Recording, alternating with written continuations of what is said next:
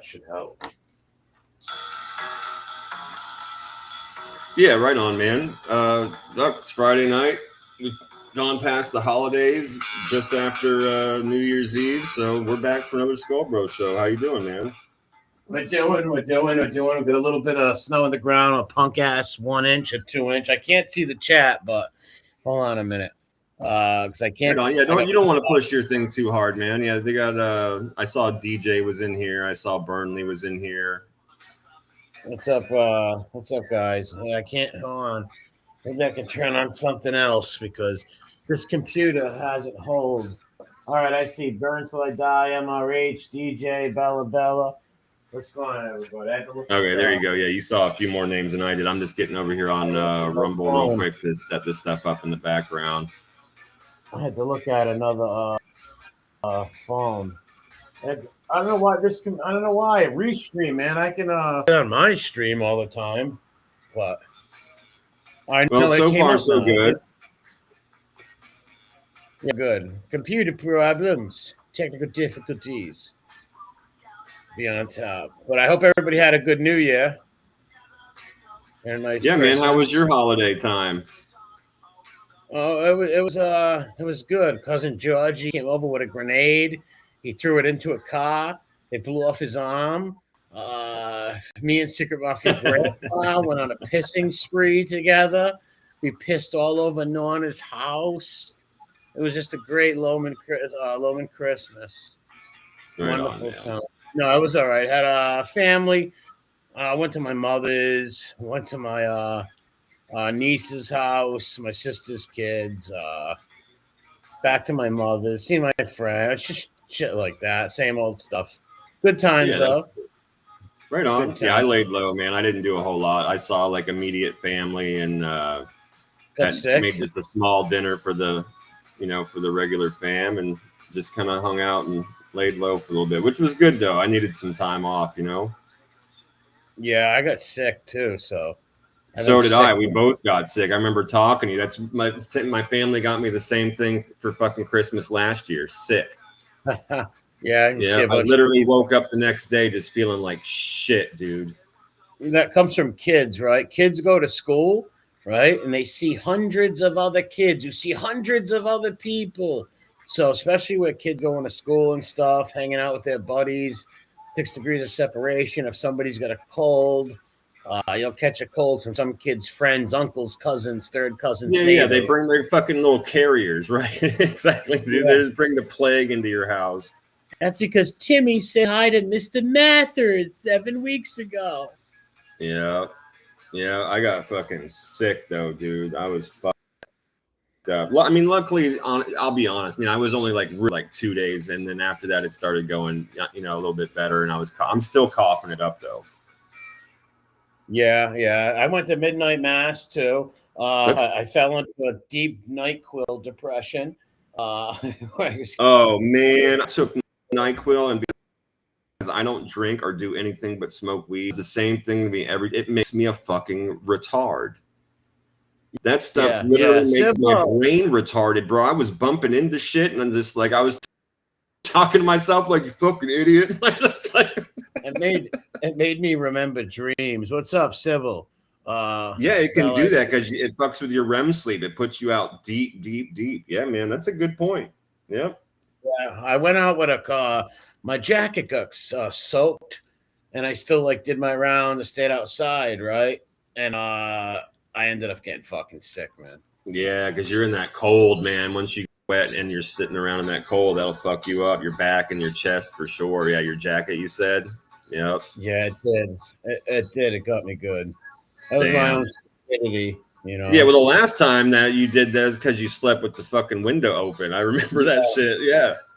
Yeah, I always sleep with the windows open in the winter, and if I don't cover up right, I'll catch a vicious chest cold or something. Yeah, that'll fuck you up, man. Somebody likes it cold when I sleep, right? Like I've always been that way. Yeah, I got you. Yeah, No, it's kind of stupid though. Sometimes leave a windows open, but well, if it's super super cold like that, yeah, I would be freaking out. You know what I mean? I don't do cold. I don't fuck with that shit. I do not like it. We were just talking about that before. I swear to you, I hope I never see snow for as long as I live. I never see it again. I fucking hate it over that shit, man. Yeah. Yeah, we only got 2 inches though. What's up, Greg? Nikki says weed makes him stupid. That's good, man. That's what it's supposed to do. It's got a chemical in it called fuck it all. Does it really make people yeah, it takes you like a little like tired and sleepy, right? Yeah. It just calms me. It just keeps me nice and sedate. You know what I mean? So I've said 100 times that I've been on here, and you know this too. Is like I'm just a high-strung, crazy fucking. I'm a wild bastard, man. So I could never I do smoke it a lot just to keep myself cool. It kind of slows my brain down a little bit because I'm always thinking of a million things at the same time. Yeah. Yeah, I'm feeling better, Sybil. That's Still a good. little weak, but what was I? Shit. I can only do it at night, man. I could never. I can't imagine smoking a marijuana cigarette or a big blunt or whatever the fuck it is outside in the daytime, in the Right. middle, early of the day. Yeah, that would be weird. As long as you don't have responsibility, like I'm with you, man. Like on days where I have shit going on and I have to be responsible, I've said, I don't smoke during the day either. I've told you that. And if I do, I'll smoke like a little bit of sativa or whatever because it's more of an up kind of a thing. But yeah, everybody's different with that. no, but I usually don't smoke unless it's in. And I'll smoke on like on an afternoon on a Saturday or Sunday if I'm with my friends and I don't have anything else going on. But not if I have to be responsible. I know a guy who's a roofer. And he smokes pot every fucking day of every minute of the day. And he's a skilled roofer who works 24/7 climbing fucking buildings and houses. But this guy, anytime you see this guy, he's got a marijuana fucking cigarette hanging out of his fucking mouth everywhere. Yeah, I got you. I've always got on me. I never fucking leave the house without it. You know what I mean? You never know where you're going to end up or what's going to happen. So I've always got a joint on me. There's no doubt about that. But yeah, I normally only smoke at night myself. And then I just smoke until I'm ready to go to sleep. Have you seen like you, I'm a fucking insomniac and don't sleep right. I just don't. Yeah, sleeping's a problem for me. Have you seen the last few Phoebe files? Oh my No, God. I mean, I don't want to put a dent in anything or but I'm literally avoiding all of that stuff on purpose now. I don't fuck with none of it anymore. Gotcha. But oh my God, is it hilarious? It's some old Phoebe stuff that was out. Like just the old Phoebe stuff. And then there was him talking about how a gay guy oh my God. How a gay guy was following him and blowing kisses, and then they argued. Then he dropped him with 2 punches, and then the father's mom. Oh, so now he attacks gay people. Yeah, now listen. And then he said this. Then the father, he's like, to prove, Tim, what's up, bro? He said to prove the father's not a gay hater. He says his dad invited 2 gay guys over for a party one time. Oh. And they were gay, and Phoebe asked him, "Are they gay?" And he's like, "Oh yeah, son. I walked in on them sucking each other as C's, blowing each other." Yeah, blowing each other. Yeah. And it's like, how did your father walk in on 2 gay friends? Like, what the fuck is going on? Right. I believe he's a self-hating sodomite. I believe. Of course he is. I believe that. I know fucking loves the cock. I've said how many times have I said to you, the guy just needs to come out and let the hate out of his heart, man. He needs to come out, 2 fists and fucking cocks of all colors, and just get it the fuck over with, man. And if you remember the father story that he told about how there was a gay guy up in Federate Hill who worked at a restaurant who was pinching his brother's cheeks and caressing his head, and the father kept going, "He's doing no harm. He's a nice guy." Mm-hmm. And, like weird shit. But oh my God, the Phoebe marathon was hilarious. It was all Phoebe dating stuff, Phoebe meeting Frank Cali. It was funny. Funny yeah, shit. all that Cali shit's off the chain. That dude's a fucking retarded moron. If he thinks for a second anybody in their right mind that knows who that guy really is, he would never come in contact with that guy in anywhere in the universe. And if he did, he certainly wouldn't. I'm not going to watch a John Travolta Gotti movie. It's ridiculous, man. That shit is ridiculous on its face. But I mean, really, And the stories I've said before, like the tranny door person or whatever, that's just somebody he was really interested in that he saw at Arby's. Yeah. You know what I mean? Some little fucking twink named Fago that he fell in love with. That's what I'm thinking. Yeah. Yeah. Because Jeffrey the and guy, fucking Fago twink. he said the transmission was first like blowing kisses, saying things, then following him around, and then they were swearing at each other again.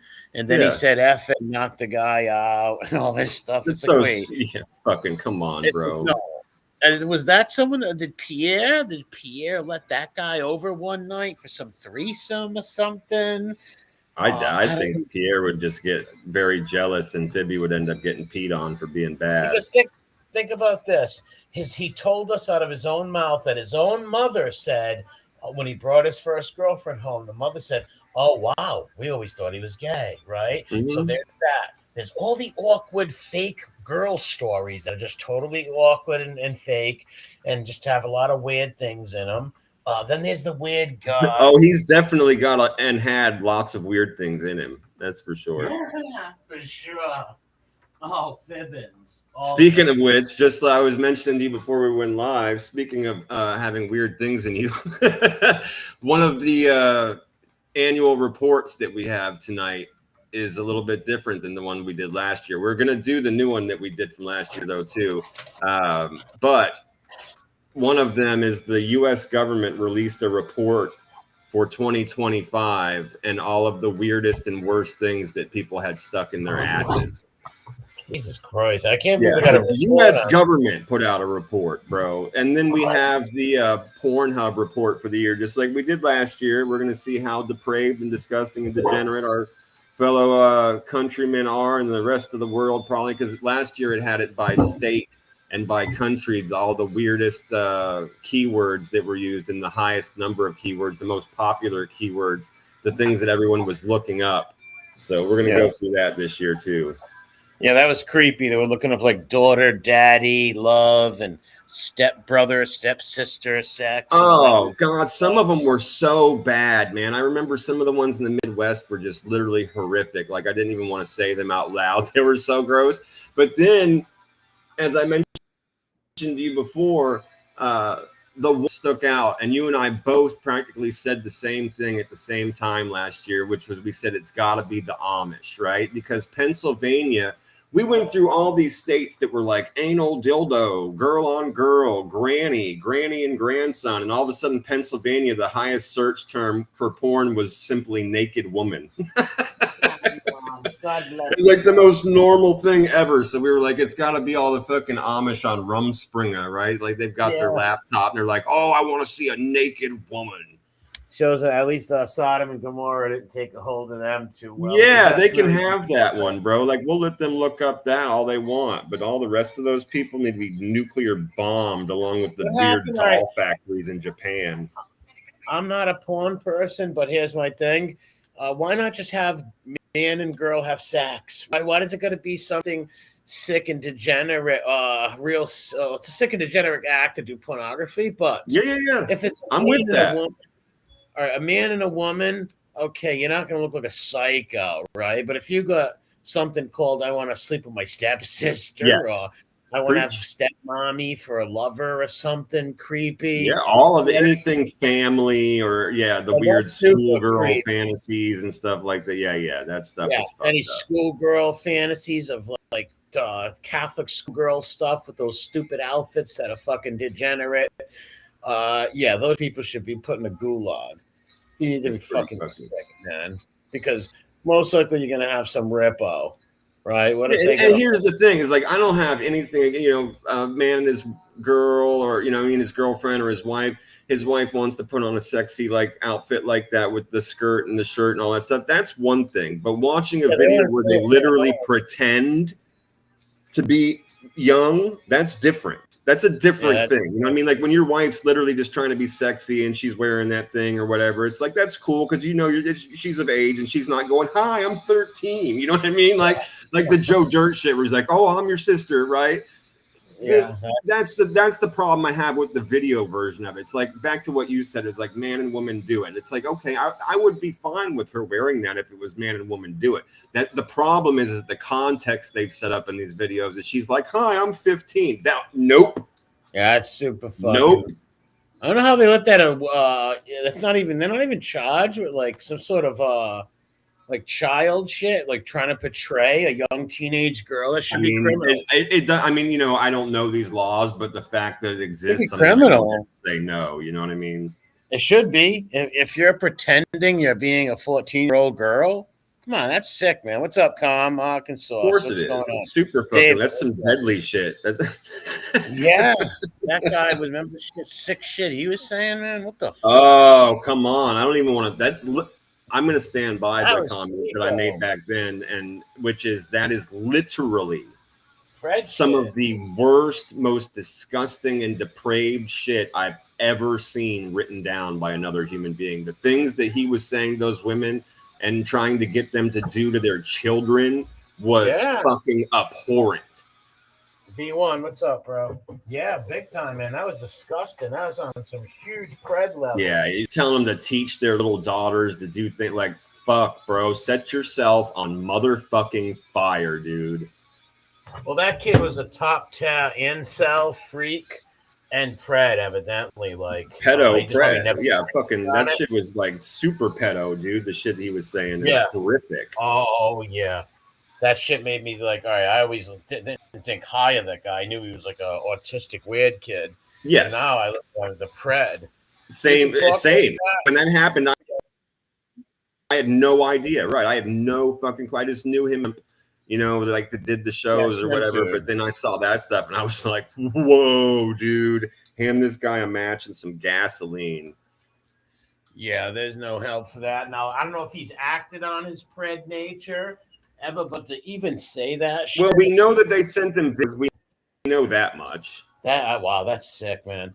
Yeah, those people should be gutted and left for no good. And those women should be fucking included. The fucking took the pictures and the videos and talked to him and stuff. Oh no, no, you're included, motherfucker. Maybe out of stupidity they thought, oh, this is my boyfriend.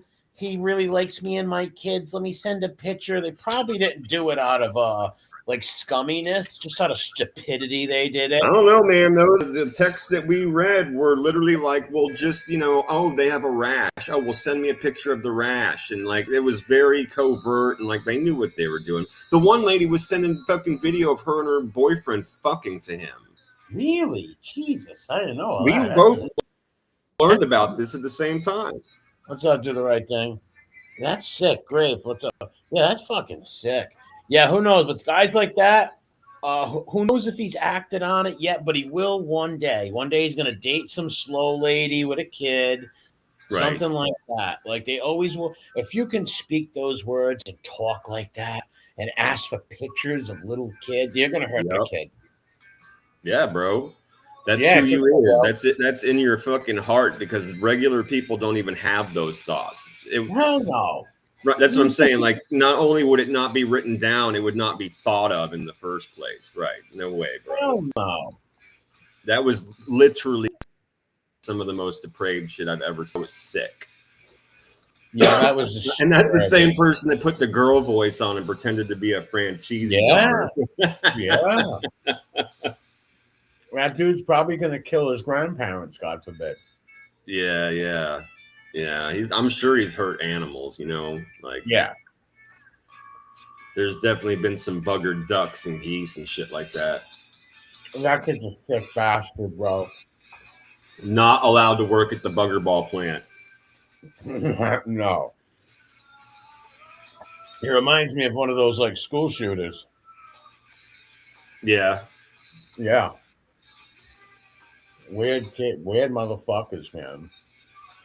But these women got to be smarter than that. Like, don't send pictures of your kids to no one. Well, I remember one of the points you made when we saw this, and I still agree with it. So I'm going to repeat it back to you, which is these stupid fucking women. They're probably super poor, drug addicted, or whatever, and they're doing this shit for money. You know, like the same kind of a fucking bitch that would sell. Dude, there was some fucking crazy couple that tried to sell their baby at a campsite for like a 6-pack of beer and some meth. Wow. You know, like these are the kind of people we're dealing. Oh, sure, I'll send you pictures of my kid. Just give me money so I can go get a bottle of wine or whatever the fuck it is they're doing. You know. Oh, for sure. Some drug addict out there. Yeah, and that's what I'm saying. Like that's the point you made. Well, the money part anyway, not the drug addict. But you made the point, which is they're fucking doing the shit for fucking money, and I still agree with you. Yeah.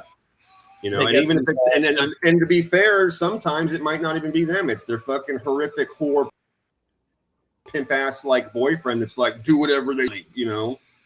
Yeah, well, because people remember there's a lot of women on here and men. They prey on simps, just like the men prey on thirsty old ladies, right? Yeah. They prey on simps, and simps can be fucking motivated to do whatever their seducer wants them to do. The simp, right? Simps will do so. They're the type that dumb, you know. I take a picture of your kid for me. The simp thinks he's just taking a picture of his kids, right? He doesn't know they're using his son's picture in something, right? Just getting money from them, or maybe the simp's a pedo, right? And he gives all this money, and then the simp asks for pictures of a child. Yeah, you know, just assume that your picture's going somewhere. If somebody asks you for pictures of something, just assume it. Well, the mother doesn't know. She's thinking, oh, you know what? Hey, I can make $500 for sending a picture of my kid. She doesn't realize because she's a fucking idiot, or she don't care that they're being used for like dirty shit. Yeah. Shame on them. Yeah, just assume somebody's using your picture for wrong. Just assume it. Hell yeah. Like I told you, one of my favorite things that ever happened, I forget the name of the TV show, but one of my favorite things that ever happened on TV, I was literally tearing up laughing. So was my wife. We were watching this show, and there's these two women talking to each other, sitting on a bench in a park. And one of them is looking at their phone, and their phone just literally keeps going off. It keeps dinging. And finally, the other woman says, dude, what's going on? Who's messaging you? And she goes, oh, all these guys are sending me pictures of their dick. And her friend goes, what the fuck? Why would you do that? And she goes, well, I tell them to, because every time one of them sends me a picture, I send it to this website that gives me $5 per dick pic. Yeah, there's not a million brother to that. Yeah, bro. My wife and I fucking died laughing because we were like, yeah, see, that's what you deserve, you stupid fuck. Yeah. How many of these simps send pictures of their penises to every girl on here? Oh my god, dude. It happens. Oh my god. In different communities. Unless you're fucking spanky, then you're looking at pictures of pretty boy with brown hair and their dick. Well, I forget this. There was one community I heard of a long time ago. It was a mixture of like guys and girls. And literally the whole community were like 40 people who all dated each other. You know, they were just a bunch of weirdos. Yeah. They all met and shit. And like thirsty dudes and simpy dudes and women looking for love. It's weird shit, man. It happens all over YouTube and all social media. You get what you fucking deserve, is what I say. Yeah. Oh, yeah, I don't have any sympathy for weak men like that. No, you know, that's literally like a mantra. Every time one of these things happens, you always say, that was actually one of the shorts we put up did really well. At the end of it, you went on this rant about, I ain't got no mercy for fucking simps. It's like, they get what they deserve. No, I agree with you. They get what they fucking have. If the girl hustles, whatever happens, you deserve it.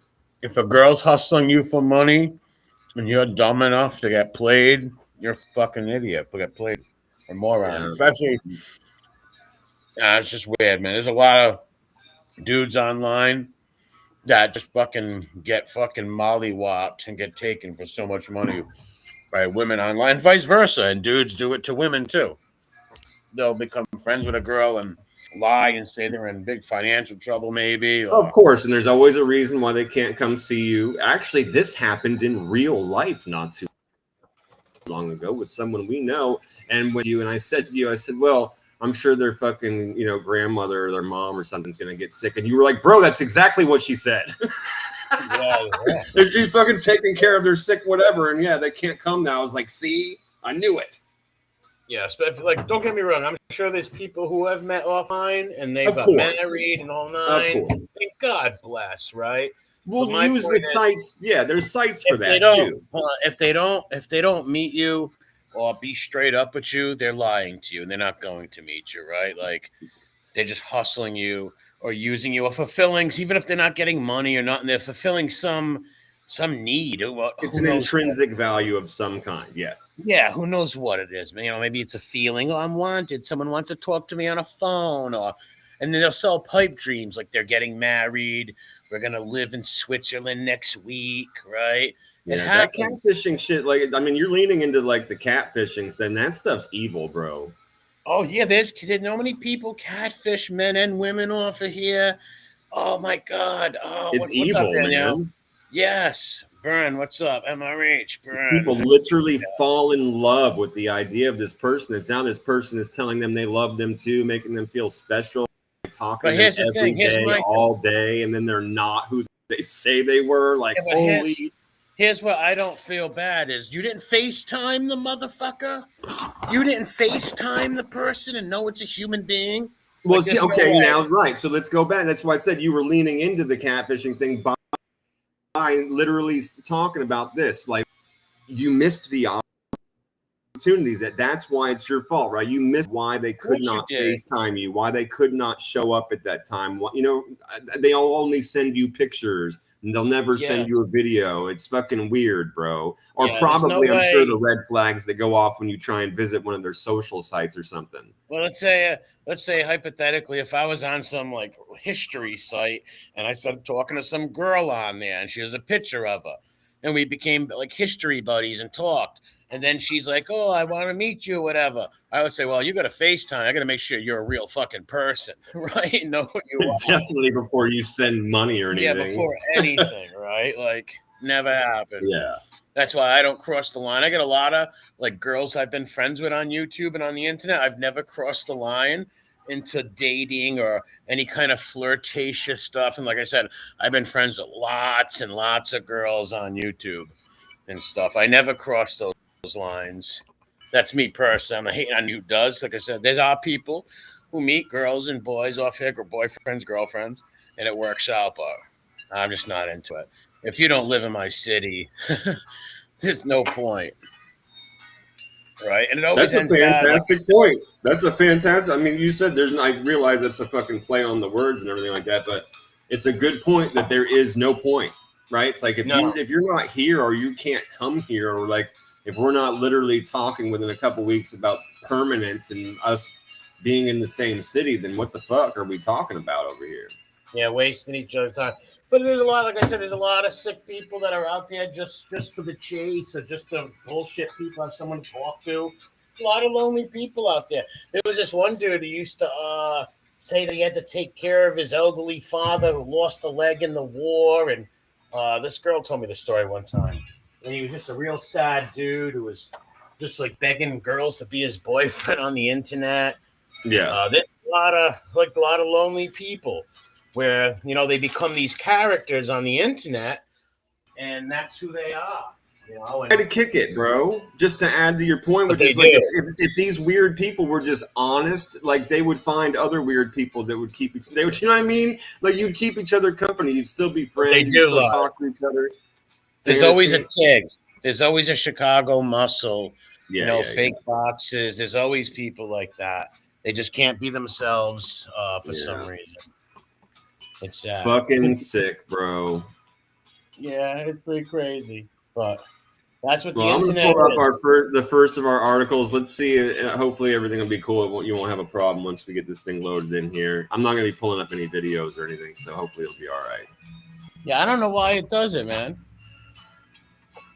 Yeah, I don't know. It seems to be just the videos, really, honestly. I mean, I'm not sure if it's like if it matters the platform. It just seems to be like when the videos come up, it seems to like overload and just kind of like load. You know what I mean? Like keep spinning for you and then it kicks you out. So we'll just kind of keep it to the regular articles, man.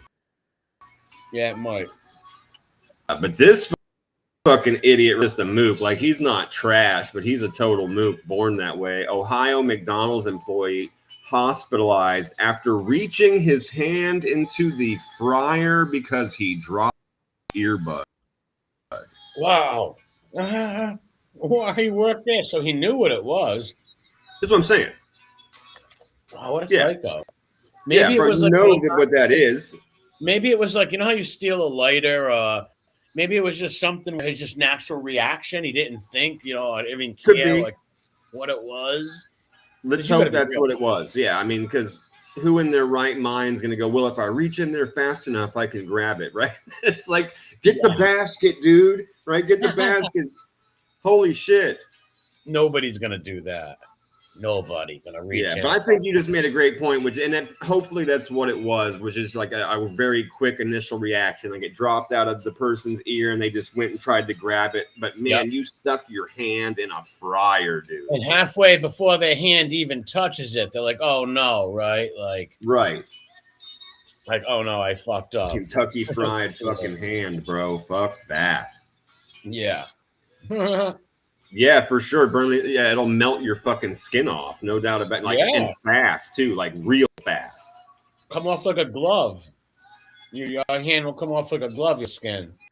Yeah, exactly. Come off just like a glove. Yeah, it says suffered burn in Belmont, Ohio, Belmont County, Ohio. Martins Ferry McDonald reportedly she suffered burns when her earbud fell into a vat of hot grease and she reached in to retrieve it. Went to the hospital. That's all the information we have. So, I mean, bona fortuna. You know what I mean? Like, what else can I say? Good fortune to you. I hope it works out. What'd you say? What Christmas movie? Home Alone. I didn't get to watch it. Shit messed up. Yeah, we did a few. We did Bad Santa. We did work for that. Before we did Home Alone. Ever since my computer died, my old computer right here can't hold shit. But I'm gonna get a new one shortly though, in a couple months. A real good and until then, I'll just we're gonna wait on Wednesdays until your computer gets back to normal, and then on Fridays I'll just be I'm still gonna play movies on Fridays, but I'll be playing like sequels and stuff, like the stuff you told me. That I'm gonna play the Hangover Part 2 tonight. Like you liked the first one. Sequels you don't usually care if you see them or miss them. So I'll just be doing but I love that movie, so I'll still be watching some funny and cool movies with everybody, but I'll wait until you come back with your computer to start getting back into the ones we both want to watch. I'll be watching. It sucks, man, when you can't stream nothing. It's up. That's why even when I do the next video, I'm gonna have to hold the camera because it's too funny. Like the last two things are just too funny. I gotta bro, you should cover it. Yeah, definitely. Will the insurance pay for a voluntary act? I don't know, David James. It's definitely a workplace accident. I think you make a good point in that, like, she did it well. I think she could probably make a good case. Like MRE said that it was just like a quick instinct thing. But I think that's a fair question. I don't know. Yeah. I'm not sure if she can get any money for that. I don't know. She did stick her hand there. Even if it was, like I said, natural reaction, that's not McDonald's fault that you stuck your hand in a fucking fryer later. Yeah, you could make the argument that they should have covers on them and you owe me fucking money. Yeah, maybe something like that. Get a good enough lawyer. Well, are you prepared for Venom? I picked this one on purpose because you and I both hate with capital letters fucking Meghan Markle and her cunt fucking husband. I hate her husband more, but yes, I don't like her. Yeah, I do steal items. A lot of people do. It's a habit. That's what I was thinking about with the lady with the hands, putting her hand in there. Like it was a natural reaction to pick up her earbuds no matter what she was, even if it was a blender, she would have lost fingers. But yes, Meghan Markle and Harry are really liars and just fake people. We want privacy. We want privacy. They're running in front of the cameras doing TV shows. She is a disgusting fucking whore trash, first of all. She's fucking out, like in her core as a human being, she is subhuman fucking garbage. She's a horrible human being. Literally a bad human. You know what I mean? Just fucking terrible person. Now, Harry, I mean, how can you respect somebody that shits on their own family, number one? Just regular people. This dude has a different kind of responsibility to not only his core family, but his family as an institution and to his country at large. Yep. He is nothing but a whining little fucking cunt who went and fucking just poison tongue spoke mad shit about his brother, his father, his fucking poor grandmother, his aunts, his whole fucking family, all because he was stamping his feet like a little fucking child. That's very true. Yeah, I fucking hate her, like I said, because she's a disgusting, horrible, poisonous human. He's the man, and he fucking this woman took him and fucking made him fucking leave his family. She's a soulless ladder climber. Yes, she's a ladder climber, and he's just a weak beta cuck. Yes, who gave his dude, 100%. Just beta, got played like a motherfucker. She was on Prince Andrew's yacht. She was a yacht girl with Prince Andrew and Company. I believe it. Yeah, she was a yacht girl. She used to date the guy Dirt Nasty. She's a fucking social climber, big time. Yep. Big time, bro. Just an absolutely disgusting person. Everything she does bombs hard. And yeah, I had to laugh. I'm sorry, go ahead. People don't like her or him because here they are screaming, we want privacy, leave us alone, but doing talk shows. Oh, South Park fucking destroyed them. Going to the fires. They had a fire in California. These fucking idiots are going there like they're the royals. Mm-hmm. Right? They're just pathetic on so many levels, both of them. Yeah, and everything she touches turns to fucking ash, bro. She's plagiarized. She's copied. Well, over and over and over again. Harry hasn't had the worst yet. Wait till she leaves him. Oh, is he? Well, check this out. I'm so glad you said that because that leads me into the point that I was my next point in either case. So my next point is this: the king is dying. Yeah, he's sick. He has cancer. Yeah. He's literally dying right now. They've been preparing William to be king. Like, I mean, he's always his whole life, but I mean, literally, like in the past few months, they've been speeding it up. They're literally preparing this dude to have to take the throne like soon. He is the one that's been taking everybody's titles. He is the one that is ready to get rid of. And he made sure that fucking his uncle not only lost his titles, but had to move out of his house and move into obscurity in the fucking country. And she is next on his list. He already fucking said that as soon as he's king, he's taking his brother's title away and he's making her a fucking commoner. Check this out, Skullbro. Check this out. Little fucking cunt right here says sue the monarchy because she will not have her title removed. She can't. So to your point, this is what I'm saying. This is my prediction, bro. I'm making my solid prediction right now. The moment she loses her Duchess title, she's going to leave that motherfucker. She's already got the kids. She's already got what she wanted from him, the marriage, the kids. Harry's not going to be around for long. He's a cuck. He's weak. He's not going to she lost all the family influence. There's a divorce, a hard divorce coming with them within the next year or two, maybe 26, 27. Harry might even off himself. I don't wish that on nobody, but he might do that. This guy's been played like a fiddle, and he's so weak and disgusting. Do you know what I think? I think that the moment that she loses the title, I think she's going to leave him. Well, that's my prediction. And when she leaves him, my other prediction is this. When she leaves him, I think Harry's going to fucking hit rock bottom emotionally and psychologically, and he's just going to slink himself back to England and live and do whatever he's allowed to do. Well, she's not going to leave him once she loses the title. It's not him taking the title away, and their title is there. But no, apparently to her, it's everything, is what I was trying to tell you. She's everything. Been freaking out about this shit. She says she's going to sue the monarchy if they try and take her Duchess title. I know a lot about the Meghan Markle Harry thing. Like, I always listen to that stuff. And yeah, she's going to leave him. Not when the title's gone. She's not going to leave. Fair enough. That's my prediction. Yeah, I think you're wrong on that. That's fine. She's going to leave him shortly, within the year or so. because he's going to be persona non grata. And when she does leave him, you're right. He's going to be shattered. He's going to be broken. You're 100% correct. And he's going to weasel back, and like he's going to have to lick his brother's bottom of his shoes. On this point, you and I are dead on.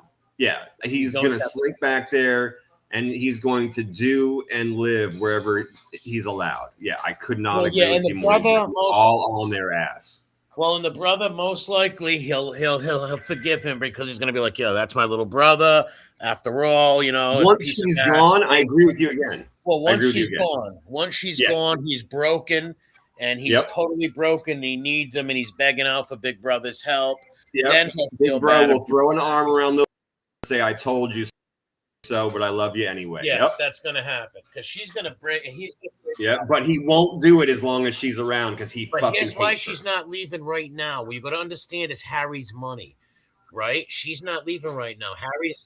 Harry's got a lot of money from Diana and that the king gave him before he died, and that's why William hates him too. So let me ask you this: is like, regardless of when, because they live in California, right?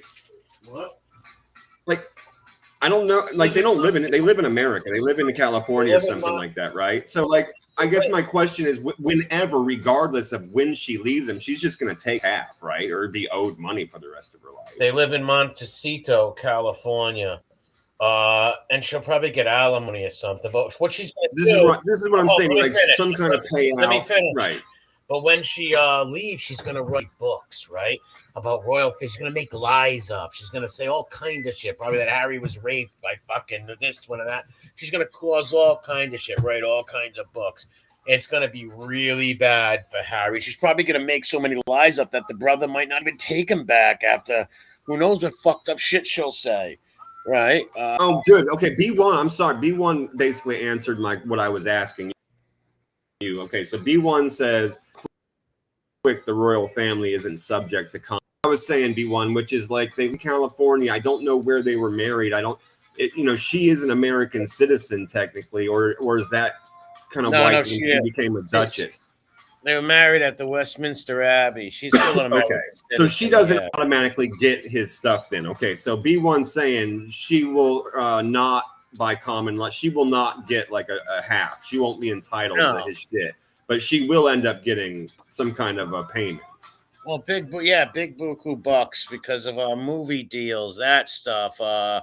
And she's already drained him. Well, and alimony or whatever. Well, listen, he's impressing her right now and buying all these high-priced gods, and he's running through his money like crazy. She's using him. She knows how to milk someone. This girl's very smart. As much as we don't like her, she is very sharp. She's a social climber. She knows how to sell her ass, her body, her looks, everything. She's been a young girl. I'm not arguing any of that at all. No, for sure. She's a professional at fucking using men. Yes, for sure. And climbing the ladder, for sure. She knows how to use a simp, and she knows how to drain a simp. Right. And that's what she's doing with Haz.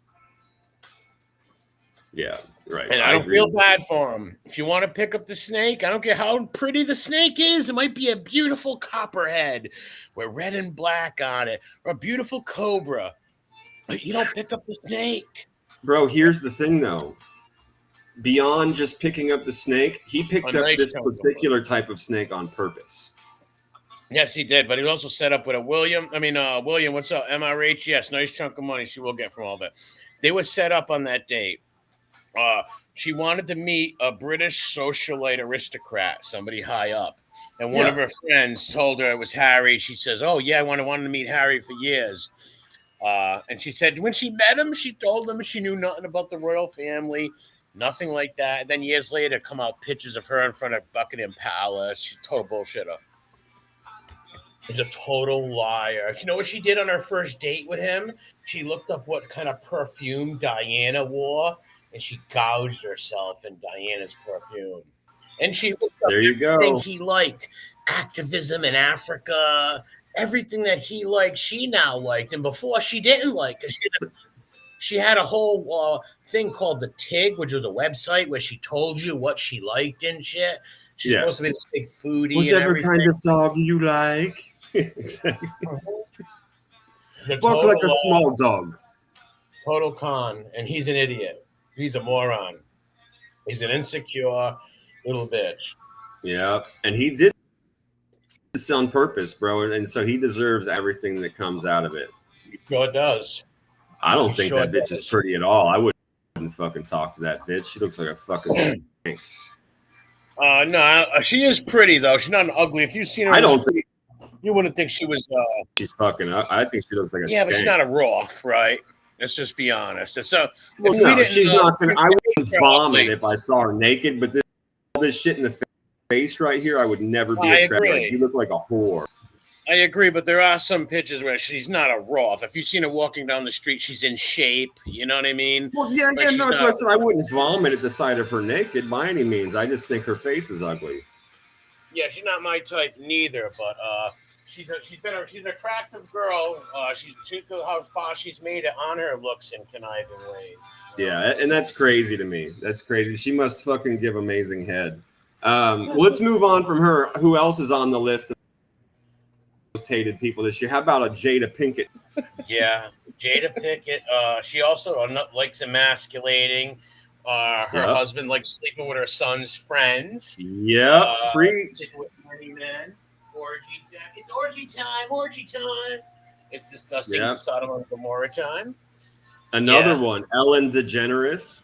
Oh, my name is lesbian. I want to fucking rip you. Yeah, she's a ripping lesbo. Yeah, she's a weirdo. Yeah, so these are some of the people that made the list of the most hated celebrities this year. So we had Markle, we got Jada Pinkett Smith, we got Ellen DeGeneres, Prince Harry is also on the list. Oprah Winfrey, imagine that. Really, Oprah? Yeah, Oprah Winfrey's on the list. Amber Heard. Doesn't she beat the shit out of her her workers? Like Oprah kicks them in the neck and stands on their throat. It wouldn't surprise me if she made them all lay on the ground and walked on the testicles of the men that worked for her to get onto her stage. It wouldn't surprise me for a moment, dude. Yeah, speaking of lesbian, she always she has that weird white boyfriend Stedman.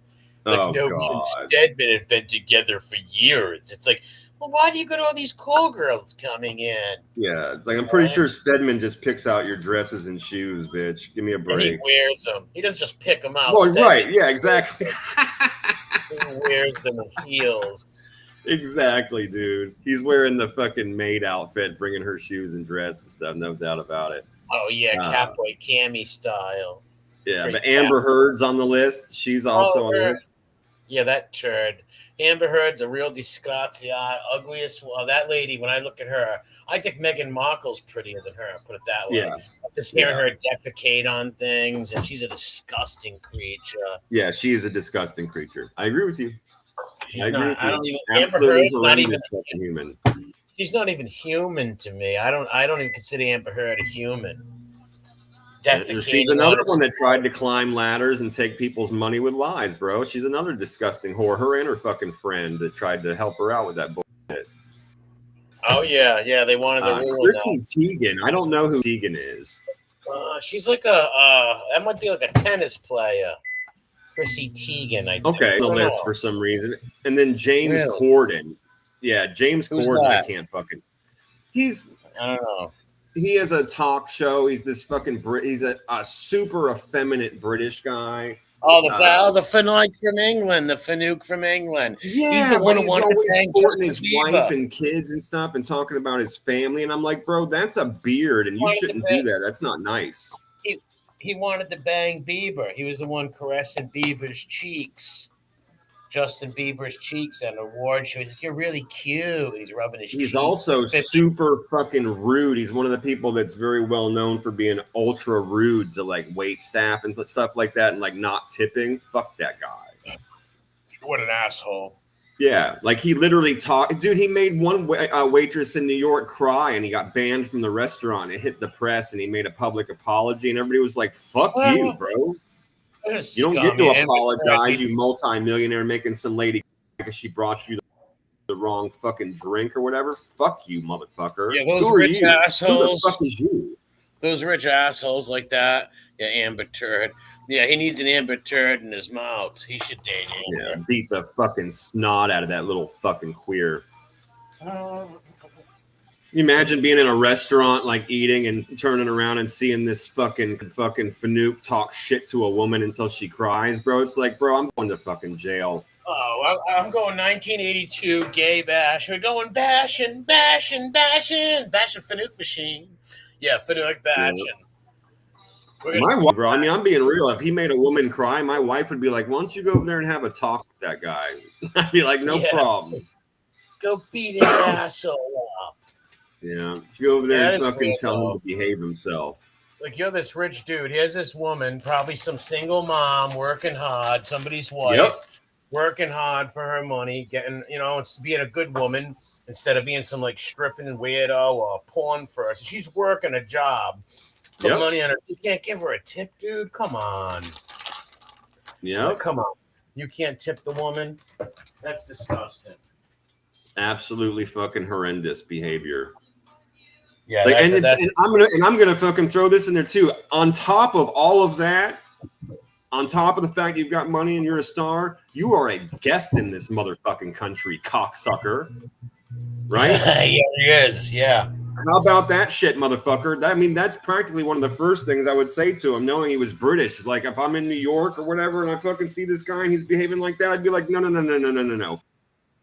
Fuck you and fuck your fucking show. Go home and take Harry with you. Go home and take Prince Harry. You're in fucking the United States, bro. Fucking ass kick. You're about to have to get your teeth fixed again. You're in America. You don't talk to her like that, you fucking piece of shit. We beat you redcoats one time.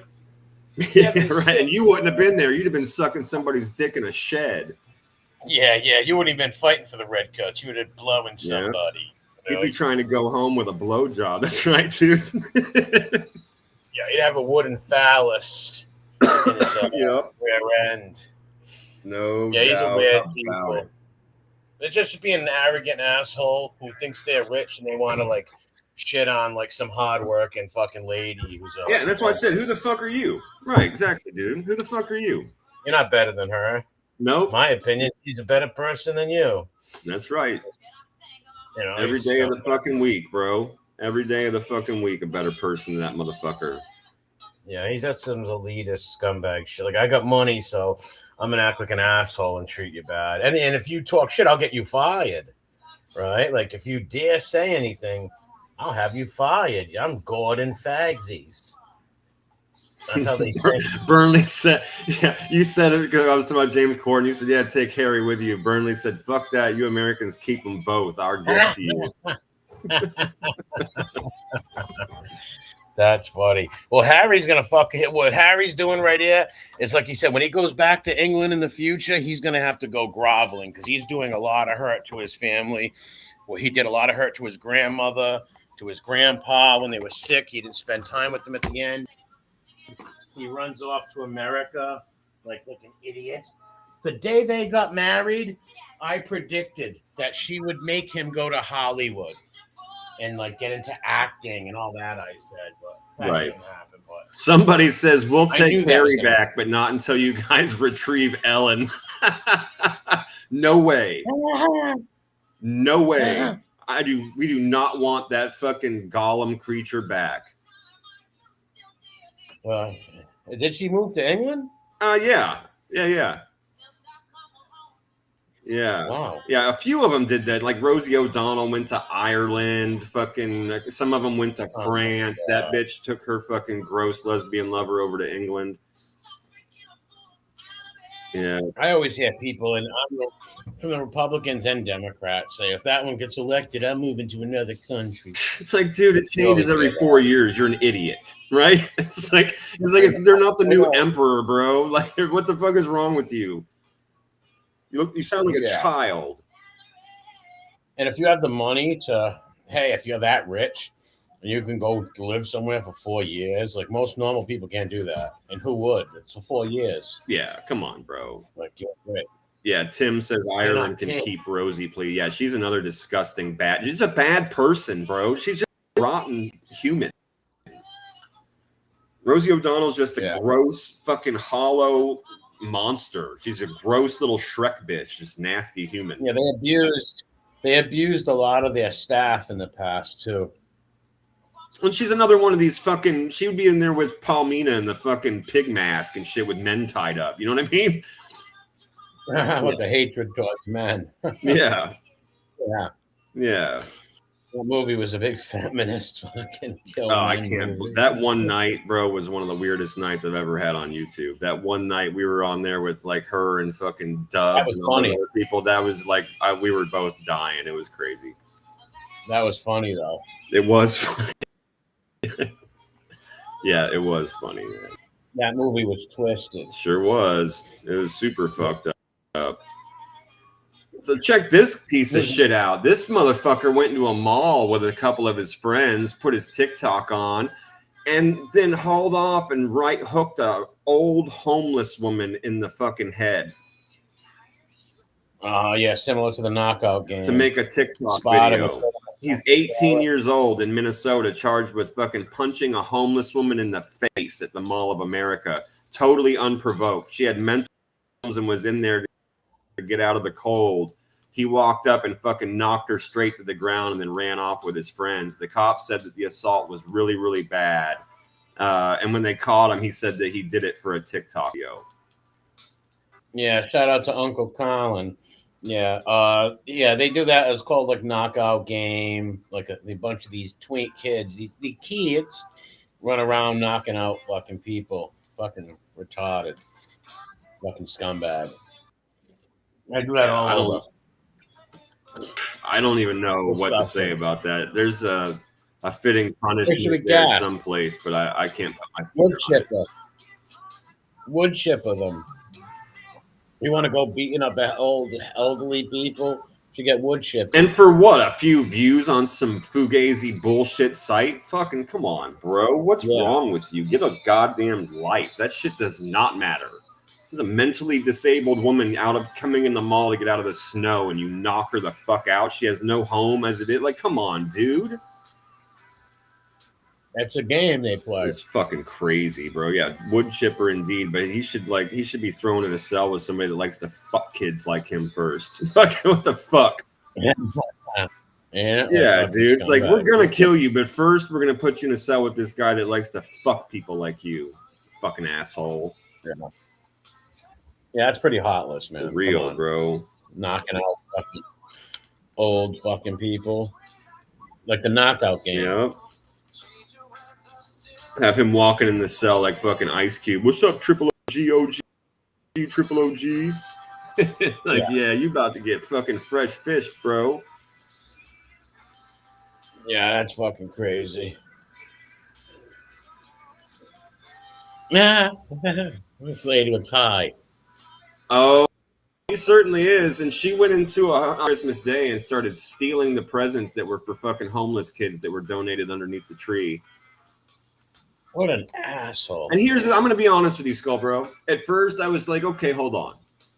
Maybe she's a hardworking mom and didn't have the money, and maybe she has some kids at home and she stole the presents right from the hotel. Maybe she didn't know they were, you know. I was like, let me see, children. It's not like she was even robbing the place. Like, give them to her kids, right? Right. You know how I feel about stealing. You and I pretty much feel the same way. Some things aren't really stealing, right? Like some things you got to just let people fucking go and leave them the fuck alone, right? Life's hard enough. But no, in this case, she was stealing gifts from fucking homeless and sick children, things that were donated. And she was just taking them for her own self. She was going to sell them and get high. Yeah, she's a piece of shit. Total trash. Yeah, we can't find nothing else to steal. We're gonna go steal kid shit, homeless little kids, and kids are needy. Man, and here's the thing too, is like, I'm sure you have seen the same things. Normally when people do that, they've got like special tags on them. You know? Yeah. Or like there'll be a sign that fucking people with leukemia or whatever it might be, right? Or like homeless, whatever. But there's usually like special tags on the presents, and yeah, just fuck her. Fuck her. There's no way out of this. You can't get out of this, man. Yeah, Bella, I'm feeling better. I still feel a little shitty, but I took a lot of NyQuil and slept a lot. And, well, I went to work still, but when I came home, I slept a lot and rested. But yeah, imagine being the cop. I'm sorry. Go ahead. if she was stealing to bring them to her children, then you could like get it. But no, she stole them to like go buy meth. Yep, 100%. I'm right on that same page. I'd have been like, you know what? Your kids needed presents. You did that's not the right thing. You fucked up. You're in trouble. But okay. But nope. She told the cop, she was, oh, well, I thought those presents were for any of the kids that were in the hotel. I thought the hotel was just doing a Christmas thing, and those gifts were for the kids that were staying in the hotel. And they were like, oh, okay, are you staying in the hotel? And do you have children? And she's like, nope. Imagine being the cop looking at her all confused, like, what? What? Yeah. What? Just a white trash piece of shit who shouldn't be around doing that stuff. Not cool, lady. Get your life together. Stop being a scumbag. Robbing little homeless fuckers. Oh, little homeless bastard. I pulled that up the wrong one. Well, I've got a where are they? I've got a little bit of a where are they now for you tonight. A trash on blast from the past. Who is it? Yep, somebody got sentenced. Yeah, I'm gonna pull it up next for you. Yeah, we've got a little where are they now? Somebody got sentenced for the disgusting shit that they did. What's up, Jason? Just do the right thing and don't you be mad and run around the house and get really sad. DJ, what's up, bro? My chat is weird. It's like goes. All right, here we go. Remember the woman that went into a beer cooler at a store and just took a shit? Yes, I do remember that sick person. Yeah, here we go. Pennsylvania woman who defecated inside the beer cave at a Royal Farms convenience store has been sentenced for one of 2025's most unappetizing crimes. Now, I don't think that this is enough. I think this is super fun. This actually really pisses me off.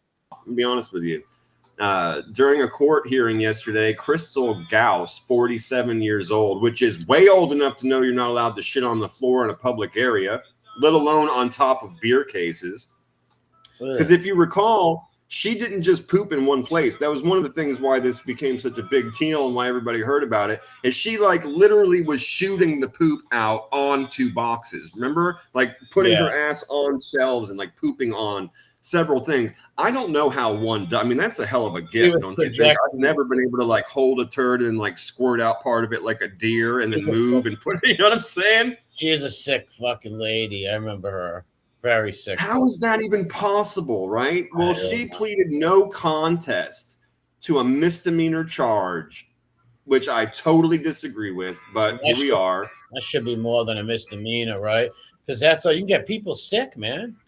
Well, here it is, right? It's a misdemeanor charge, but the charge is disorderly conduct creating a hazardous and physically offensive condition. Now, that's a weirdly worded law, but if you're creating a hazardous and physically offensive condition and it was poop, that's a felony to me all day long. Yeah, like I said, someone gets that on them, they're going to get sick and die for dysentery. Dude, the person that works there that has to breathe that in, right? Yeah. Like you not only just the product to get rid of it and the special cleaning that has to be done, because like you pointed out many, many, many times, it's just like bio fucking warfare, bro. That's just literally biological fucking warfare. Yeah, they use it in prison to squirt people gods in the face. I've seen documentaries on that. And they put them in toothpaste and they spray them in the face. North Korea uses shit as a weapon. Absolutely. Absolutely. So check this out. The misdemeanor charge of disorderly conduct that created a hazardous and physically offensive condition. She was fined $75, ordered to pay $80 of restitution to the business, and she's been barred from returning to the store, which is about a mile from her home. That's it. Wow, she got off pretty easy. She got off pretty easy, this fucking psycho. Yeah, she'll do it again, though. She'll have a mental breakdown again and start defecating in a fucking Sunoco or something, right? She'll do it again. Well, for sure, because I think if that's the type of thing that gets you off, which leads us into what we always say, which is like this person, this is what does it for them, right? Like this is going to happen again, to your point, and it's because this is what gets this person going. That's what they're into. They think it's whether they think it's funny or they get a sexual thing, either way. And I don't think that $150 is going to deter them from doing it again. I just don't think that's enough. I think it's fucked up. No, I don't think there's much that can deter that from happening, especially somebody like that, in case they knew a big penalty was coming, like, right. Or like jail time. Time, 100% jail time. Yeah, if you know you're going to jail, you're not going to shit on the box. And what if some little kid goes over there and slipped and falls in feces, or Granny falls in it, or fucking retarded Uncle Timmy fucking touches You're talking to somebody, not paying attention, and you went to grab a case of beer and put your hand in a turd. Yep. Yeah, exactly. Holy fuck, forever unclean. Forever unclean. It's like Phoebe Loman after a night with Pierre. Yeah, and his new twink friend, Fago. Yeah, his new twink friend, Fago. Oh, he's the twink master. Hi, I'm Phoebe. Yeah, hi, I'm Fago. Yeah, Fago is lover. Oh man, what a sick puppy. Fighting Finoiks around the world. Phoebe. What a psycho. But yeah, that woman's gonna do it again. She'll end up getting, like you said, if it's getting mad or it gets her off, that's revenge for her, right? She's gonna get revenge on people again and defecate on something. Yep. 100% doing it. They're gonna scare her away from shiting on things again. Yes. How do you do that? I don't know. I would say put her in a wood chipper, but that's not going to fly. So I don't know how you would stop her. Jail sentence. Tell her, you do this again, you're going to jail, girl. Put her in the bottom of a porta potty, strap her fucking down. Yeah, put her at a music festival or something. Let everybody shit on her. How do you feel now? Yeah, you still like poop? You like playing with poop? Huh? Probably still like that? I love this so much, my friend. This made me laugh, and I was all by myself. Pakistan authorities send the man who tried to open the country's first gay club into a mental hospital. I can't even talk. That's funny. Bro, let me get my breath. But that here's amazing. Even they're harsh on Finoiks, but on the other hand, Bakabazi boys are okay to have. It's okay. The women are for appropriation, men and boys are for fun, is what they say. That's what they use over there. Most of them have so fucking funny. A man in Pakistan tried to open the country's first gay club, and the government put him in a mental hospital. That shit is absolutely amazing. That is funny. But it's hypocritical on their point because many of them people have Bakabazi boys. And many I know what you're saying. Chai boys. They're called chai boys. The little boys who serve them tea that they fornicate and grape with. They like hurt these kids. Many of our troops talked about it. Many of our troops talked about after they would like come back from training the Afghani dudes and like see them in their huts. They all had little boys with them. And there's a couple of what the fuck? Wanted to like smash these dudes in their face, and their CO told them, that's their culture. You touch one of them, you're going to be in Leavenworth. You're going to be in jail. You're going to lose everything. Don't do nothing. Don't say nothing. It's none of our business. They're helping us. It's like, yeah, but they're raping boys. It's like, that's not our business. That was told to a lot of our troops. They need to drop lava on that whole motherfucker and turn it to glass. Fuck that. Yeah, you don't hurt children, man. What kind of bomb that whole fucking area off the fucking earth? Yeah. And I don't really particularly give a fuck if anybody likes my opinions or not. I mean, just turn the fucking glass. Fuck all those sister fucking boy fucking goat can't read motherfuckers, dude. They've had enough time on earth just like everybody else has to get their shit together, and they're still disgusting fucking gross people. Get them the fuck off the planet. It happens in Afghanistan and Pakistan, the Bakabazi. Fucking horrendous. Absolutely horrendous. Boy dancing from 10 years old to 18, 19. Then you become a Bakabazi boy teacher. Where you teach other boys to be Bakabazi. How to take it in the fucking O-ring, right. What the fuck, man? It's disgusting. And a lot of the families sell their children because they're poor. So they sell their kids. Let's say they got 4 sons. Well, the youngest son, not the favorite son, will get sold to be a Bakabazi boy. Sick. Fucking disturbing. Seen on A&E made me sick, dude. I researched it. I was like, and I heard our troops talk about it on podcast. I'm like, I got to find out what this is. But man, it was disgusting. It was utterly disgusting. These are the people that they're shipping into our beautiful fucking islands over there in Europe. What a fucking shame. What a fucking shame. Well, we're going to do the first of our 2 reports for 2025. Just like we did last year for New Year's, this year we're going to take a look at a couple of the reports that have been put out that show us just why everybody's getting bricks. Just like we said, everybody got fucking bricks for Christmas. It's not changing. They got the same thing last year and shit like this is why. This was a report put out by the U.S. government. It's the 25 worst things pulled out of people's butts in 2025. Jesus Christ. I got to be honest with you and everybody that listens to us every week, man. I got to be honest. I am still very much scarred by the Yankee Candle. Yeah. Yeah, that was... that fucked my brain up, dude. That really fucked my brain up. Like, we've seen a lot of weird things in people and how they had to go in and get operated on and have them removed. But this motherfucker had a 20-pound, gigantic, full-size Yankee Candle in his ass with the cap on. Like, I am fucking totally blown away by that still. It is fucking my head up, man. Well, Pierre would be impressed. You know? Put it that way. And his girlfriend put it there. The guy's girlfriend put it there. Yeah. Maybe mastered that, I bet. That's just, that is weird. How do you put some kind of big foreign object inside of you like that? Like, and why would you want to do it? And why would she want to be involved? Oh my God, something's wrong with you, lady.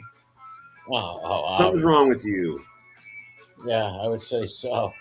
That's your man. And you like watching him do feminine things and you like being involved. And then now, I mean, dude, this guy's going to be wearing diapers for the rest of his life. Let's be real, dude. You got a 20-pound fucking candle in you. Nah, bro, that shit's never closing. That gate don't close no more. You know what I mean?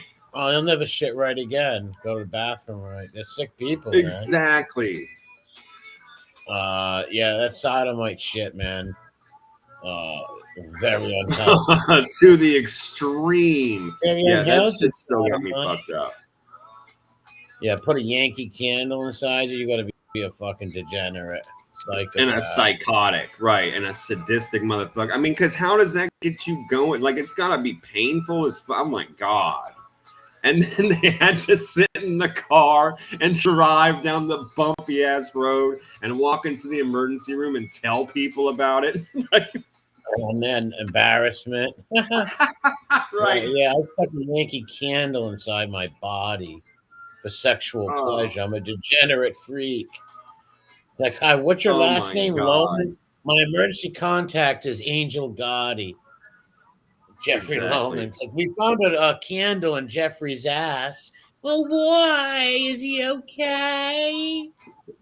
Jeffrey, you okay? Yeah, he's laying prone on the ground on his stomach. Fago's filling out the paperwork now. Wait a minute, what kind of scent candle was it? I'm missing a strawberry one. He took my pumpkin spice candle. Jeff's got it right in his ass. Yeah, who knows why these people do that? Sick, demented, sexual reasons.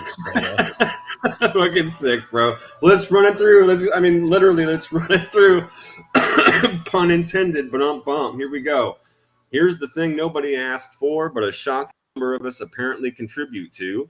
The U.S. government keeps a running tally of emergency room visits involving foreign objects. Buried inside that data is a category that never fails to astonish. Items removed from people's rectums. Yep, really.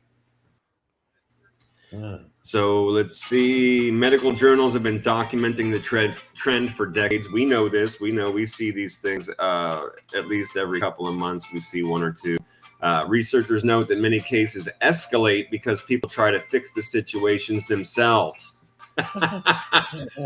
So a lot of times, in addition to the item that's stuck inside them, the doctors will also have to remove the pliers, tweezers, coat hangers, and other tools that frequently appear in there when the people are trying to get it out before going to the hospital. That's a great idea. Let's put pliers in there. More stuff. Maybe the little gnome who lives in my ass will find the pliers and help me get them out. Right. And imagine this too. I'm dying too. Right. So okay, you've got the fucking whatever, right? You've got the thing stuck inside you, the screwdriver or the dildo or whatever, and then your fucking significant other looks at you and goes, "The pliers are gone now too." Yeah, you've got both in you now. You're double fucked, and oh my god, man. We can't fix the faucet now, right? Like the pliers are stuck in your ass, Henry. Fucking weird. Oh my god! All right, here we go. Listed twice on the list was a full shampoo bottle. One person blamed it on boredom. Boredom, Skullbro. Somebody said the reason they did it was boredom. They put a full shampoo bottle up their ass because they were bored. You know, I was bored. I didn't know what to do, so I grabbed the thing of bleach and I shoved it up my ass. Like, what the fuck? That's I'm too baked for this. Yeah, man. That's some Pierre shit. Like, I got bored and I jammed my fist up fucking Jeff's ass, and Jeffrey Loman is sitting there. I am way too fucking stoned for this. I'm dying, bro. Bottle hanging out of his ass, or you? Yeah, that plus probably tweezers or pliers, right? Yeah. Do you think Bibby's been to one of these hospitals and got things like took it out of his rear end? I definitely think he puts things in his. I'm being totally honest as I wipe tears from my eyes, but yes, I believe he puts things inside of him. Yes, I do. I believe that he is gay. I believe that he uses dildos and weird things on himself. I don't know though if he's ever had anything stuck inside that cavern he calls a butthole. You know, it might have to be a giant candle. All the Fenoik talk and the dad having gay dudes over and walking in on them blowing each other. All the yeah. And you and I have both fucking agreed on this too. And I didn't mean to cut you off if I did, but you and I both agree on the fact that he probably wasn't like one of these people that started off wanting dick. He just knows he can't get women. It's off the table. You know what I mean? Like it's totally off the table. Now he may have always liked sweaty men. That's totally possible. But I also believe that he's at least tried to get women and it didn't work out. And he knows there's no excuse. You can pay for it. There's no excuse. If you're a heterosexual and you cannot attract women, may it be your looks or whatever, you can always buy an escort. As a fair and well-made point. So he always wants to bring the sodomite home. It's Sodomite City. And all the gay stories, the father said that father threw a party and two gay dudes were there. And he looked at his son. He's like, I caught them sucking each other off. It's like, what the fuck? No, not unless you were in the middle, buddy. Nope. Yes, exactly. You were in the middle. And so here we go. An entire baseball, and somebody said that they did it to see what it felt like. What, a baseball? A baseball in the bum. Yeah, that's weird, man. And huge. What the fuck? Yeah, that's some weird degenerate shit. A corn cob holder. Now, don't those have spikes on them? I'm not sure. Aren't those the things you stick in the ends of the corn? It could be. I know what you're talking about. Yeah, my mother used to have them. I don't. Maybe it's just a big plastic thing that holds the corn. It's possible. A turkey baster. Jesus Christ. A wine stopper. A plastic cleaner bottle filled with liquid. Eyeglasses. Why? Wow. Eyeglasses in the bum. A rock. A rock? Oh, man. A fucking rock. Yeah, that's weird. Oh, that's 2 pencils. A vape pen. Once again, that's for the little troll Harry inside his ass that's going to smoke it when he gets it. A flashlight. a battery-powered light, a film canister, A film canister. a rectangular travel toothbrush, That's for the little gnome. a dog chew toy. Well, maybe the little gnome has a puppy that lives in the anal cavity called Lester. And Lester This likes right here is uncooked pasta. What the fuck? I can't. I don't know. I have no words. I'm trying. Uncooked pasta. What are they doing? Why? Why? Like what? You've got to be a gay Italian guy to do that. Don't make no sense. Right. An egg. John Travolta. It's John Travolta who did that. Callboy City. Scientology. Callboy City.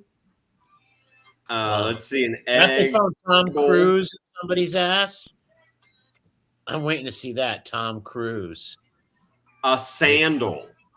A sandal? Maybe Tranbo kicked him in the ass. He wears sandals. Here, this one must have been Kittens. I say this. I've always said that all the doorknobs in Kitten's house have flies on them. So this must be Kitten, a doorknob. Yeah, that's at Casbo's house. Definitely. Beard clippers wrapped in plastic. What? Beard clippers wrapped in plastic. And the person told them that they did it because they were constipated. Really? I thought maybe they're going to prison or what. I don't know. That's weird though, man. It's like you were constipated, so you put beard clippers up your butthole. Yeah, how's that going to help you? What school did you go to, Doc? Yeah. Oh my God, a light bulb. A light bulb. The glass part first. A light bulb? Yeah. Maybe it was a very dark asshole and they wanted to lighten things up. Brighten up the situation. But that's scary, dude. Those things break and they're so sharp and thin. Yeah, you need surgeries probably after that. Destroy your body. Absolutely.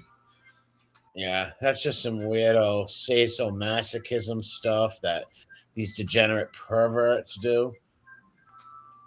A plastic coat hanger that was around the person so that they could drive to the ER. What the fuck?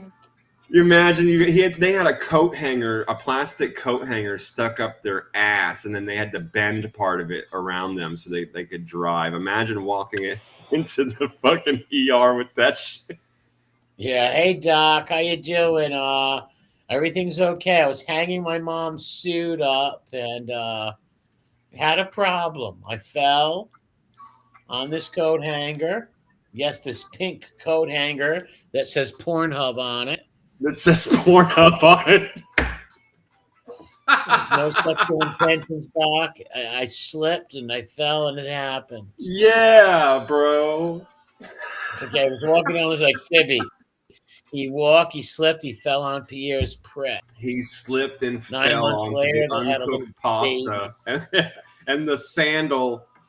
The sandal. Holy that came from like some old lady kicking someone in the ass. A corn cob style pipe. Well, I'm gonna button nose and an ass. Yeah, right. Exactly. Was there a carrot too as well? Same thought. A thermos. Yeah, an entire thermos that was discovered in a body scan. They had to pull out of somebody's butt. Oh, but look, they have so at the bottom of this, they have the Yankee candle that's got my brain fucked up. Yeah, on the list. The strangest object that was ever removed was a full-size Yankee candle, the desktop-size jar, the whole thing with the lid on top. The suction that was created turned removal into a medical problem, and they couldn't pull it out, and they had to operate. Wow. Like that show Operation. Buzzing little red noses. Oh, my God. Imagine finding Thurman Merman in their ass. That fucking kid. The funny. See, now this is a good point now, right? So why don't people just buy a toy for their... See, okay, here's the thing. As much as I despise that shit and it's not for me, I recognize that people are into things, and I'm with that. Dude, go to the store. If you don't want to go to the store, we live in a society now where you can order things online. It will come in a fucking brown paper box. Nobody will ever know what it is. And you won't have to go to the motherfucking hospital, dude. How many times have we wanted to set fire to factories that made giant, weird, like animal phalluses for people, right? Let's be real. But at least they're we not found going that one place that was selling imaginary animal. Remember they had like unicorn dicks and fucking dragons. Remember all that weird shit? Yeah. Buy one of them, dude. Don't put a baseball in your butt or a rock. Can that get stuck in them too? That might get stuck too. Who knows? I mean, I guess, but they're you'd think that they're designed mostly to not. You know what I mean? Like, and if that does, at least you're to the fucking doctor going, hey, right, I bought this thing. It's for this purpose. It's stuck. You're not going in there going, oh, I fell on a full shampoo bottle twice, and there's a pair of pliers in there. I have a signed Nolan Ryan baseball that I was running to give to my nephew, and I fell, and I slipped on it, and I fell on the Nolan Ryan baseball, Doc. Yeah. And somehow my butthole was loose that it went through my shorts leg and all the way into my dude, you should be able to practically fall on anything and it not go in your butt. You know what I mean? Like, yeah. I don't know how they try to use that excuse. Even if you're soaked up. Yeah, just say, hey, listen, I'm a sexual degenerate. I put things inside of me because I'm a sicko. Can you take it out, Doc? Just be honest at least, right? Yep, totally. Because no one's buying. Here's the thing. You're man or woman. If you don't normally put things in that area, you could be soaked up, Irish Spring to the fucking max, having inch of suds coming off your butthole, slip and fall on something, and it not go inside. Yeah, that's stuck in there by these. That's not normal. Most people got tight buttholes, dude. Like, we're adults. It's a fucking. You're not getting things in there, bro. That you didn't slip and fall in a full shampoo bottle and it went all the way. No, dude. No. So how they think that they must know the doc that don't believe them. They just got that you. I mean, I'm trying to save face, but here's the other thing too. Is like when the doctor asks you why there's a full shampoo bottle inside, look at them and say, I was bored. No, I was bored. Yeah. No, you weren't. Also bored. One of the worst excuses. Yeah, that's no excuse. I was bored, so I decided to put a shampoo bottle in my anus. Yeah. Right. Same thing with the baseball. They said, why'd you put a baseball in your butt? And they said, to see what it felt like. I ever think about jumping off a bridge? You should jump off a bridge. Yeah, maybe jump out of a plane without a fucking parachute, as my uncle used to say. When people would say to my uncle, it's a once-in-a-lifetime opportunity, he'd say, so's jumping out of a plane with a parachute. I'm not going to do that either, right? It's like... Yeah, good point. You put a baseball in your butt to see what it felt like? Are you fucking serious, dude? Yeah, you're a sick fuck. Bottom line. Fucking line. Yeah, once again, those people, too, will always resort to that. That's what gets them off, right? Doing weird shit like that. They're always 100%. They're always going to be sticking things in their ass. Definitely these people with the big stuff, right? Like, well, dude, even the little, I would buy like the person that had the pencil, right? Because it says somebody had 2 pencils. I would believe to see what it felt like on the 2 pencils more than I would believe a baseball. Because a baseball is going to take some doing, right? Well, like, you've done this before, bro. I don't care if it's a Matchbox car. I don't care if it's a Lego, a Matchbox car. You're sticking things in your ass. You got some mental fucking issues. And I don't think they're going to be for cured. Sure. I'm just talking merely excuses, right? Because like the baseball, it's like, dude, you didn't put a baseball in your butt to see what it felt like. Dude, you know what things in your butt feel like if you can fit a baseball in there, right? Yeah, there's no way. In case the coach got mad at me, right? Makes him maybe. Yeah, right. I bent over to tie my shoe and he threw it really hard.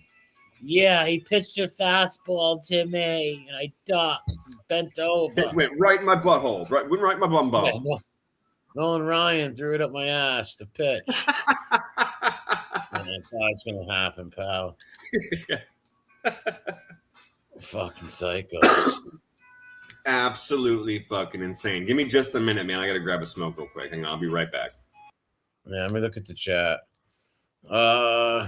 What scent do you think the candle was? Pumpkin spice candle, probably. Ain't it? What fucking psychos?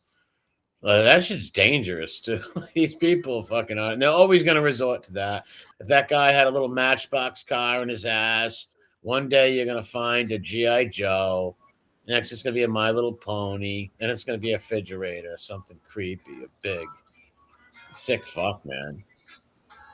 Maybe that resorts to something they went through with some trauma. I don't know what would make a human being do that. Uh, yeah, maybe like I said, all sexual degenerate shit.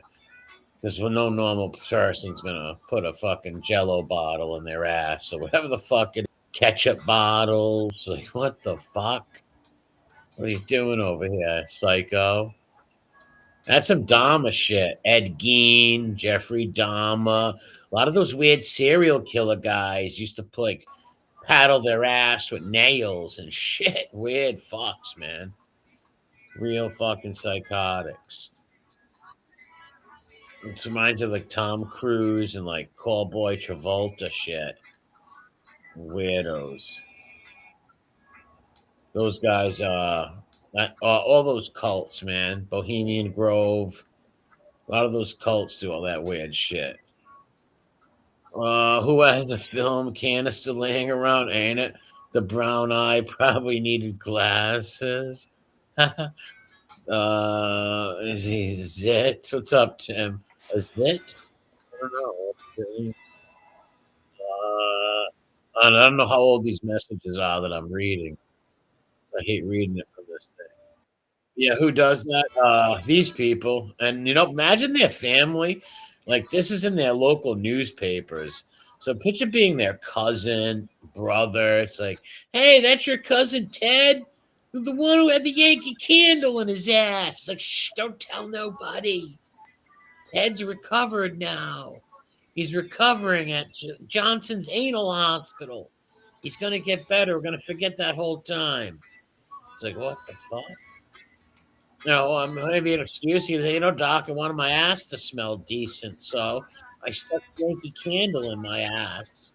Like, I don't think that happened. Yeah, it did. I was sick of smelling bad. Yankee Candle's not going to help your ass, pal. Okay? Nothing's going to help that ass. Or maybe they could fit it in Roth's ass. Who knows? Right? I can picture Roth, like, devouring a small child. Or something like that. Like she goes down to the border and helps people cross the border by hiding them. Right? Where does Roth hide them? In her ass. These people getting Yankee Candles up there. You can probably get some midget up there. These fake people are fucking sick. Who knows? Those doctors must be like, what the fuck? Picture being a doctor or a nurse and some guy's like, hey, doctor, I fell and I got a Yankee Candle in my eye. Like, no, you didn't, pal. Do you think the doctor just pretends and goes, yeah, okay. Man, that sucks. What'd you slip on? A banana peel or something? Oh, yeah, that was it. I slipped on the banana peel. Just goes along with the disgusting lie to make you feel like you're not such a fucking loser, but you are a loser. And then you decide to cut your wrist and they put you in the psych ward and you're drinking Haldol, doing the Haldol shuffle. And you fall in love with some Filipino transgender person and realize that you're really going to Satan Town on a one-way trip to Cokesville with some meds and you're going to die because you're a satanic freak. Well, that's a great story for another time. McMurphy says it in One Flew Over the Fucking Cuckoo's Nest. I say Chief scores the shot. Let me look at that. Someone look out for Franklin Center person. Yeah, like I said, those people, serial killer types do that. Sadomasochism, most of it really comes from a lot of sadomasochist shit. Like they cut each other's privates, stick pins in each other's rear ends. They're weird people. Weird, real crazies out there. That Night Stalker guy was one of them. I think Dahmer was too. That psychotic freak. Richie Ramirez at first base on your all-star psychotic serial killer team. John Wayne Gacy. Fucking psychos. Yeah, he was one of them too, Gacy. He's a sick fuck. A real sick fuck. Imagine even having a list like this, like a wine stopper. Like, what's that? The little cork that comes out? It's like, you know, they opened the wine and the cork hit me. It really hurt. I heard of people like losing eyes because of that shit. Popping champagne to get hit in the eye. Like you're at like a little ditty party. Yeah, J-Lo, pop a bottle, yo. Me and the homies are gonna get some. And fucking cork hits him in the eye, and they're literally a pirate on a pirate ship next to fucking Harold. My Harold's sitting there taking the ass for the Ripper. Joey mateys. What a sick fucking world. Yeah, I just had to grab a smoke and grab a drink real quick. We'll pull up a couple more of these. Imagine if the Fibby, like, they found Fibby in there with a turkey baster. They had to call the emergency contact. We have your, is this your nephew or something? Jeffrey Canarsie? Yeah, why? We found a small little person up his ass. Along with some pliers. Was in his ass. Along with some pliers with the surgically removed. Is he okay? Is he gonna die? Yes, he's still gonna die. Yeah. That's what's gonna happen. It wouldn't surprise me at all. Like I said, I'm pretty sure that he's to the butt toy of the month club, that guy. Yeah, what's up, Grumpy? I see the chat regularly. Yeah, that'd be funny getting a call. Yeah, we just pumped his stomach full of fucking horse semen. We have Jeffrey Lohman in the hospital right now. You come and get him? No, we can't come and get him. We can't come and pick him up, but you can tell him that I'm going to put a hamburger on the side of my curb outside. I was going to say the same thing. Tell him there's a ham sandwich on the porch. Yeah. I was thinking the same fucking thing. Phoebe said, she fed me when no other human would feed me. She left you 2 chicken nuggets on the curb, pal. Stop with the fucking, what is it? The Mother Teresa Act. What's up, Tommy? That'd be funny, though. You got a call. They found Phoebe getting his stomach pumped. So this fucking guy broke it wearing absolutely not a face covering. He was absolutely stark naked while robbing a meat market. Mental illness. Yeah, it's super weird, dude. Yeah, North Florida man's accused of robbing a meat market while wearing nothing but a face covering. The man was also carrying an object wrapped in his hand that was believed to be a weapon. 25 years old, Lake City, Florida, charged with armed robbery, exposure of sexual organs, grand theft, and criminal mischief. They're psycho. Fucking trash, bro. Trash human. Total fucking weirdo. Where were his clothes? Like, did he leave the house naked? Did he walk there naked? I have questions. Could be PCP. Maybe he's on methamphetamine. PCP. Could be. Because could totally be something like that. You're going to steal something. You're covering your whole. You're not going to go in there naked. No, come on, dude. Come on. In case you're going to steal his underclothes, right? That's about it. Right. You just broke out of prison. You left absolutely everything in the woods. Yeah, you got nothing to wear. But this guy's stealing meat, not clothes. Yeah, that's weird. Stealing meat. Maybe super weird. Maybe it's like one of those weird people. They put that meat on each other and eat it off each other. Oh, wow. They lay on tables or something. Who knows? Or maybe he's just a fucking psychotic. A total fucking psychotic. Yeah. I mean, his eyes do look super, super, super high. So I go along with mental problems anyway. And then, He looks like on fucking drugs. Chief Keef. He looks like Chief fucking Keef. Don't like. Yeah, like right? a really young Trick Daddy. Yeah, kill low so. Fucking shit, man. He's high as a kite. Man, I meet motherfucker. It seems that the women in our chat agree that, like, you know, the anal thing is pretty much like pretty fucking gay. It's pretty much a gay activity. Yeah, I never desired to stick my penis in some woman's ass. That's weird. That's weird shit. No thanks. Oh, jeez. Sodomite City. There's another thing. The candle thing. It's well, it was kind of like, why would a woman want to be involved in that? And that's to my point, which is like, it seems like you're putting your man in a super feminine position. And now you're playing like a massive be with that dude if he's obviously gay. A lot of the new generation, a lot of these newer women or younger girls are like so used to hearing these stories about these guys being fanooks. Maybe they think it's normal or something. I don't know. It would turn off any normal woman would be turned off, and it'd all be. That is not normal.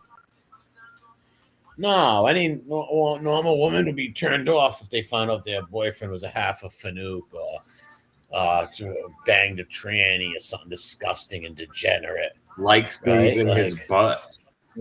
What the fuck? It's like, oh, I hope you're not I just want you to know, since this is getting serious, that I like things in my butt. Like, then you're gay and we don't need to date anymore because you need to go find a dude. And you can't do that. It's like, it sounds like, well, he only did it one time. Oh, really? Well, I murdered somebody once. I'll always be a murderer, right? So it doesn't matter. If you suck the prick, you're a fucking fanook. If you touch the prick, you're a dick sucker. Yeah, so you can't unsuck the yeah, prick. To that logic, like you said, with killing somebody still being a dick in your mouth, you're a dick sucker. That's right. Look at Michael Bolton with no hair. Michael Bolton with a hair problem. I would have paid good money to see this happen. What a weird looking I would have paid good money to see this happen. Salvation Army bell ringer tries to impale a Florida Publix manager with the donation tripod. That's pretty amazing, dude. It's pretty fucking amazing. Looks like he's drunk. Or his last name is Stuart, Smelt. Florida. Yeah, he definitely looks like an alcoholic. His eyes are barely open. He's got those Grinch eyebrows going on. Look at that forehead. It's monstrous. That bimbo forehead. It's very bimbo-esque. Look at that forehead. It goes so high. Look, oh my God. Looks like an alien. Look at that. Got a 5 head. Got a 6, Check 7, out 8 that head. shine. Look at it shine. What's up, Grump? Look at that shit shine. Yeah. Well, Stuart, Florida. This guy's 63 years old. His name's Stephen Pavlik. He was arrested on Tuesday after he tried to impale the manager of a Publix with his donation kettle tripod. Mr. Pavlik. He was drunk as fuck. Check this out, bro. The manager had to come out to see him because he was drunk as fuck, banging around, like basically like stumbling around, yelling belligerent tidings at people.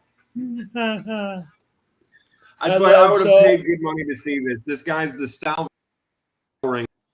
He's drunk off his ass, stumbling around, being belligerent to the people walking in and out of the fucking store on a full-blown tirade at people.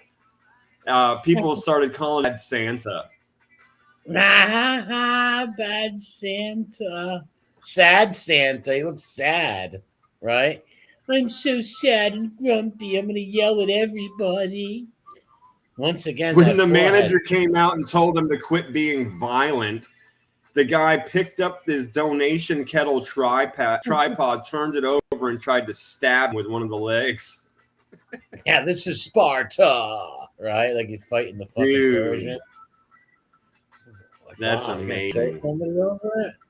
Like, come on, forehead. You're going to kill somebody over that, Michael Bolton? Old drunk Michael Bolton with receding hairline? Like, come on. I can't imagine seeing a drunk bell ringer talking shit to everybody and getting all belligerent. and then trying to impale a manager with the fucking donation pot. That's awesome. Yeah, that's pretty crazy. That would have been nuts to witness, though. Welcome to America. Yeah, welcome to America, motherfucker. Lockdown. A sick fucking bastard, man. That's for sure. He's lucky he didn't kill the guy, right? Or impale him. Because those things, those are pretty long. Oh, for sure. He'd be going to fucking for attempted murder. Yeah, if he'd actually made contact with that dude or broke his skin, yeah, man. Yeah. He'd be super fucked.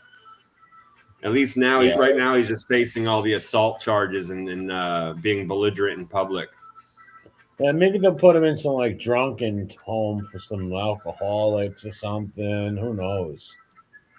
He seems dangerous. So if you're willing to do crazy shit like that when you get bombaleed, man, like shit, what are you gonna do again? What's he gonna do next time you get drunk and angry, right? Who are you gonna kill? What the fuck is this? It's like a Corey Feldman party. Yeah, this guy right here on the right in the red shirt. It's a guy after a bad breakup, he made himself a doll out of cloth and stuff. This one here on the left.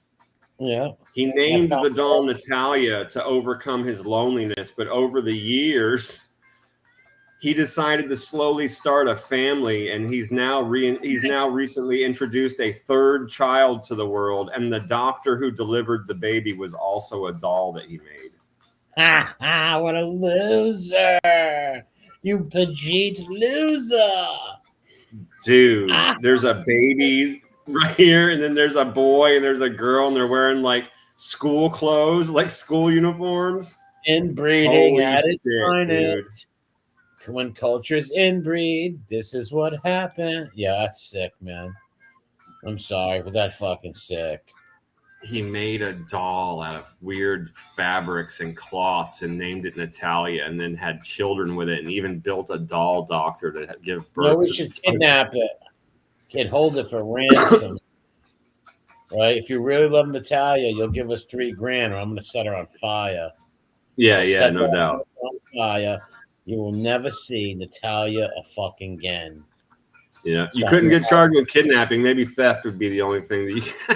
Yeah, you ain't charged with kidnapping. No, not attempted murder. None of that. There, that's the truth. It's a doll. Yeah, it's a little fucking stupid blow up doll. What the fuck he did with it? Yeah, take it, funny. And cut its fingers off and shit. Send it to him. Send the leg to him and shit. Right? He's like, no, don't kill my lover. What a fucking psycho. He probably works at the local fucking 7-Eleven. Psycho. Imagine seeing this guy in your town driving around with those dolls in his car. He had his cab, right? Bro. Right, jump in the cab. Hi, that's Tristan. That's Natasha right there. My family. They're coming to work with me today. Or yeah, dude, can you imagine being related to this guy or something like that and actually watching him kiss his wife or something? Yeah, his father and son go to school for work day, so I took my kids to work. It's like, well, that's like a schizo giving his fucking doll son a pep talk for soccer practice and shit. Wow, man. Or telling him not to go punch the other kids because it's wrong. Yeah. We're better than them. We're better than them, son. One day you're going to be a great doll. Okay? So somebody went to a garage sale, and in a box full of coloring books and sewing supplies and blankets, there's a big dildo fuck machine. What? Yeah, at the garage sale in a fucking box with coloring books and sewing supplies and blankets. That's not good. Coloring books, that's kiddish. But even still, how the fuck are you going to sell a dildo fuck machine at your garage sale, dude? Yeah. Why would you throw it away? Like, what the fuck? Why would you even, you're a sicko to even have one, you psycho. And one can, right there, dude, one can only assume it's used. Obviously, right? My God. He bought it to put it on the mantle to show that. Yeah, I love how they put plastic around the gross phallus to make it seem like it's still fresh out of the package, right? Yeah. No, that's used and abused like Pierre's. You disgusting degenerate motherfucker. You nasty trash human. He probably didn't notice. And someone's like, what is this? This is weird. He's like, I don't know. Like, that was my ex-wife's. I don't know who it was. Dude. Lived with her a bit. Maybe and how many garage sales when you were a kid? I'm sure you went to garage sales with your mom or your grandma or whatever, right? Yeah. Dude, every kid did. Like, and you'd get excited because usually your mom or your grandma give you a couple bucks. You could pick out stuff at the garage sale you like, maybe find an old Nintendo game or something. And all of a sudden you come across this disgusting abhorrent thing. Red alert. Your child is now traumatized. Yeah. For real, dude. You're looking through boxes. Maybe you catch a glimpse of a Pink Panther character on a coloring book. And then as you walk closer, you see a giant dildo machine. Come on. Over the next 20 years, you convert into Ted Kaczynski and start blowing shit up, right? Ugh. Like, oh, man. That's how you wrong? Serial killers. This is how serial killers are fucking born. Yeah, I'm not born made. It's how you make a serial killer. At the very least, it's the next Yankee Candle guy, right? What the fuck, man? He may be, very possibly. Yankee Candle in your ass, Yankee Candle. I am Yankee Doodle Dandy. He's a doodle boy. Real Yankee Candle from my Uncle Sam. Pounded in his ass on the 4th of July. He is a dandy. Fucking disgusting. William Wallace says that thing's got STDs. You know it. Wow. Yankee Doodle went to town riding on a candle. Yeah, for sure. Ugh. Disease City. STDs, OBS, fucking GTPA, you name it. Let's go to all the diseases. Give me an H. Give me an I. Give me a V. What does that spell? John Travolta. Tommy Cruise. So this is a weird case of life imitating art. So check this out. A runaway Indiana Jones boulder smashes into a Disney World staffer. Some crazy shit, bro. It's a 440-pound boulder from the Indiana Jones ride at Disney, right? So a Walt Disney World cast member was injured trying to block the massive boulder prop. Once it went loose, they tried to block it because it was heading straight for the audience, and the audience thought it was part of the show, dude. Oh, wow. So this 440-pound boulder goes loose and doesn't do what it's supposed to do in the show. It goes loose. The cast member sees that it's about to run over fucking kids and families in the fucking crowd. Wow. And they jumped in front of it to try and stop it. Over them. Lawsuit City, though. Big time, bro. Bibbity boppity sued, bro. Big time. Yeah. That guy's gonna have a lot of money for that. That guy didn't hurt no children and no people like that, but damn, that big boulder, that's crazy. You got to make sure that shit can't happen. You run those pops. There's a video apparently.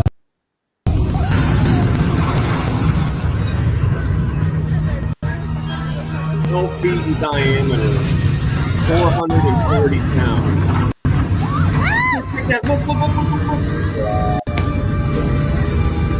Oh shit!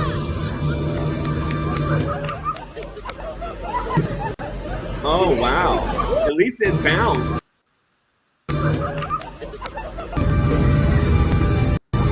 Dude. Yeah, but even if that's styrofoam, I could still.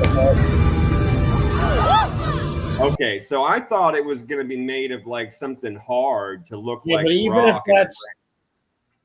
if that's styrofoam or a ball, that still can hurt your neck, break your arm and shit, right? 440 pounds and 12 feet tall, dude. Of course. That thing fucked that guy up. Yeah, that shit can hurt you, man. Those people are going to Yeah, no, I was just saying I assumed it like literally ran him over. I thought it was going to be hard and made to look like rock, big rubber ball. Either way, that's a lot of weight, dude. That thing's huge. Look, it just floors him. Wow. Imagine being at that place and that happened. That's crazy. It sure is, man. But yeah, that guy's going to get fucking paid. Yeah, imagine if that was like Jesse Roth sitting up there and he was pushed into the crowd. That would not be good. But yeah, he's gonna get paid. That's like that's Trambo's dream right there. Oh my god, they could buy so many Percocets. You'd have don't even have to slip and fall in a church. Yeah. And like you put 7 screws in my neck. I just want a Percocet. Someone could have broke their neck. I'd hit him on top of the head or something.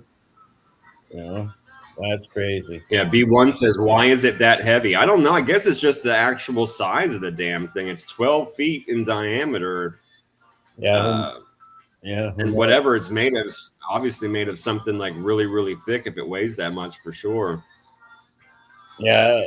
If it's that big, even if, like I said, it was some sort of material that bouncy shit or whatever, it's still gonna hurt something, hit him in the head, man. It's like throw a ball at your head, one of them bouncy balls. If you're not paying attention, let it hit you in the head, like, jerks you to the side a little, right?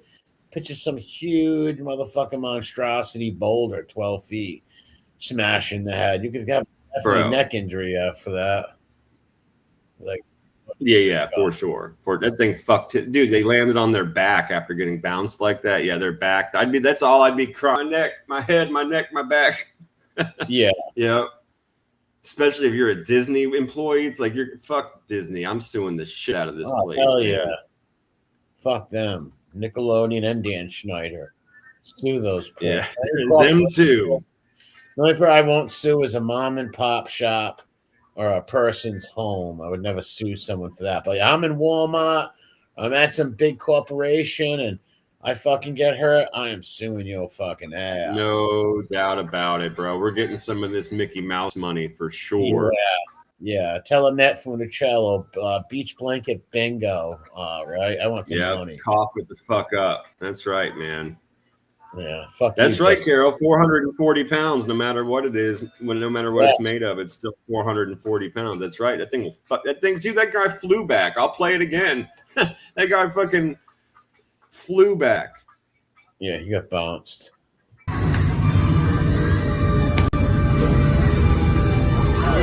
He tried, but it hit him right in the fucking head, dude. Yeah, it's gonna hurt.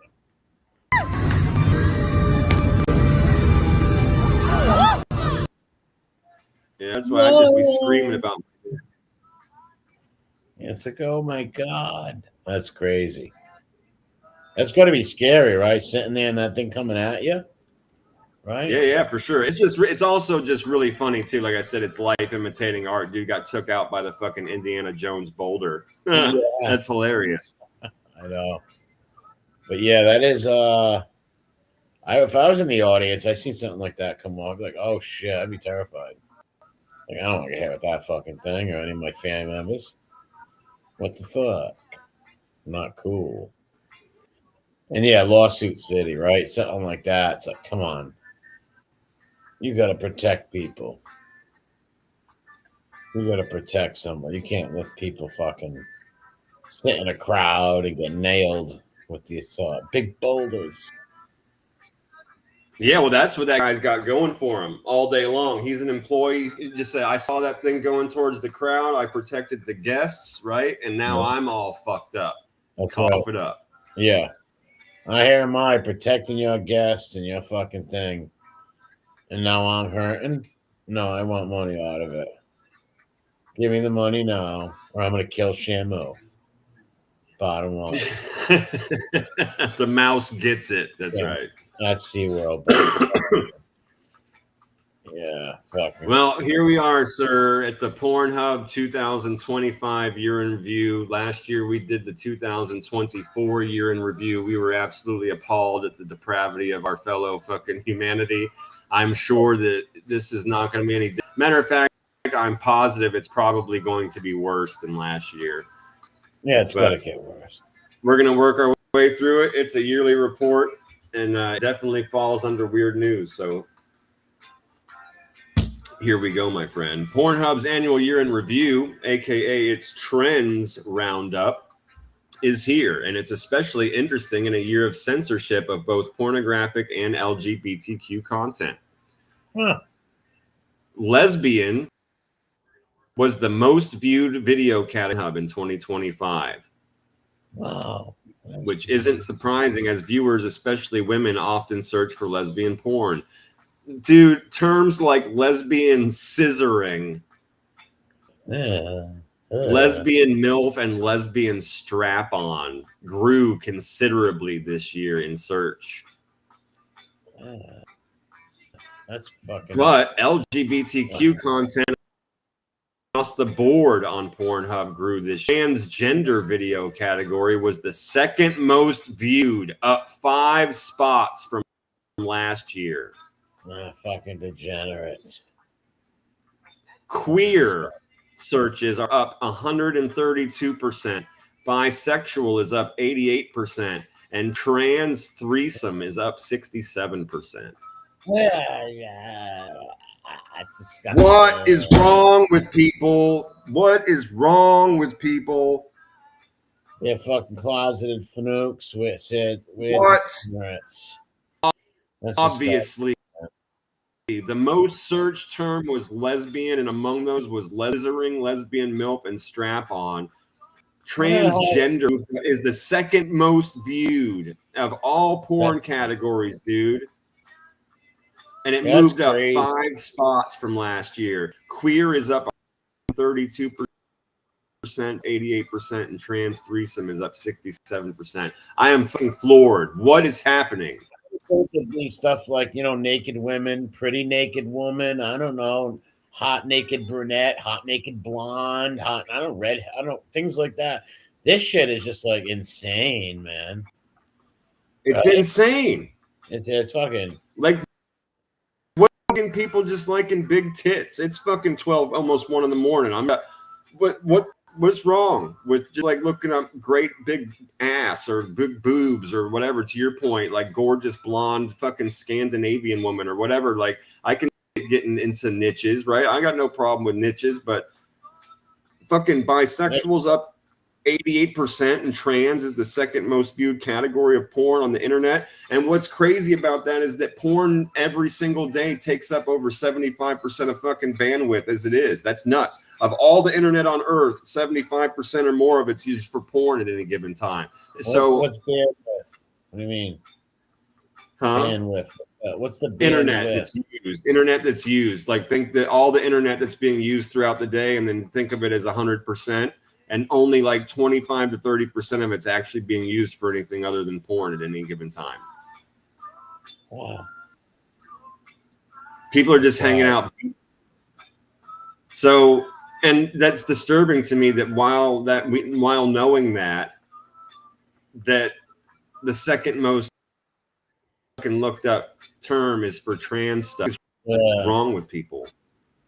Fucking disgusting, man. If you're looking that shit up, that's weird. If you're a dude looking that shit up, you're gay, bro. So what the fuck is happening? Look up fucking gay stuff. Like, don't look up the fucking new. That's weird, dude. If you're into chicks with sticks, you're a fanook. Yeah, sluts with, and that's what I'm saying, you right. So if you're into sluts with nuts, then just look up why. Like, why do you like a dude that has boobs? What's wrong with you? Yeah, they're fucking sick, man.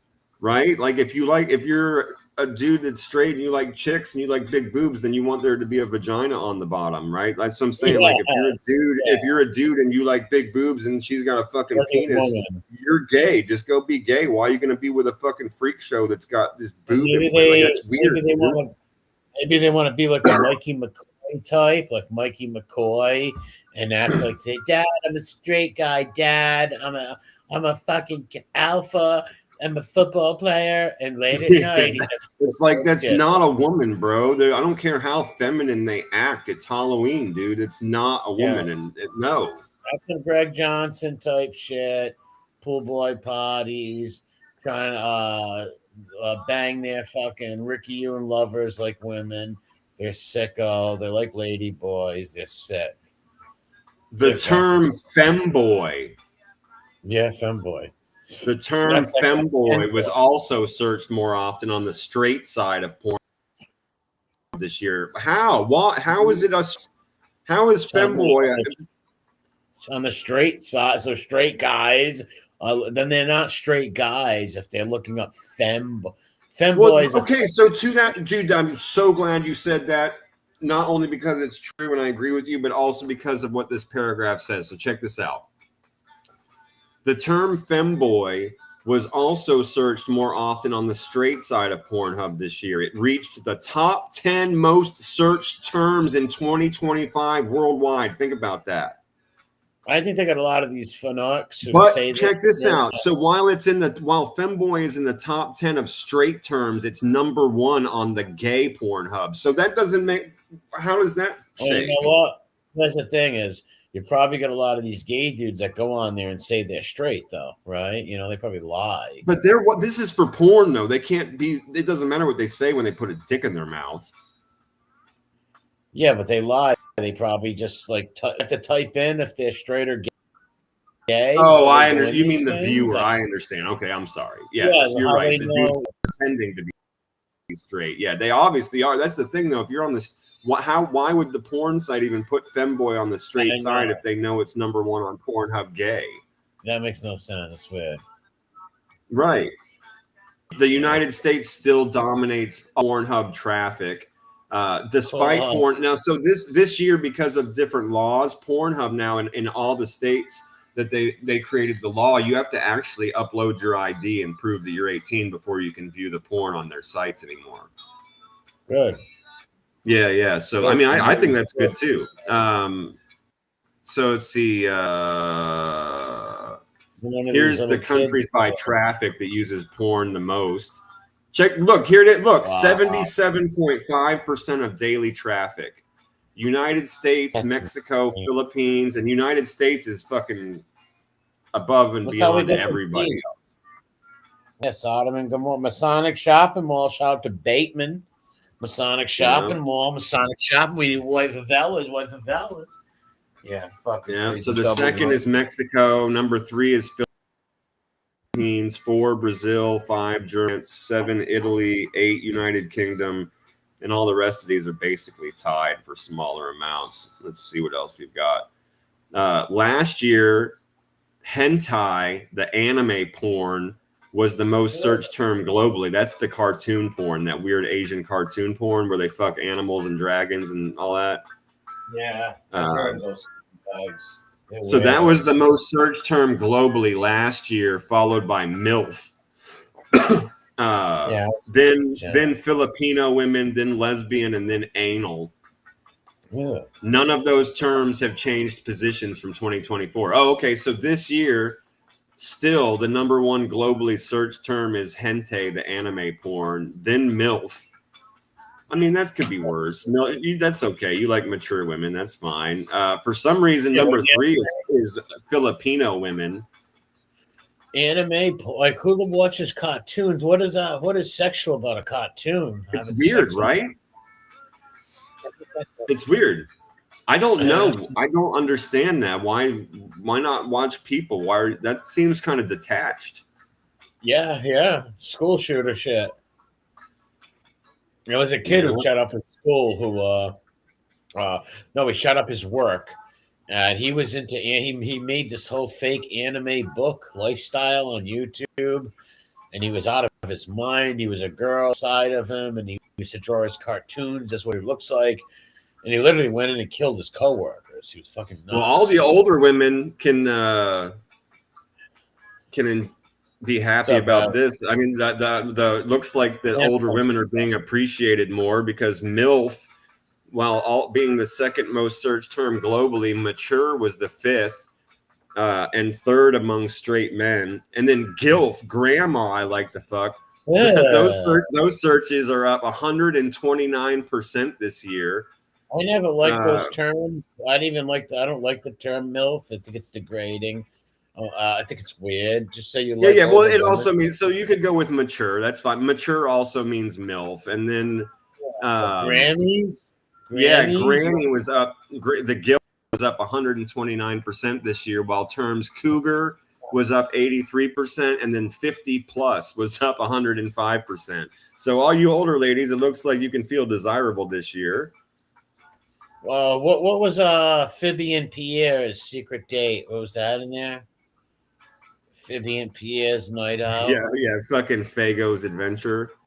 That is well, crazy, yeah, that's all that queer stuff. That's the queer stuff. That was up fucking 88% this year. Wow, girl. And then Femboy. And liking grandmothers, that's fucking weird, man. Role play fantasy increased. The role play category rose by 98%. That's like Princess Leia and Darth Vader. Yeah, or it actually has examples here. It has people searching for everyday jobs, such as driver is up 144%, plumber is up 67%, up 39%. That's fucking weird. So I guess people like to fantasize about nailing their plumber or their chef or their driver, their Uber driver. Cheating and affair videos were also of interest this year and grew 94%. Ew, cuckold is up 73%. Gross. Wow. Fucking gross, man. That is a weird shit, man. People have to look at these analytics. That's disgusting. Looking at that filth all day, that rots your fucking brain, man. Office affair is up 210%, and searches for CEO. What about sleeping with your emergency contact? Is that on there? Well, we could throw that under cheating and affair videos. That's what we're looking at right now. Those are up 94%. Cuckold's up 73%, and the emergency contact. Her old man knows everything about being a fucking cuck. Yeah, he's sitting in the corner watching with binoculars in somebody else's house. Yeah, in someone else's home watching. Yeah, a sick person. Oh, safe for work is up. Safe for work AS 56%. That's gross, dude. So people are just listening to sex noises. What? That's nasty. Like if you're at work and you can't watch the porn, people are listening to the ASMR versions of porn. They're listening to the fuck noises. That's weird. What's up, James? That's super weird, Skull Bro. What the fuck? Yeah, listening to someone going, That's what I was saying, bro. Right? So you're typing out and you're listening to fucking fuck. Like, what's wrong with your fucking serial killer brain, dude? Yeah, why would you want to You're a fucking grapist. You're a fucking grapist. Yeah, you gotta be a sicko. What is wrong with you? Well, their minds are just stuck in this filth constantly, right? Like after we're all adults here, right? After I sleep with a woman or something, right? And I'm not thinking about that shit, right? Like, who could think of that shit all the time, 24/7, like a filthy pervert, right? There's a time for that shit, right? And then it's over with, right? You don't listen to sex fucking videos all day. Like, that's fucking weird, man. You go home and you fucking smash a fucking girl, right?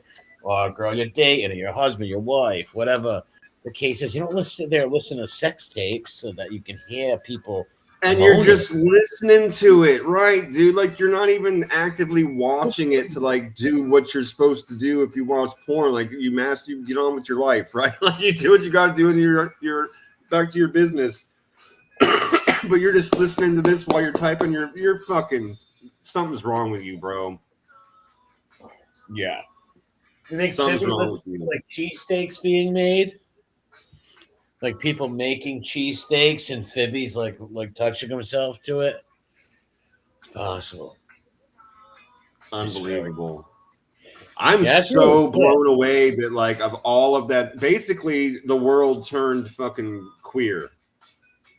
Oh yeah, since the '60s, it's been little. Yeah, but dude, even since last year, it's what I'm saying. You like lesbian is now the #1 search term, along with fucking lesbian scissoring in America. Overall, what do you mean scissoring? Like cutting each other with scissors? Bro, lesbians with their fucking sex. Okay, all right, lesbian. All right. Gotcha.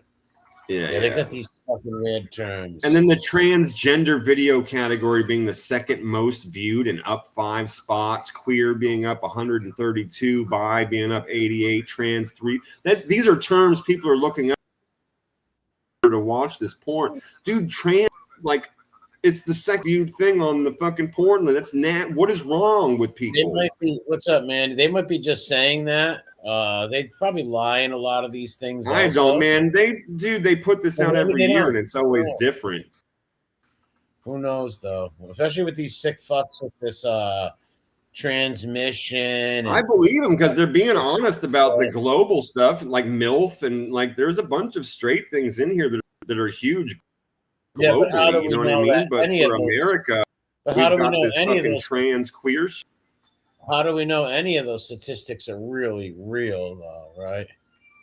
I'm sure they are. They put, like I said, they put out a report every year about what the most viewed things are in the highest search terms, and sometimes they're highly queer, sometimes they're straight. Like I said, last year we went through it state. I didn't pull up the actual report because last year we like we did last year, we went state by state. I don't know, but this is very disturbing. I don't know how straight men are looking up queer shit. Then evidently they're not straight.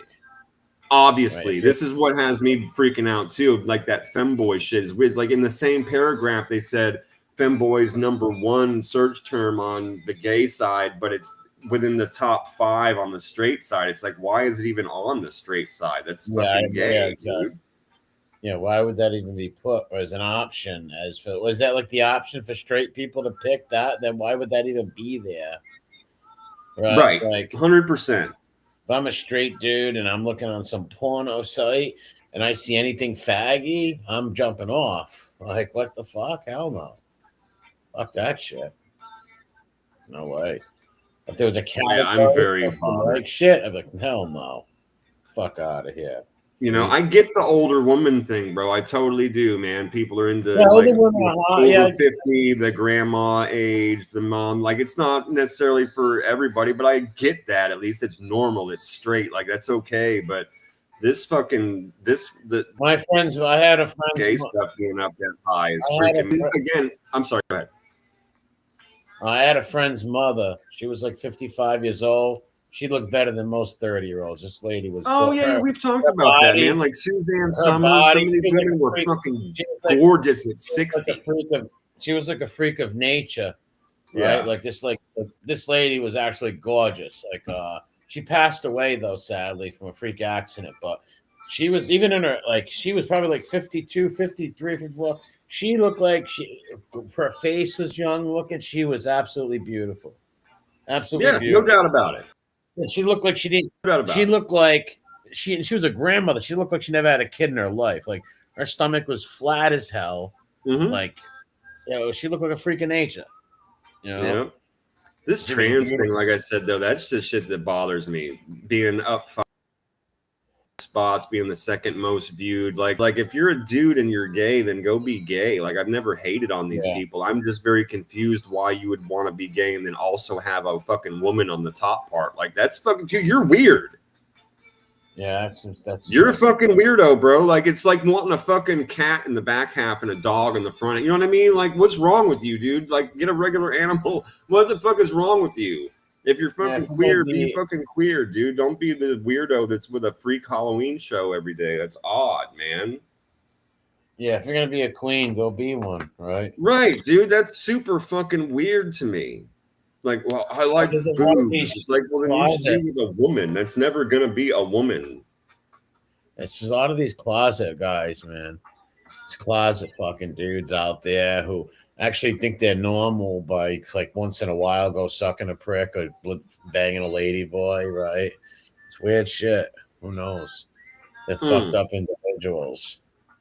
A lot of those weird guys out there, man. Sick fucks. Like these low down undercover dudes, they call It's them. obvious, They're right? If only. Femboy is in the top 5 search, Yes. bro, and if trans is Yes. up and it's the second most viewed, we're talking to these motherfuckers like every day. Queer is up 132%, plus the bi up 88%. There's a bunch of marauding mask wearing motherfuckers walking around. Listen, they're so ashamed of it. They probably don't want a soul to know. They probably don't even like that about themselves, but that's what they like, right? Who knows?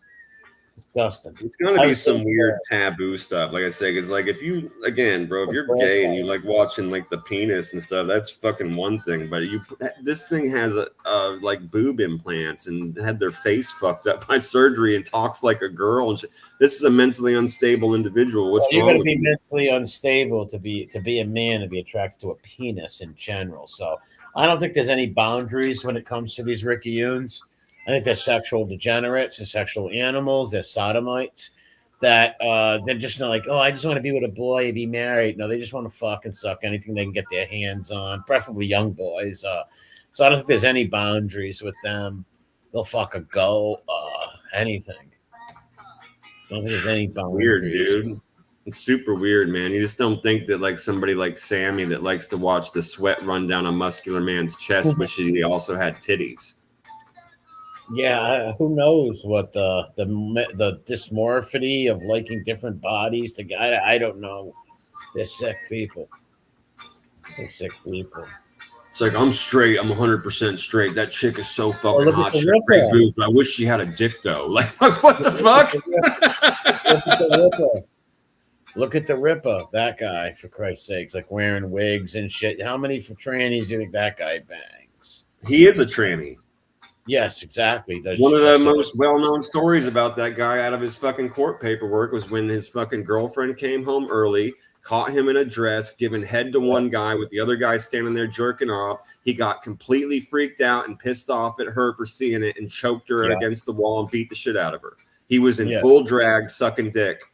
He's a fucking cross-dresser too. And all the pictures of him in those wigs. No normal guy. No. Even if there was, let's say, somebody had a wig as a joke once in a while, pulled it out to scare their friends, like, you know, like an afro or something dumb, or, you know, they just had it there once in a while. They pulled it out Halloween to scare people, something dumb. This motherfucker has a collection of it, right? Like, and they're hot pink and purple and stripper wigs, and he dances in them and puts on belly shirts and rides a fag scooter. Yes, exactly. Yeah, he's a total fucking butt fucking queer. And you notice this. He got off on emasculating all these straight dudes like Mike Chick, Harold, Carlos. Yeah, that's what was done to him while he was in prison. Yep. Yeah, he got off emasculating these straight men, like making them bow to him and subservient. He got off on that shit because of fucking weird. Oh yeah, imagine the fucking power rush he got when he saw Piggy's O face. Yep. Oh yeah. Yeah, when he got Piggy going, oh, he felt like a god. Yeah, of course. Yeah, he's thinking, well, he thinks I'm Tony Montana. You know, fucking. Yeah. These people, they're sick. Piggy got his little bitch tits played with. So there's a lot of guys out there who are these secret fucking undercovers. Obviously, there's a fucking lot of them. Yeah, it always was. You know, maybe their family's religious, right? And they don't want to come out. Who knows? There's a lot of reason they keep beards, right? A lot of reasons that these fanooks keep beards. Maybe it could be inheritance, money, family. They're just embarrassed. Who knows? This right here, though, this paragraph is just freaking me out, man, with the fucking bi up 88, trans threesome 67%, queer up 132%. It reminds me of that Mad TV sketch where there's a family sitting around in the living room and the kid comes down the stairs and goes, Mom, Dad's watching gay porn again. Because how is this happening? Like, people around you must. Oh, geez, man. Oh, your dad does have HIV there, kiddo. My God, dude. He does go to the Blue Oyster with Uncle Vito. Why'd your dad go to the gym at like 3 a.m? Well, how about the Fibby store? He's like, my dad had a party. He invited 2 gay guys, and then he said he walked in on them sucking each other's cocks. It's like, what? Well, those individuals, beyond being gay, because there's a lot of people in the world that are gay and have class just like straight people. Those gay people were obviously degenerate, fucking just disgusting people if they went into your home and started sucking each other's dicks in your house. If that story's even true. Yeah, and I think of that no differently than if I invited some dude to my house with his straight girlfriend and they went in my bath fucking. I would be like, you are fucking horrendous. Get out of my house. Yeah. You know what I'm saying? Like, I equate that the same thing. Like, if you invited a straight couple to your house and they fuck in your home, that's weird, dude. That's not okay. It's the same. I mean, I would be more grossed out. I'd have to burn that room if 2 faggots fucked in my house. But even still, it's like, dude, you were guests, right? Like, you were invited to a party and you fornicated. Like, that's not what part of civilization were you raised in? Yeah. Because I missed the fucking note that said it's okay to fornicate in people's houses when you're there as a guest. Yeah, sick bastards. But yeah, that story didn't make no sense. It's like, dude, you just made your father sound like a fag. Yeah, somebody says that my dad went to the gym at 3 a.m. to get squatted and spotted. Yeah, no doubt about it. Get bored out like a fucking Elon tunnel. Yeah, this shit's makes me sick. Last year I was only sickened by the fucking anal dildo turn, like you know what I mean, like the stuff you expect to hear. I didn't expect to be hit with the fact that 2/3 of America is watching fag porn more than ever in the universe. This is fucking bothering me. Yeah, it's disgusting. That's why it's the end of times. And it bothers me double that it's trans. Like, again, I accepted long ago that there's gay people and that there's gay people that are just fine, but this trans stuff is something totally different. That's fucking bizarre to me, man. How are you gonna like half and half at the same time? It don't make sense. Make it make sense. Don't make no sense. Nah, none of it does.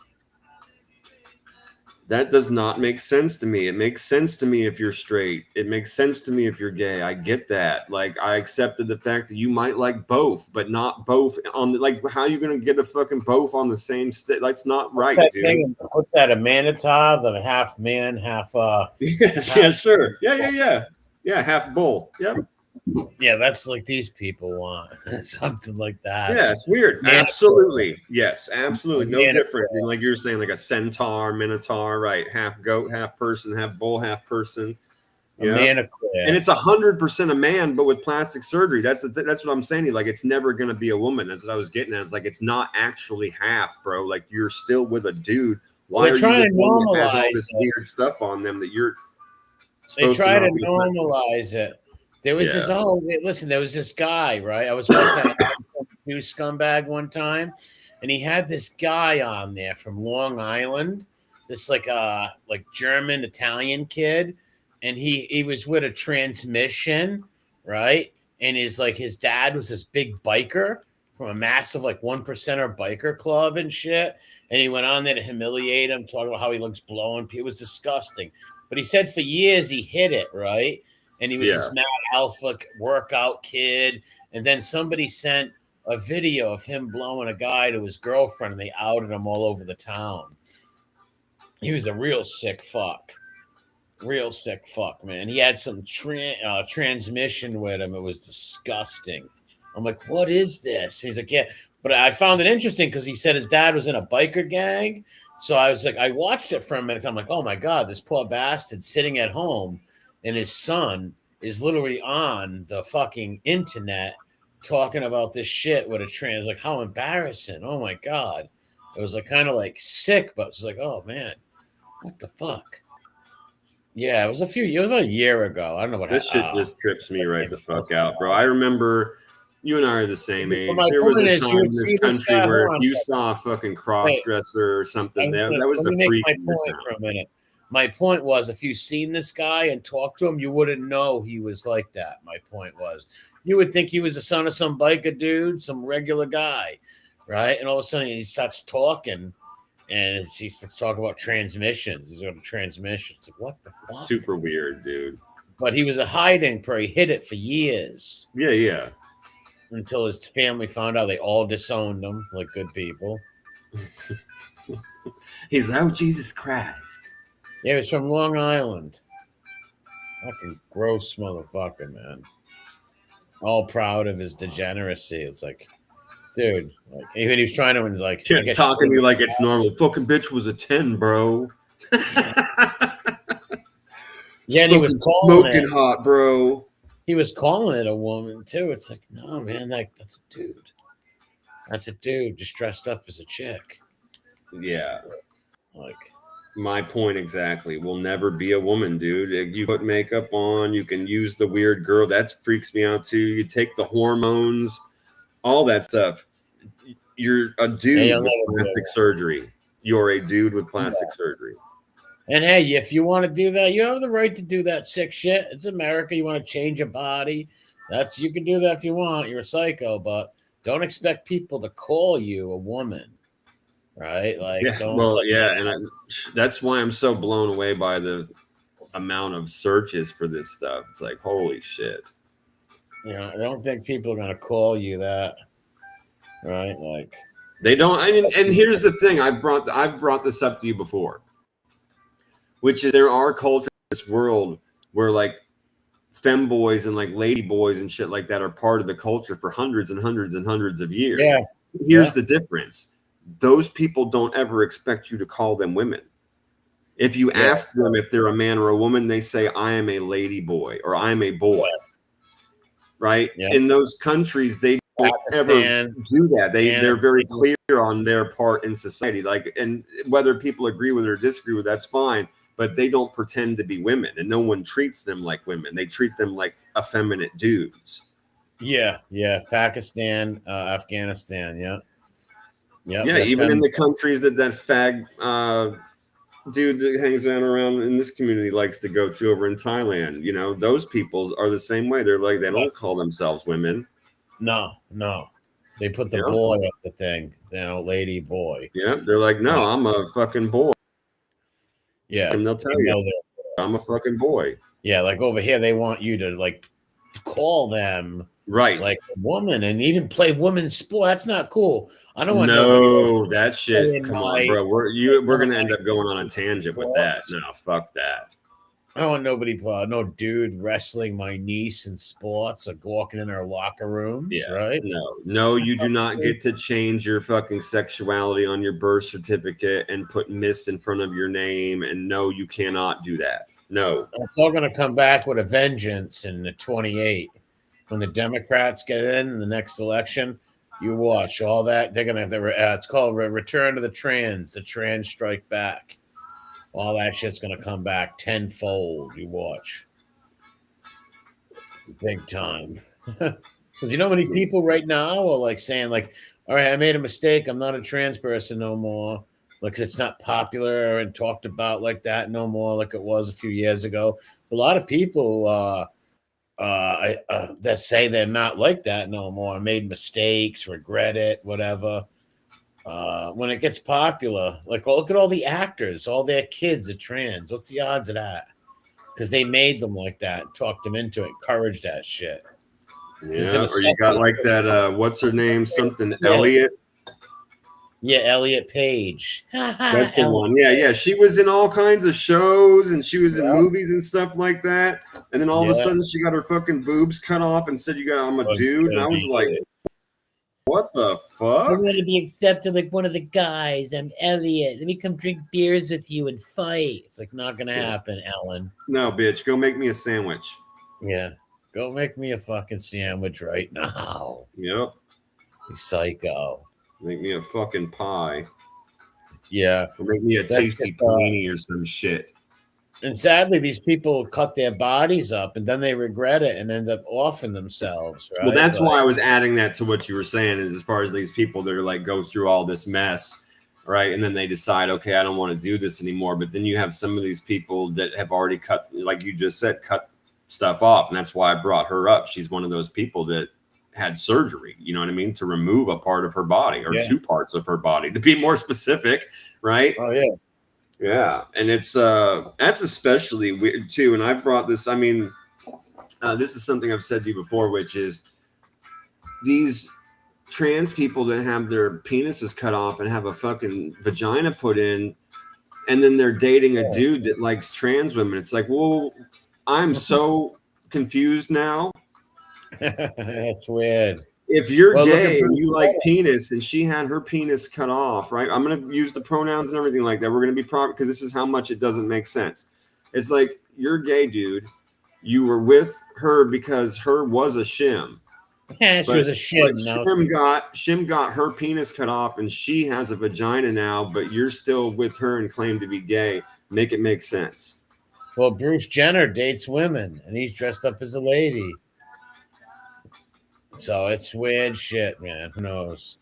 Who knows what makes these sodomites? I'm not gay. I'm just wow. I'm a woman. So what you're saying is you're a fucking freak of nature. You're this, like, you dress up as a lesbian, but inside you're still a dude. That's weird as fuck too. Yeah, you can't be something like that. Like, you just can't. God made you. If you don't believe in God, the earth, or whatever made you what it is, that's just you are. It's like these trans ethnic people, like Phoebe or Rachel Dolezal. Like, you can't be black or white. You can't change it. Like, you're what you're born as. Be proud of it, right? Don't take on and steal somebody's ethnicity or something. Weird. Yeah. See, right. So he's a lesbian, exactly, bro. Right. So he is a trans, like, in the way that he dresses, but he still wants to be with a woman, because that's so fucking far out, dude. Yeah, that's crazy. That's what the Jenna character does, I believe. Yeah, but that's right. Exactly. I was just saying, because there's comment that stuff is the same to me as, like, the thing that gets its penis cut off, but his boyfriend is still gay. Like, how? What? But what? Now you're with, for all intents and purposes, right? It's not a woman, but you get what I'm saying. It's like it had the part that you're supposed to be into off now. Yeah. Yeah. So what the fuck? I thought you didn't like the JJ, bro. Right? I thought that wasn't your fucking thing. Yeah. Who knows? It fucks your brain up. It really fucks your brain up, man, when you think about stuff like that. Because there's no way to make it make any kind of reasonable sense at all. No, it doesn't. It doesn't. Like I say, look at them letting people fight. Men fight women in the Olympics and shit. That's not cool to women. It's not fair to them, right? Like, some dude with a chopped off penis beats them in races and takes away gold medals from them and shit. Well, yeah, and the boxing one wasn't even that. The boxing one was a straight up dude that took a few months of hormones and put on makeup. And this was a fucking Italian girl up. Yep. Yeah, that was a man. Yeah, he kicked that Italian girl's ass, man. Yeah, and he should have been shot in his fucking face. Yeah, that was pretty disgusting. Like, how do you let that go on? 50 years ago. Involved in that poor girl was fucking bawling her eyes out. She worked the hardest that a human being can work. She was in the Olympics. That's the hardest a human being, the most dedicated a human being can be. That means they did not do anything but train and eat the right stuff. And they fucking didn't party. They didn't hang out with their friends. You know what I mean? Like, for years, they've come to this moment. That poor, right. Have you ever seen that? Have you heard about the girl who got paralyzed because the transmission spiked the ball in volleyball and it hit her in the head and paralyzed her? No, that's absolutely horrifically terrible. That happened. That girl. These people should be. Yeah, that was terrible, man. She's a regular girl volleyball player. She ran up to the net and the transmission spiked the ball, hit her right in the head in the perfect spot and paralyzed her from neck down. Sick. Sad. Real sad. It's like, man, a woman couldn't have been that powerful. Only a dude could. That's why women play women and dudes play dudes. That's right. Yep, that's right. Everyone knows there's a strength difference between men and women. Right? Now there's always outliers. Right? Of course. Like, I'm sure there's a big Viking woman out there that could kick Sweet Chuck's ass from Office Part 3. What is that? Police Academy 3. That shit exists, but one in a very few. The average woman is going to get beat up by a man. No doubt about it. Cops. It's like women cops. When it gets down to it, they really can't really arrest a dude if he didn't want him to without a man there in case they pull their gun, right? Well, I've always said that, like the role as far as like street police, which is what you're referring to, like your average street officer. Yeah, Then I've always said that, which is that yes, we need them, but they need to be there in order to deal with the female perpetrators. Yes. They're the ones that are going to search them, handcuff them, make sure that we don't have some degenerate sick fuck trying to play with titties or get blowjobs to let them out of tickets. You know what I mean? Yes. That's why you need that stuff. Yes, but for street pullovers and sending the women cops to restrain dudes on drugs, that's a problem. We need women cops for the reason you just said it, to make sure nobody's sexually assaulting women and shit like that, to arrest a woman, to search a woman. I get that. But to be pulling... Because we've seen that on our own show. There's a video I seen the other day where this dude was like psychotic in the middle of the highway, and a woman cop pulled over. He opened the door and ripped her right out of the car and stole the car. Like he just manhandled her, and she was so scared she didn't grab her gun. And that dude he was more powerful than her. But you need women cops, to take care of women. But yeah, same with firemen. You don't want a woman fireman. She ain't gonna be able to lug all that hose up ladders and carry a grown man out of a house. You just took the words out of my mouth. Yeah, exactly.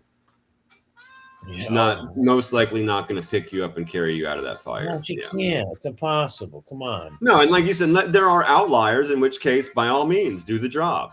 No problem. Yeah, even the best outlier. It's not about the fact that you're a woman. If you're fucking 6'3" and you're built like a fucking logger and you can take care of business and you can pick, we're good. We're good. You ain't gonna find that with a fireman job, though. Not but you understand. But I'm just if that's the case, that's fine.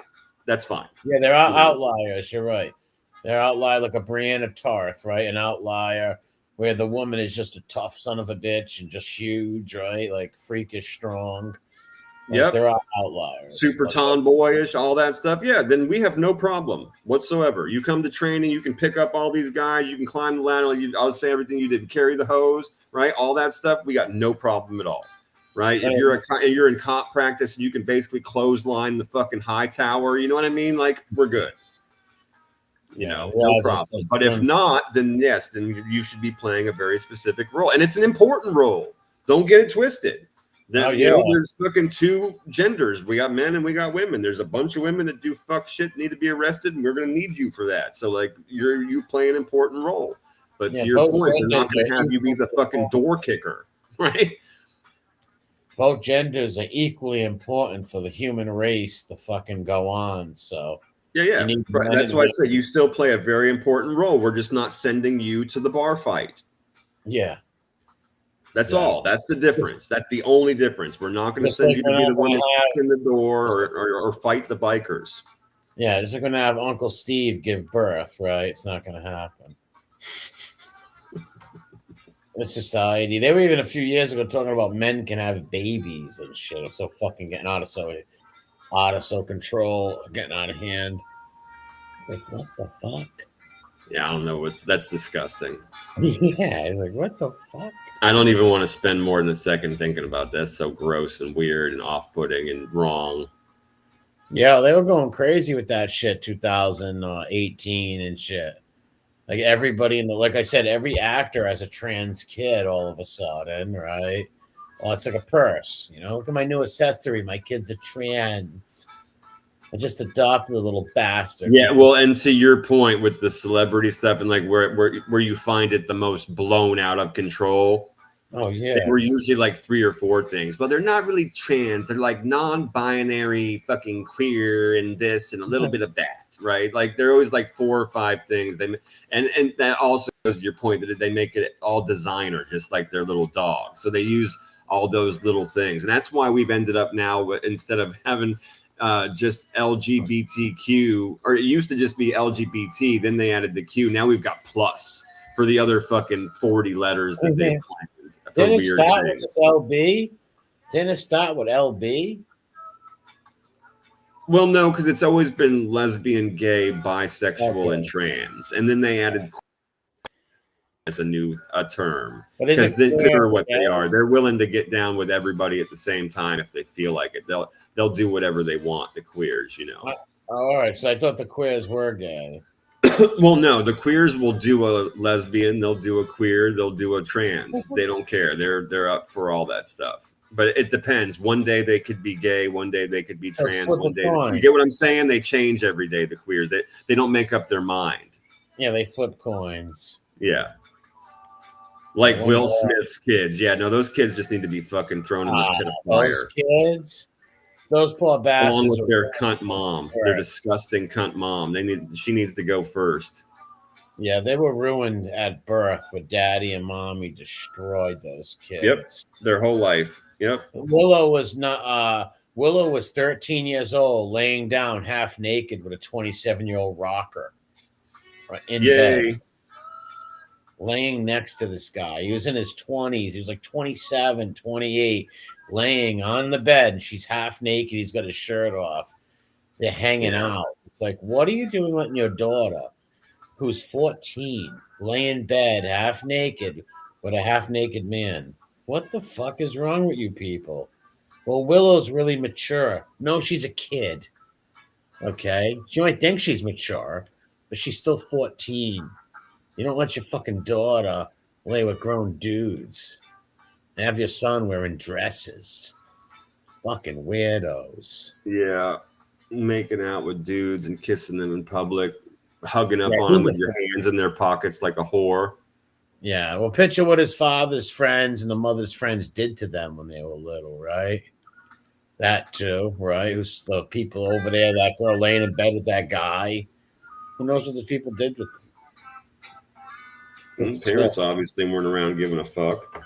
No, they were in the other rooms having orgies and Scientology occult parties where their kids are all getting molested and shit, man.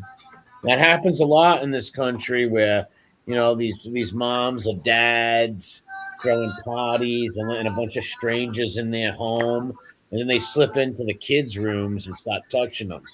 Rowdy Parade, what's going on? Jason, what's up, bro? You know, that happens a lot. And that's had to happen at those Hollywood bashes, too. And I bet you that happened. I'm sure. Well, they were letting them lay with the guys. Which is sick. Yeah, smoke it if you got it, people. I'm lighting up right now. Hit the like button while you're listening, too. If you haven't already clicked the like button, give us a like. If you're listening on Rumble, definitely give us a like and give us a sub if you're not already subbed. We'd appreciate it. Yeah, don't be at the Scott's Yard sub. Treat me like a hula. Treat me like your fucking Gumata over here. Treat me like Fibby Lum. Like Fago. Yeah, I'm sticking to that. I think that's the best name for his new twink friend, be Fago. I think that's great. Yeah, he'd take little Fago. That story is too funny, though, on the Fibby Hour Marathon New Year's, where he tells the story about the guy that works in his buildings checking him out sexually and whistling. And then he walks and the guy follows him and they argue. And the guy calls him a bitch and he knocks him out. And he was so this guy lives in the building? He's a no, he works at the building. Oh, he works at the so he has a trans that works at the building that's eyeing him and looking at his butt, and now there's a gay guy that works at the building that's been eyeing him. See, this is all suspect. It's the same one. It's the same guy. Oh, it's the same one. Yeah, he knocked him out. Oh, okay, because he was very clear about it being a trans. I still think it's just like a fucking trans that he met at an Arby's that he has a crush on. I think he has a crush on a trans, and now he's probably.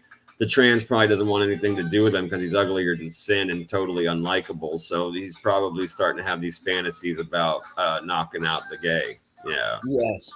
Because he's somebody like you walk down the street or you're at the doctor's office, you open a magazine and you see some Billy Ray Cyrus thing. Well, that day you ran into him and met him, right? Like, or you see a Michael Jordan poster, and that day you just bumped into Michael Jordan. Like liars like him will just make up crazy scenarios, and who knows where it comes from, right? Who knows where that shit comes from, but it's there.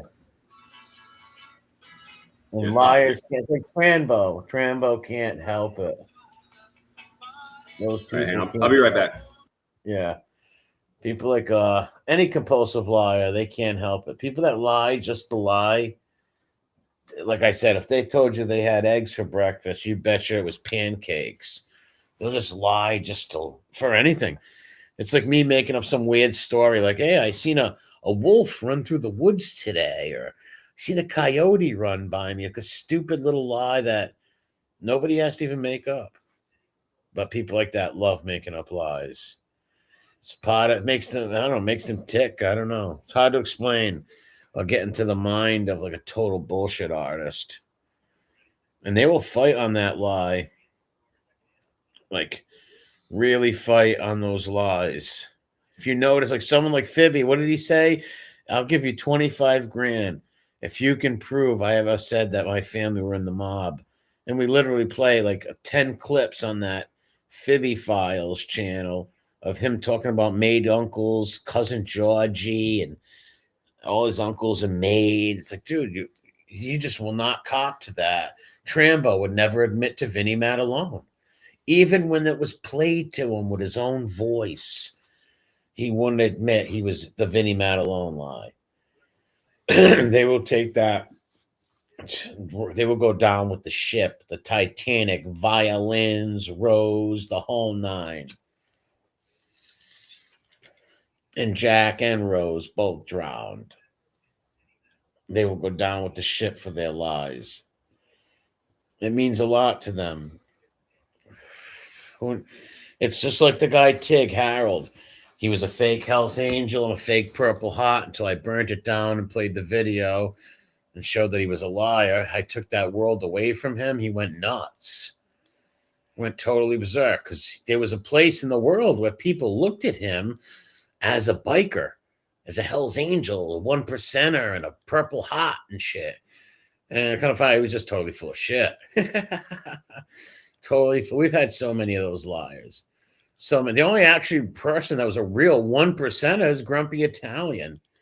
He's never bragged about it or talked about it, right?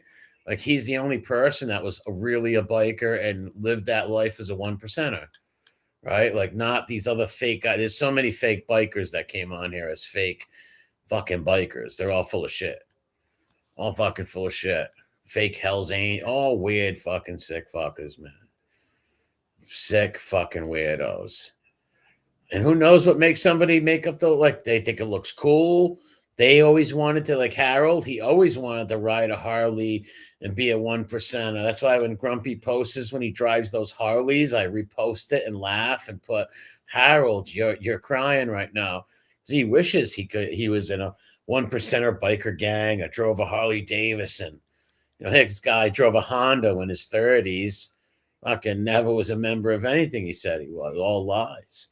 So that was a little world where he could go to on the internet and people thought he was something, right? That was a big thing to someone's life like that. You know, like you take that away from them and they will get angry and mad. They want people to look at them and like Fibby, he wanted people, he gets off when he gets hard when people think he's a mafia kid who grew up in a mafia home. That shit gets him off. It makes him feel special. I don't know what it fucking does for him, but does something. And it's really disturbing.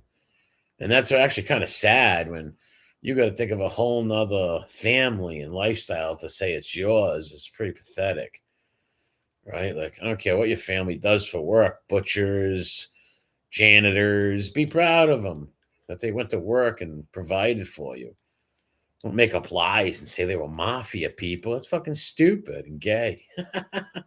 So fucking gay. But there's, like I said, a lot of sick people out there. And you can be anything you want on the internet. You can come out and be a biker, a fucking Purple Heart Marine. So until your bubbles bursted, you get to play a role. There it is right there. Yeah, until people figure out you're full of shit, you could be absolutely anything you want. Yeah, yeah. until you show your ass, so they find out you're lying, right? You know, I started noticing with that guy, with that stupid muscle guy, when he was crying about wrenches and fighting with women. I said to myself, "There's no way this guy was a Marine or a Hell's Angel. I can't prove it." So I kept my mouth shut. I was like, "Hell no, this guy could never, no way." Getting all mad about a wrench and sissy and sissy Forget like. about it. Of course, man. Yeah. Like, That's come some on, bitch made shit. it is. Oh, him like, this guy's in your room with a wrench. He made fun of me before. Like, so what? Get over it. Get over yourself. Fucking weirdo. And then they team. The funniest thing is him teaming up with that fucking Ricky Yoon. It's like those guys are literally fought each other around here for a year, called the cops on each other, made their wives go to police stations, and now they're on the same channel. Is that ridiculous or what? Of course. I just don't like fake shit. So, come on, don't be a fucking weird. It's one of the weirdest things, man. But that's what. And Harold really hates him. Like Harold's scared of him, but he hates Harambe more than anybody. I'll tell you that. But he's terrified of him. Even though he fears him, he hates him. He hates definitely him. Talked plenty of shit about him in the past. That's for sure.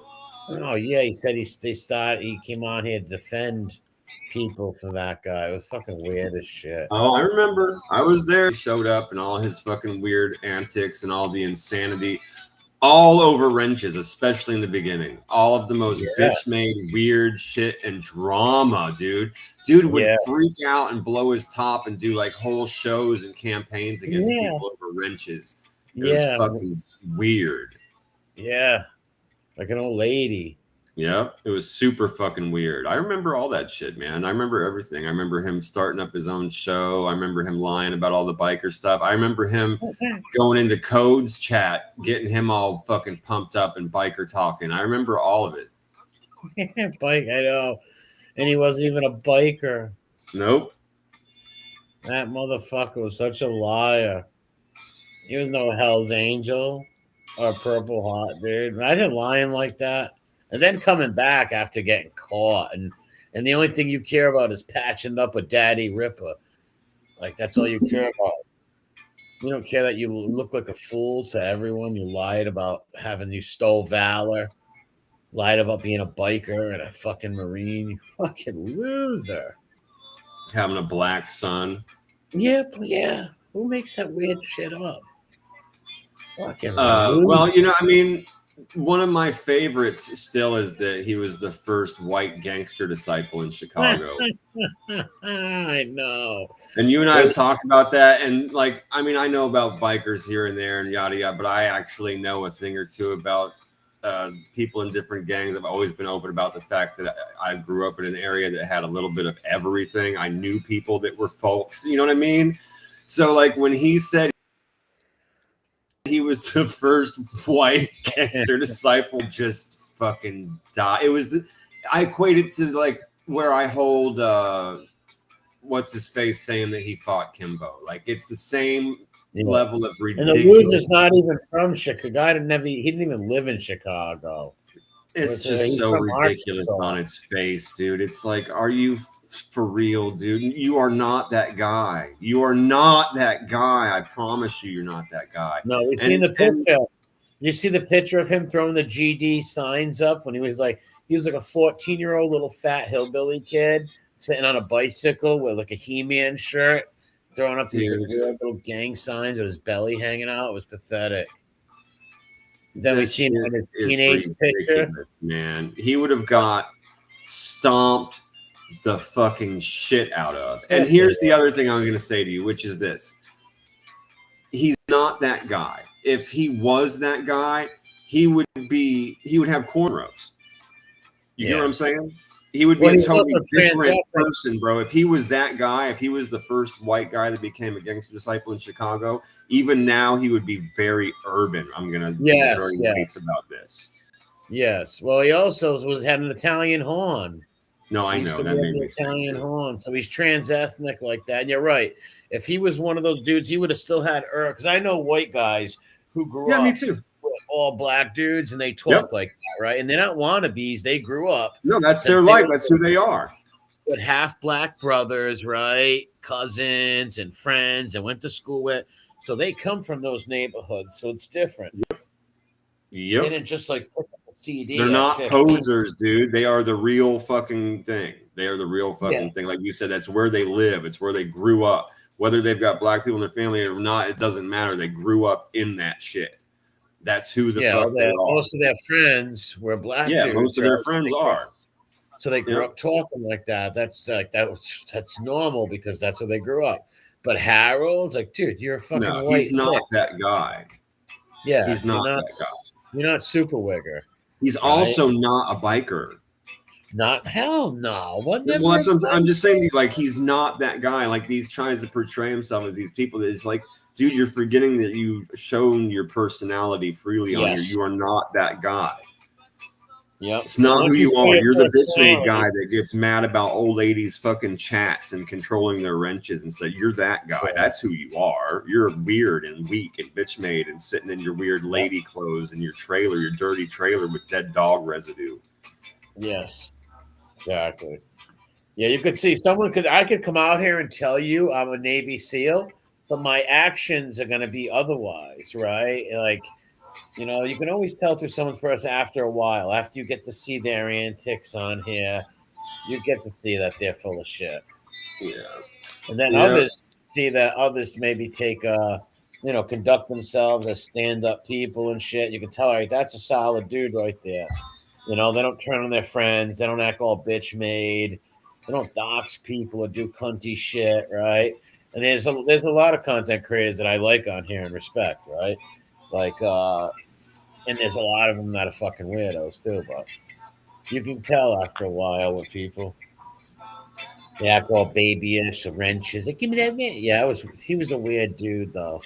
I believe that comes from a lot of the Jehovah's Witnesses. His dad not living with the father, you know, being raised with the mom and all the stepdads and the Jehovah's. Yeah. That's got to fuck him up, too. He had to never be proud of what he was. So he looked up to the Hells Angels. He looked up to a white biker gang because he must have got his ass kicked from the black dudes mad times and abused, right? Like, he must have got totally abused by the fucking homeboy. Just like Piggy. That's why every time that Piggy talks about somebody that's supposed to be tough or scary, he makes them black. Yes. Terrifying. He's scarred by it. His butthole still hurts, and he's got carpal tunnel. Yes, he would probably literally cut his left leg off to be them. Yeah. They they would secretly hate them though. Like, those little like wankster types or wannabe kids who tried to be like that as teenagers and grew out of it and like realized they looked stupid but still wish they were that. Right. So they don't like the actual people because they're afraid of them. They've been abused by them, but they still act and dress like that because they think that's what other people think is tough, like they do. They think they're going to be people to be scared of them, like they're scared of the other black guy. That's why I say every time he says somebody's tough, they're black. Every time he says somebody's scary or they're going to be there protecting them, they're black. It's like, bro, you're weird, man. You're weird. You got your butthole touched. You've been given handies by the dumpster for too long. Crazy people, man. Yeah, 100%. Yeah. But you get to see, like I said, for people on, you get to see who the cowards, right? Fucking on here, the liars, the fucking phonies. There's a lot of them. But yeah, that's got an internet attracts all that shit.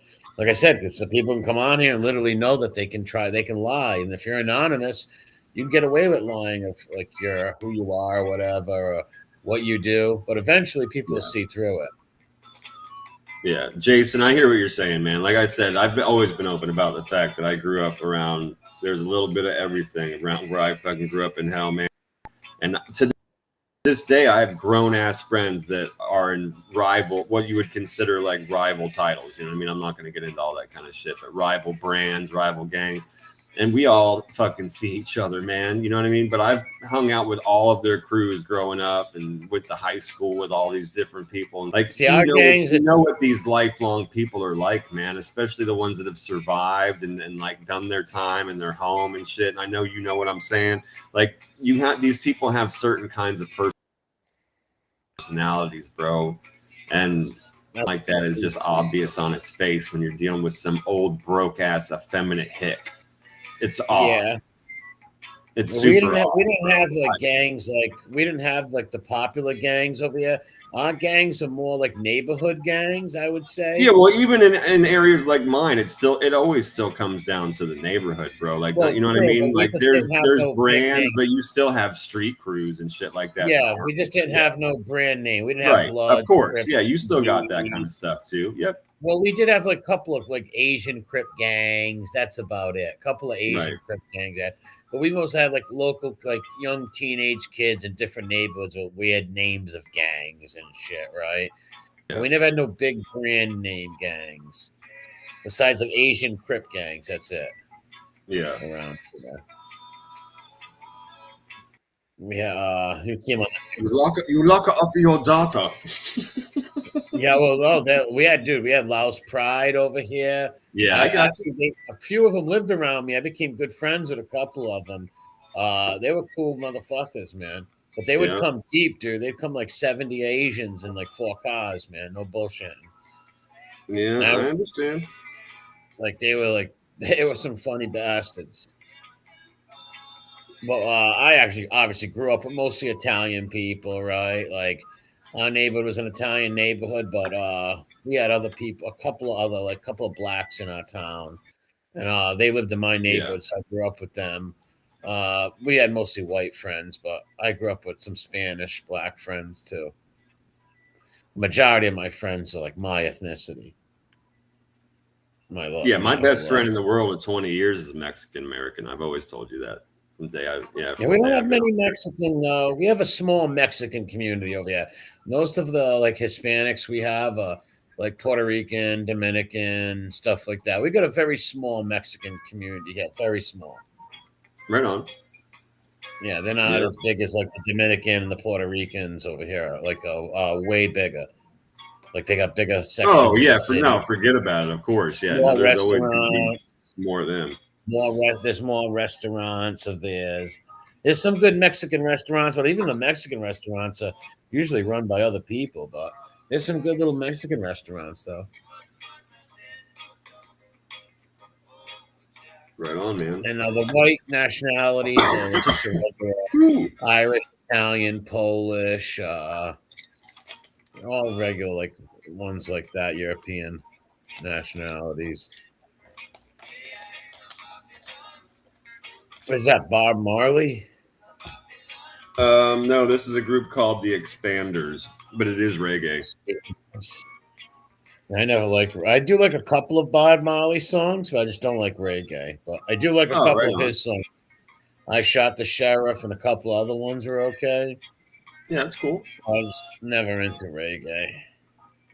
I do like reggae a lot, and I usually listen to it like late at night when I'm really chill and super baked and I'm just kicking it, or sometimes like in the daytime if I'm working, I'll put it on in the background.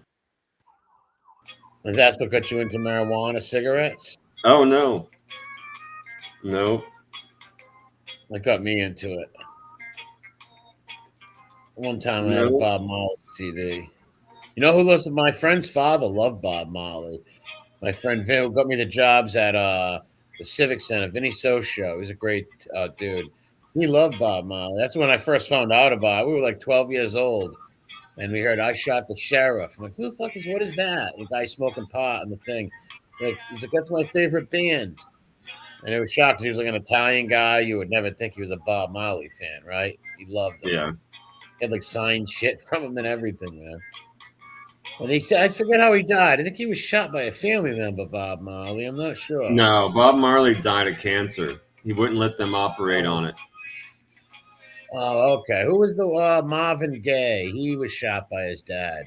Yeah. That's right. I thought it was, Marvin Gaye, poor bastard. Imagine your own father fucking pop. Unbelievable. Unbelievable. We just saw that shit on Trash on Blast, our last episode before the holidays. That old man shot his son in the face for not visiting his mom in hospice. Remember? Yeah, there's no reason to do that. Insane. That's your son, man. Yeah. You give him a yelling at. Give him a punch if that's the case. Slap in the fucking head or something. Sure, bro. You don't shoot him. No, God. Let alone in the face. Yeah. In front of his wife. Yeah, it's pretty heartless there, Daddy-O. It's like it kept getting worse as we read through the article. I remember I kept going, whoa, holy shit. Dude, okay, he shot him in the face in front of his wife in their house. Like, holy fuck, dude. Worse and worse. Grandpa of the year. Daddy's home. Yeah, right, exactly, dude. I didn't win Father of the Year. What the fuck? It's a conspiracy. Well, maybe you're a psychopath, Pops. Yeah. Fucking psycho. Go drink a tall boy and punch Mom in the eye again. Oh my God. Because she's got those raccoon eyes for sailor rent. Because he already told her twice. Yeah. Get my soda. Get my quack pot. Yeah, what a great old love song, that song. She's got two black eyes. I remember that song. It was a great song. Yeah, it was a great love song. Yes. I split her lip Wednesday. That was another hit. She's got two black eyes because I told her twice. Yeah, I snapped her ribs. She tells people she fell down because she knows I love her. Yeah. He'll never do it again. That's there you go. That was a classic. He'll never do it again. Yes. It's my fault. It's my fault. That's a good one. It's My Fault was the great hit of '88, the summer of '88. That was a good one. That was a great one. Our little Joey witnessed it all. Yeah, they got out of control though with "Shut Up, Bitch." That one was pretty aggressive.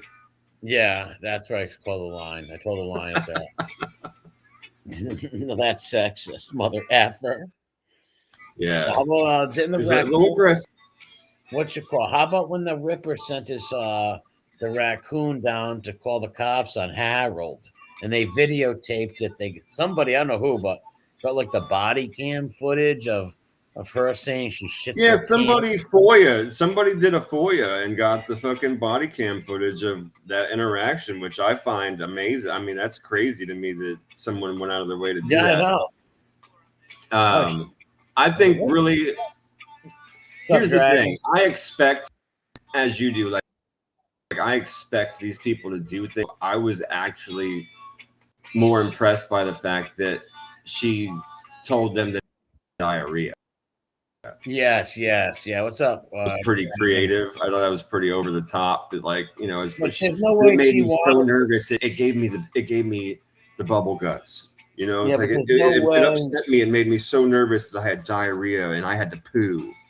There's no way that she wanted to do that. He told her to do that. There's no way no woman's going to want to go and say weird shit. And it's not true anyways. And it wasn't even a real guy. It was Harold's alias. Right? Mm-hmm. So they've always been little rat motherfucking You're going to go to the fucking police station. You're going to do this or I'm going to fuck your mom again in a dress. Yeah. Problem. He's a sick, degenerate, depraved motherfucker. I'm just like, I can only imagine that's why that's so extreme. It's like I can only imagine the horrific, horrible stuff does to those people in that house. That's what he's done to Tillicum. That's what he's done to Tillicum's whole family. And his mom. That's exactly what I'm saying to you. Exactly. That's right. Yeah, probably put them through hell. Tillicum through hell, the beatings, Tillicum took. Or Tinicum, whatever you want to call it, the fucking tub. The beatings, you're fat and all that shit he probably told her, right? Oh, that's a daily. Yeah. That's a daily. I mean, one thing's for certain, like all jokes aside, is that, anybody around that person is being constantly degraded. Yeah. I don't want to live like that, right? Like, what the fuck? Guy's a weird, disgusting sodomite, fucking takes cocks in his mouth. Guy sucks on prick. You can't unsuck a dick, okay? Weekly. Yeah. If you're a fag and you're proud of it, God bless you, right? While dressing, and he's dressing like a woman while he does it, Yeah, you want to act like you're some tough fucking Tony Montana, Weirdo, you're a fucking dick sucker, dude. You ever go pulling up? You ever pulled up on fucking the wrong person? They'd split your fucking fanoik wig, dude, real quick. Put it that way. Like fucking weirdo. Motherfucker's probably got AIDS. Imagine being Arkansas Harold. What a self blow to his self-esteem that he has to like bow down and suck his prick on the internet. That's why he hates him. Even Captain Lou. Captain Lou hates him too, even though that she has to like kiss his ass. That's a given. Yeah. Oh, that's all bowing down and bending the knee shit. That's all that stuff. Yeah, imagine being scared of imagine someone that can make you kiss their ass on YouTube. Mm-hmm. Like they're not near you, they can't come hurt you. They're states and miles of countries away, but they can move you and make you fucking bow and suck their ass until you choke on shit on YouTube. That's what gives that rapo it gets him hard when he does, especially to straight men like Harold and Mike Chick and Carlos. They're all straight dudes who he can emasculate and make them suck his prick. And he gets off on that weird shit. It's weird. It's a sick fuck. Yes, he is. And the women too. It was a time traveler. I would love to get fans. I wish I was Dragon.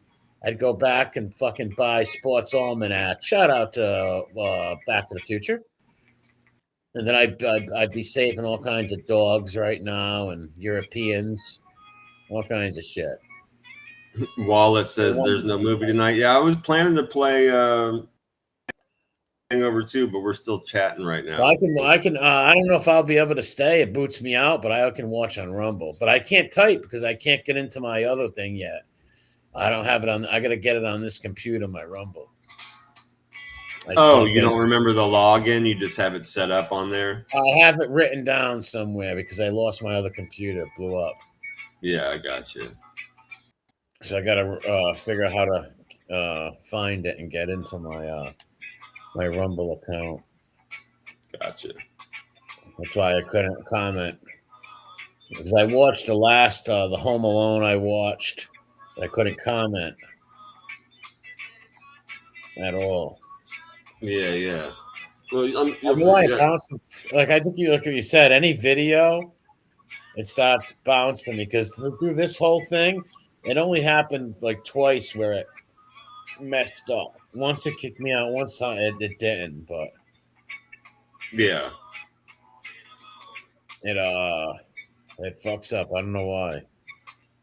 I don't know if it's got to be just like the memory or something. Computer. Yeah, it's the computer. Yeah. I grabbed the last time I grabbed the wrong one, and it might be past its update allowance too. Like sometimes if you're not updated to like a certain kind of a software, or whatever, the video won't play right or it won't load right. Yeah. So, that's possible too. Who knows, man? I have an older laptop that I use once in a while just to go online, but it won't update anymore. So it's like that with weird stuff. You know, it like won't load certain things. Yeah, or maybe there's gremlins in it. Happened back in 42. They're putting gremlins in all the machines. There you go. There's a fucking gremlins quote. Jordan White Troy. I've been pretty excited about the Night of the Seven Kingdoms. It's coming out on the 21st. I might get HBO for that. What is it? The Night of the Seven Kingdoms. It's a show adapted by these 3 novellas, these 3 short stories about the Song of Ice and Fire world. About a hedge. Okay. It's about a hedge knight and a prince who go all around the kingdom unfoiling little adventures and shit. Yeah. That's the show that you're in the books that you like, right? But the guy hasn't written anything new. Yeah, all right. Yeah, it looks good. It's not all like global homo or woke shit. It looks good. That's cool. Yeah, I just watched the final Mission Impossible movie, Dead Reckoning. It was amazing. I never seen them. I'm huge into the Mission Impossible movies, man. They've been playing since 1996, bro. On for a really long time. I think I've seen the 96 one and I liked it, the one from 96. But I think the other ones I never watched because I like him jumping out of planes, landing on a train, and then punching through it and shit. He does all those stunts for dude. He does all the stunts. That's one I was getting ready to say to you. Like one of my favorite things about Mission Impossible is that this crazy bastard does this shit for real. Yeah, I heard that. He's crazy like that. Yeah, you can watch it. You can watch the clips of him doing it and stuff. Like it's fucking amazing. This guy's nuts. And I'm not a really gigantic Tom Cruise fan, but he was born to play fucking this part, and he is amazing in the Mission Impossible movies. They are so good. He is a crazy son of a bitch, but he can be a good actor. Yeah, I've seen him in movies that I liked him in. Even though I think they just had the very last one. It was the last one they're ever going to make. You know, he's getting older and shit like that. And it was actually like the culmination to this story. And it was really, really, really good. He's a total loony, man. Ever see him jump on Oprah's couch, jumping up and down like Cindy Brady? Mm-hmm. Like he's like Peter Brady, who just got a fucking new toy. He was jumping up and down like a little kid. Yeah, she escaped. She got out early. I was proud of her, man. I don't know her, but I was proud of her. She saw what those people were like, and she saw how he was trying to keep her in a fucking glass bird cage and start culting her out. And she was like, "Fuck that! I had your kid. Give me money. I buy."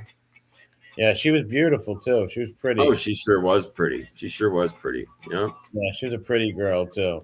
He was a fucking. But she got the fuck out of there, and you can't blame her. Oh no, who would blame him, man? Fuck that. We want to live with some psycho like that, keeping you controlled in a cage and Scientology and all that shit. Zeno's gonna tell us we're gonna go to dinner tonight, sweetheart. And then can you imagine the couch jumping Oprah guy like next to you and like in your house and cult smiling at you all the time, dude? Yeah, freaking out over some kid taking someone taking a Valium or something. He's freaking out over the lady taking a Valium. He's a psycho.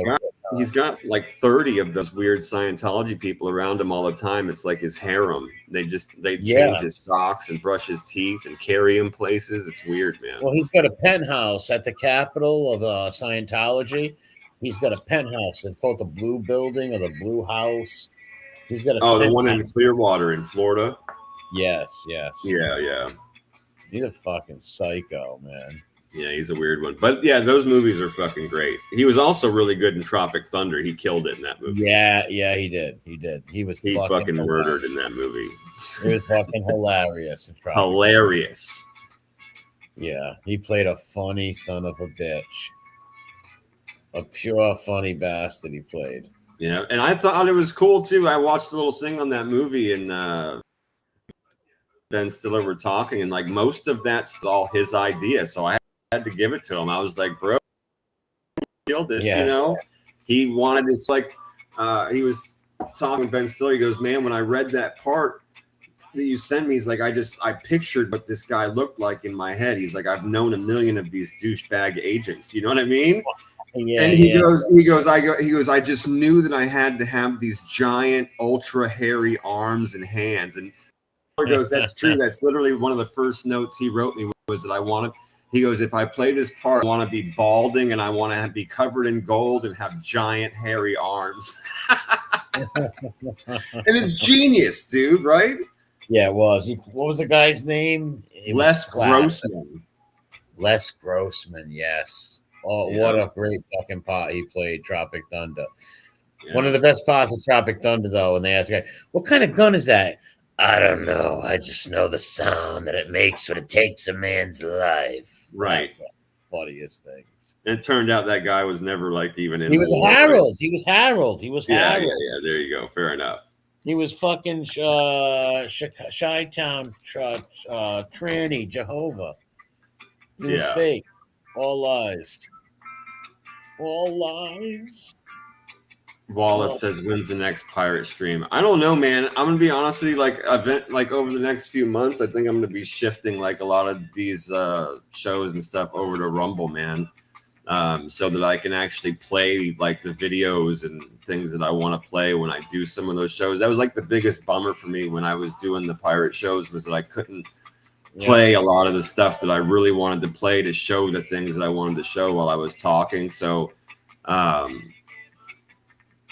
it's going to be a little bit, maybe a few months, but I'm going to eventually start moving a lot of stuff over to Rumble, including this show eventually, so that we can have like parts that when we want to talk about history or we want to play certain videos and show things, we can, or when we're doing music, we can play videos or whatever, like we can just do more on Rumble than we can on YouTube. So I think eventually we're probably going to shift a lot of this over there, and then we can actually just like play the movie, and like we won't have to literally turn our show off to do a movie too. That's the other thing.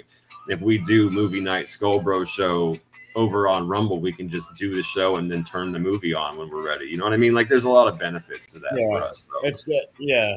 I'd come over here for like 10 minutes, 15 minutes, advertise it. That's about it.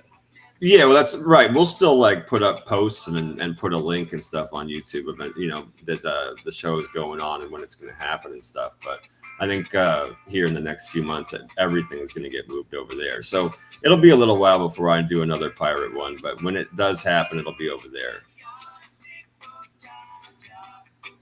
Yeah, the pirate, you can show different things. You can do a lot over there. You can't do. Yeah, there were so many different. Like I said, I think 6 or 7 of those, and there was at least half of them that I really, really wanted to pull out certain videos and like show the places or like some of the people, and I just couldn't, man.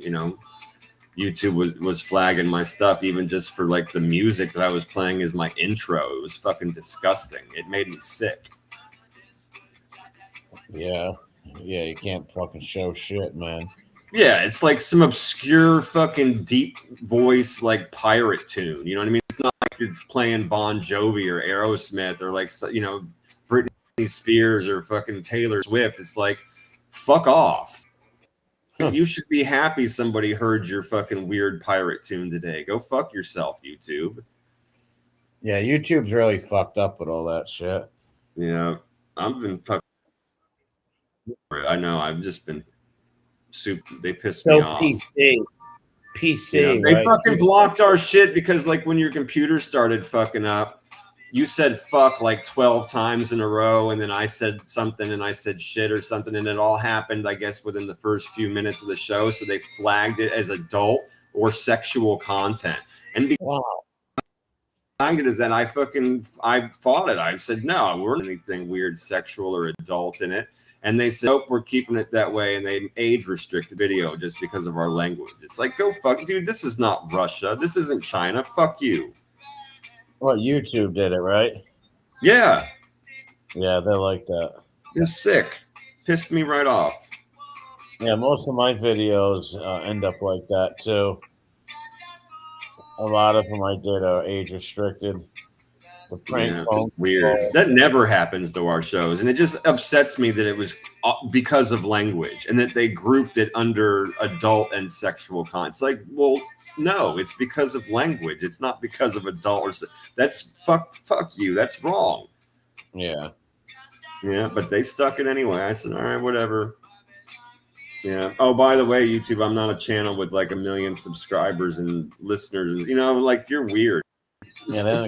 Hey, William, did you find the Silver Bullet channel, William? You gotta. Shit, I think I left you a message, but I'm not sure.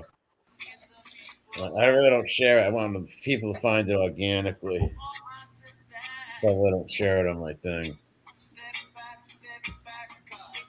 But yeah, I mean, now it's like it's a little after 2. I'm not going to stop the show and do a movie tonight. I think I'm just going to take that post down and I'll do Hangover 2. Like, I might come on and do it tomorrow night. I might come on and watch it then. I like the first one. I never seen the second one. The second and third one are both got all the same actors, which is really what holds it together. Franchise. Usually franchises don't usually keep the same actors. Yeah, and these do, which is one of the things I like best about it. You have the same actors in all 3 movies. They're all 3 very, very, very funny and introduce kind of like new characters here. Like in the third one, what's the guy's name? John Goodman, right? The dad from Roseanne. Yeah, Goodman. Yeah, he's in number 3. He plays like a gangster. But yeah, number 2 and number 3 are both really, really good. They're funny. Yeah, I've been excited about, like I said, the Game of Thrones thing. That's cool, bro. I'm glad you're getting some more of that stuff because I know not... you and Aegon both told me about how the guy even said like his fans could kidnap him if he didn't write the stuff in a certain time, and he hasn't. It's been like years you guys have been waiting. Yeah, if I ever seen that guy, I wouldn't kidnap him, right? But I would start arguing with him and like deep questioning him. When the fuck are you gonna finish Winds of Winter and Dream of Spring? You've been fucking around with this House of the fucking Dragon faggotry, all this other bullshit. This Duncan Egg, which I like Duncan Egg. I like the books, and the show looks like the show's gonna be good. But I'd rather have the finishing of the Song of Ice and Fire series. Like, what the fuck? It's been fucking seemed like 15 years since we got a book. Yeah, well, at least, like I said, I'm happy. You know, I'm happy for you. At least getting something that'll be new that you can look forward to. Yeah, we used to watch the Boardwalk Empire. Like me and like 6 or 7 of my friends used to get together at Damien's house. Yeah, we'd all go there and watch it. And then Game of Thrones came on. I read the book, so I told him it'd be good, and we started watching that. You know, like we'll all go over there and just watch it. Might do that with this. Not sure if they want to watch it. That's cool. Right on. I hope it ends up being good, bro. Never really watched shit on TV ever, because the TV's been sucking ever since these stupid we haven't. All these movies are all fucking lazy writing, right? Transmission stuff. It was weird. Like they did the same thing with Lord of the Rings. Like they came out, they brought a show out on I think it was Prime, and they spent just hundreds of millions of dollars on. It was crazy the budget they put behind this shit, man. So like everything looked great, right? Like everything looked really good. A lot of the writing was good, but the first season was rough, man. I wanted to like it, and I'm glad I wasn't alone. Like there was a huge outcry from actual fans of like The Hobbit and Lord of the Rings and stuff and that whole universe. People were like, "What the fuck are you doing?" So luckily they tightened it up and it got much better in the second season. But the first season had a lot of really weird stuff, like you're talking about, shit that is just shouldn't be in the universe at all, and they just force it in there for no good reason at all. Yeah, they shouldn't do that. You ruin shit when you do that. You know, if they just left politics, I don't want to see politics in shows, right? If you just leave politics and all that bullshit out of it and just make a good show, right? Like, what the fuck? Yeah. Well, they really, like I said, they screwed up the first season. I thought the second season was better. They tightened some things up and took some of the critiques, I guess, to heart. But they still had some of it that was very, very strange, and it's hard to get on board for if you're a real fan. Yeah, Frodo's fucking blowing Samwise Gamgee's father-in-law. We got a problem, right? Bilbo became a dildo. Gollum is in love with some guy Dracula. Like, give me a break. It's fucking weird shit. Yeah, it was transmission. Some odd, questionable choices in the characters and the actors that played certain parts. It was very odd, yeah. And yeah, some of the writing in the first season was not like the best, but it was okay. You know, especially when you have books to go by, right? Like the story's already there. So Game of Thrones sucks so bad because they didn't take the story that was already there. They left. Well, I mean, they did have to kind of like they didn't really have all of the writing for these stories. That's the thing. Like they just explored the universe, really. That so they didn't have the writing. You know, they followed the lore. Right, like they followed the lore of the age that they were in, and like they set up certain stories certainly from those ages that were put together, but they had to take liberties with like the individual conversations of the characters to fill space, you know. So some of that got weird, and it got weird especially because of the characters that they chose, or the actors that they chose for some of these characters. Rather, very, very strange. Yeah, well, they're supposed to have more. I'm hoping that it gets better each time. We'll see. Yeah. I'm also not convinced on this whole Gollum making. I think that it's very bizarre. Yeah, I don't know much about it. Oh, you started rewatching Boardwalk Empire? Yeah, I didn't like the last season, but the first two were good. Bella, what you saying? MRE would tell you what. The movies, Night of the Seven Kingdoms, the show. Supposed to be coming out on the 21st of January. It's supposed to be good. I read the books. I like the books. They're awesome. But the show is going to be just like the book, so. But when they don't take, like Game of Thrones fucked up because they had all this book material, they skipped past so much of it, then they ran out of the book material and they made their own terrible 3 seasons that were just the most disgusting TV ever put to mankind. Unlike the first 4 seasons that were good. It was just disgusting, so they ruined it. Totally disgusting. But hopefully the Duncan Egg series is better. Well, Night of the Seven Kingdoms is called. New Robin Hood. I haven't seen anything for a new Robin Hood. Oh, Robin Hood looks good. Really? I've never seen that. It depends on the tone of the movie, right? The one they made with Russell Crowe wasn't good. I'd seen that. I thought that was going to be good. It was terrible.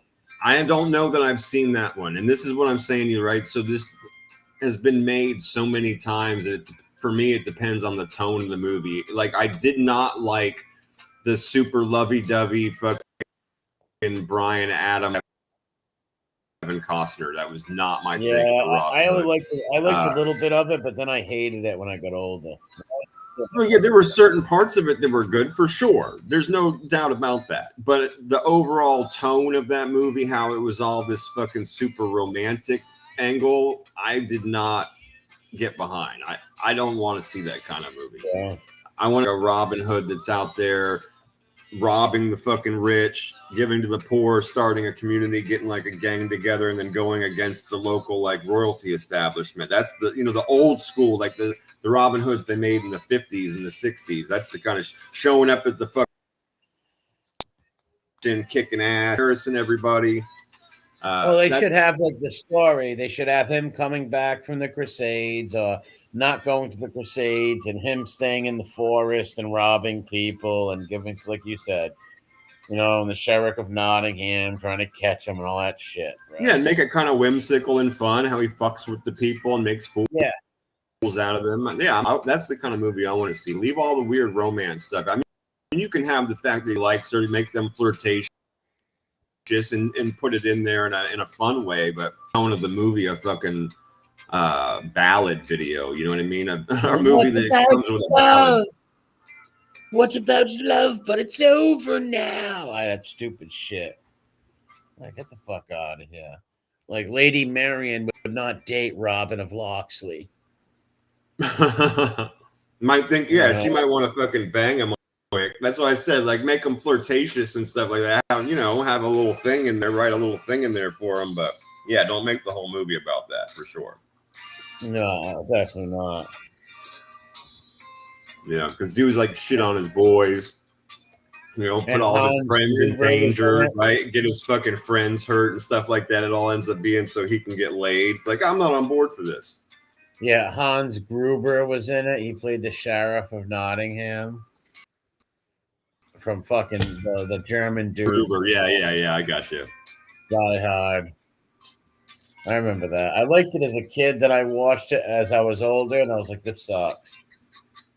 Like this, I didn't like it. I liked it when I was younger.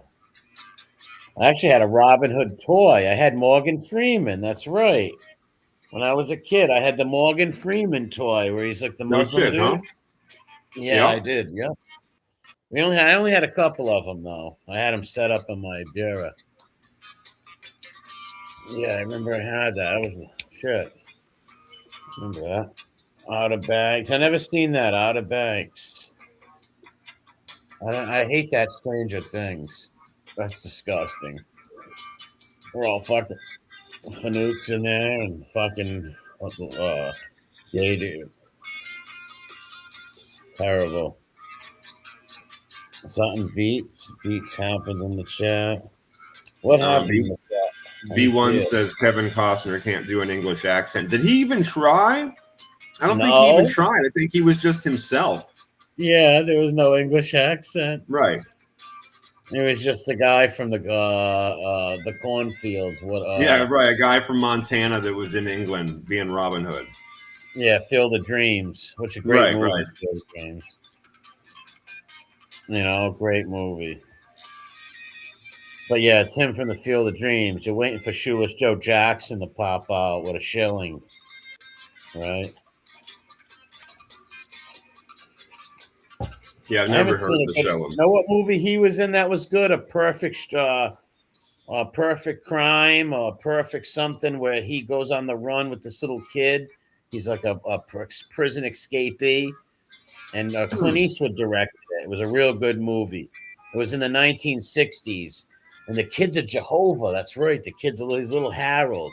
He's a little Jehovah who's not allowed to go trick-or-treating and shit. And Kevin Costner lets him go trick-or-treating, and they go on this wild adventure.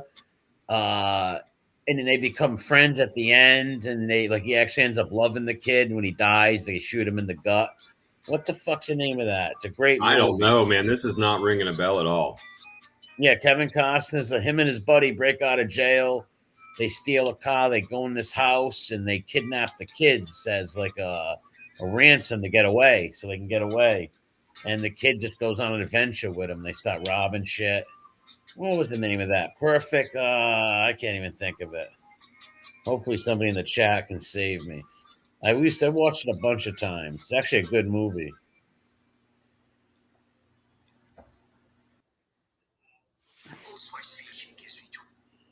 Oh, Old Spice deodorant. No, go fuck yourself. What was that? Strangers? What the fuck was that, man? That's bothering me. I know so much of that movie too. A Perfect World, maybe. Clint Eastwood directed it. He was in the movie too. And Costner was a good bad guy, but he was a good bad guy. Here, hang on. Hang on a second. I'll look it up. I'll just look up those two actors. 90s. All right, hang on. Movie. The little kid's name was Buzz. It was pretty funny. He steals a cat. Kevin Costner and who? Who'd you say? Clint Eastwood. Clint Eastwood. He was all over there. They go on this big spree, robbing. Yeah, it's called A Perfect World. Yeah, that's it. 1993. It's the movie featuring both Kevin Costner and Clint Eastwood. Yeah, that's a good movie. Directed by Eastwood. Good movie right there. Real good. Right on. It's like a bad guy who's a good guy in a way. Like, when he sees like this old dude beating up a little kid, he fucks up the old dude. Like even his prison partner who breaks out with him, like he wants to hurt the little kid, and Clint Eastwood kills him. Not Clint Eastwood, fucking Costner kills him. He doesn't let him hurt the kid. And they become like real good friends. And then he's never been on a roller coaster because he's a Jehovah. So Clint Eastwood lets him sit on the top of the car, right? And straps him in with rope on the car and flies. Okay. And the little kid's got his hands up going, faster. And then he sends him trick-or-treating. I'm on top of the world. Then he sends him trick-or-treating to rob people. And the little kid's all happy. There you go. Funny fucking movie. Fucking Fago snatches him through the door and puts him in a porn. Yeah, there you go. Pierre's fucking ex-lover, Fago. The twink. That Fibby thing was hilarious, though. Those last few Fibby tales, they were fucking hilarious. Real funny. Right on. Yeah, the story with the father walking on the two gay friends blowing each other. He's like, my dad told me, Jeffrey, I saw them sucking each other's cocks. I'm like, oh, what the fuck? Sounds like the Christmas party he took Fago to. And then Phoebe insulting. He kept calling the brother a bastard, the stepbrother. That he was making fun of him because his father didn't want him or something. It's like, dude, you were adopted too. Why are you making fun of him? Yeah, right. It's like, what are you talking about? And I still want to crack the case of both of the fathers, adopted dad and biological dad, on the same Navy ship. That's bullshit. That's not true. No way. Don't add up with the adoption story. I don't believe it. It's like a North Korean origin story, bro. Yeah, it's fucking crazy. Stupid and ridiculous on its face. All of it. All of those tales are fucking base, man. Yeah, he also brought up the girl that had a crush on him from 3 states away that came up, and he's like, all right, before you come, I only got one bed. And then he buys a futon. Yeah, by girl, he means the piece of rabbit fur he carries around in his pocket. Yeah, exactly. The Joey Marlino doll that he's infatuated with. Oh, man, what a psycho. People like that are amusing, though. Like I said, that's hilarious. When you've got people who try to lie and believe, there's nothing more funny than a Harold or a Trambo or a Phoebe. That shit is hilarious to me. Yeah, Phoebe's just fucking. I hate that guy, man. I've said all that, but I don't know what else I can say about the dude. Everything that comes out of his mouth is ridiculous. It's going to be that way till he's 80, 90 years old, or hopefully until he jumps off a fucking building. Well, imagine the stuff Phoebe tells to people off of YouTube. He's Phoebe Gotti to them. Of course. Without doubt. He's Phoebe Gotti Capone. Yeah. He's always going to be that way. The fucking guy's damaged, bro. Yeah. He's a fucking psycho. Severely damaged. Very funny, though, to hear these stories that are all made up and socially awkward. You don't even know how to make up a real story because he doesn't know how real life interactions go. So he just thinks it's like with the movies. It is funny shit. It's like, dude, no one's gonna. Oh, the cat story. Like, why would you lie about that? Like my cat. My cat. Made him feel important and liked. Yes. And appreciated. Yes. Something to talk about. He couldn't talk about nothing else. He's just not interesting. He had a hard day down at fucking Fago's workshop getting DP'd. Yeah, Pierre and Fago had him on a spit. They're just DP. Yep, it was DP day. Yeah, they spit roasted Phoebe. AKA Thursday.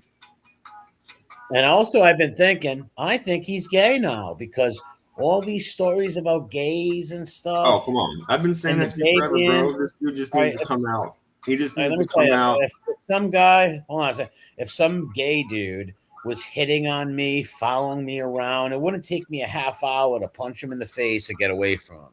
Right? His story about the gay man arguing with him and following him around and blowing kisses and saying you're hot. I wouldn't touch the motherfucker. I'd literally turn around. If dude was stalking you in a situation like that, you look at them while you're calling the police. You don't put your hands on that motherfucker. No, you don't want AIDS. But let's say there was no other choice. All kinds of shit that you're going to catch, bro. You catch an ST, your skin on them or something, or it ends up being a fucking hate crime. You can't win, bro. Just call the police and tell them to come there. But what do you do when they're approaching you? Let's say they're in your personal space. Yeah, as long as they don't put their hands on you, there's nothing to do about it. It's like as long as they don't touch you, you just stand there and smile at a bitch. Yeah, while talking to the police where they can hear you. That's what I'm saying. It's like I'm on the phone with the police. Punch you. They could hit you. You are fucking stalking me. I hear different, isn't it? That's totally different. If that motherfucker puts their hands on you, if they're in your personal space, if they're in their personal space, they can put their hands on you. Well, fine. I mean, if you're just looking for, but I personally don't want to catch the chance that I have AIDS now because I broke his tooth with my fucking knuckle. No, I get you there, but that's what Phoebe was describing, though. Right. So it took him a half hour to either call the cops, get away from him, or punch the guy. He said he fought the guy. Yeah, right. That's all. Not true. Phoebe, if in any altercation whatsoever, will immediately crawl into the fetal position, screaming for help, playing victim, and then later will talk all kinds of shit and make up vicious lies about you. Yeah. But he will press charges against you. Oh, for sure.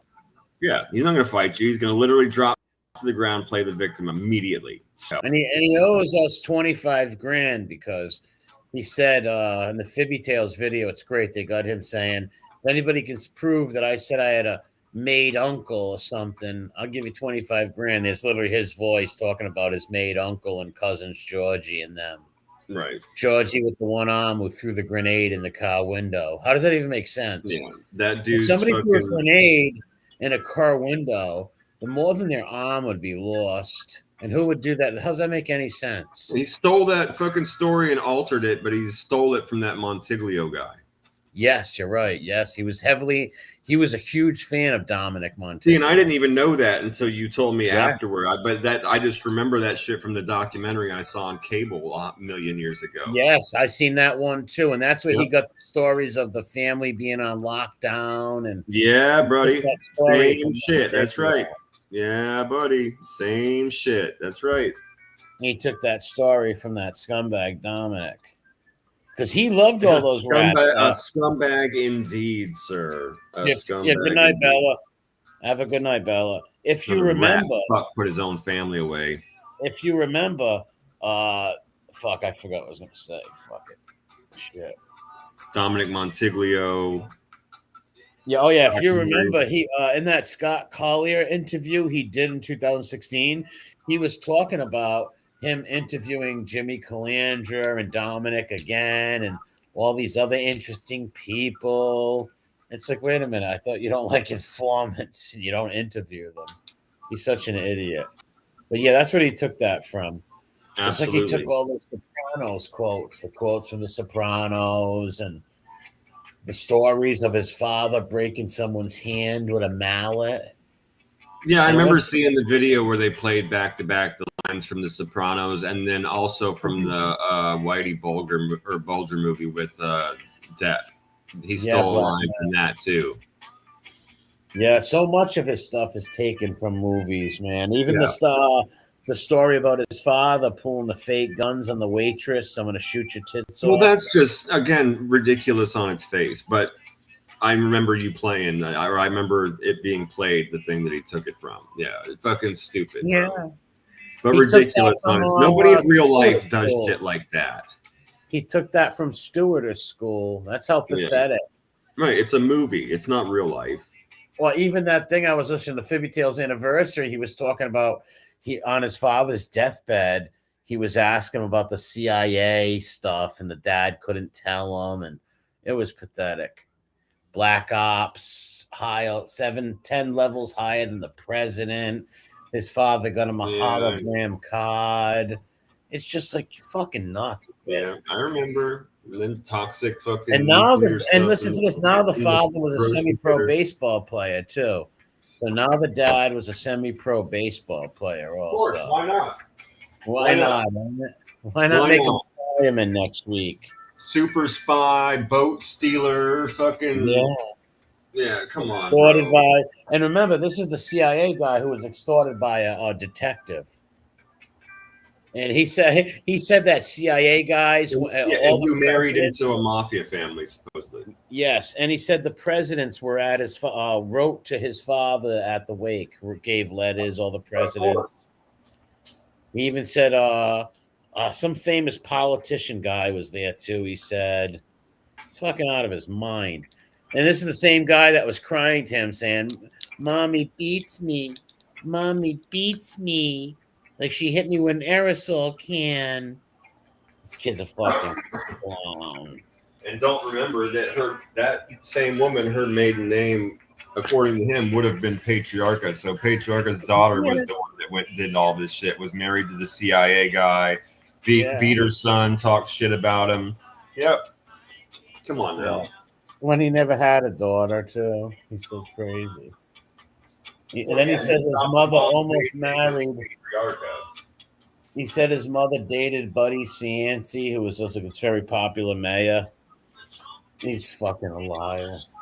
Everything's a lie with that guy. I wonder what's going to happen. Did he lose his emergency contact? I'm not sure. We need that guy, Jimberly, JT, to make Fibby lose the emergency contact. Where he can't. If he goes into the hospital and he's got a gerbil stuck in his ass, he can't call her no more.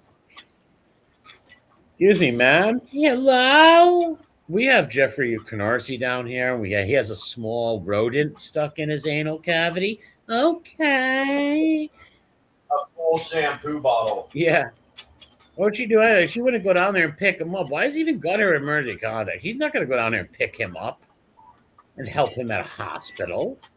She'll put a piece of roast beef on the corner for you, but she ain't going to pick him up at a hospital. He's not even allowed in her home. Yeah, right. Dude, or claim the body or something. Yeah. Come on. If he was he got killed or something, she might act like she liked him or something. But I don't know, it's weird shit. People are weird. Can you be my emergency? I didn't mean some lady off of YouTube. Can you be my emergency contact? So, do you have any family? Not that like me. His mother, Laura Lohman, hates him. His stepmom. How could you Utterly not? hates him. Oh yeah. I bet you she's got some dark secret. There is someone right now who used to know Phoebe from Virginia Beach that they're doing this on their own, has nothing to do with me, that they're actually doing investigations and getting, I guess, calling Phoebe's stepmom and shit. And they're going to let me know what happens. I don't know yet what happened, if they did or not, but that's pretty out of control. Yeah, they'll probably leave me a message or something. You know, if it's done in poor taste, I won't stream it. If it's not done in good taste. Like if they have like some interview or something, they post up, but it better be legit where the people know they're being recorded or whatever. You know, not just harassing people, because I won't. That's what I told the people. I'm not posting nothing of harassing people. That's weird. Like, no, we know the lady. We're gonna talk to her. I'm like, okay, that's on you. But maybe they'll come back with some funny stories about Phoebe, because he said he threw the brother down the stairs. Right? Him and the stepbrother hate each other.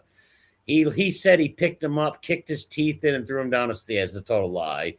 I wonder the real story. I bet you Phoebe jumped in his bed one night under his covers and tried to mount him, right? Or some Stalked. weird. It's the trans, yeah. Stalked fucking Fago outside his apartment and pushed him in. Said, "I'm just like you. It's okay. You could touch it." Yeah, Phoebe jumped in the bed to tummy sticks. He wanted to play tummy sticks with his stepbrother. His stepbrother beat him up.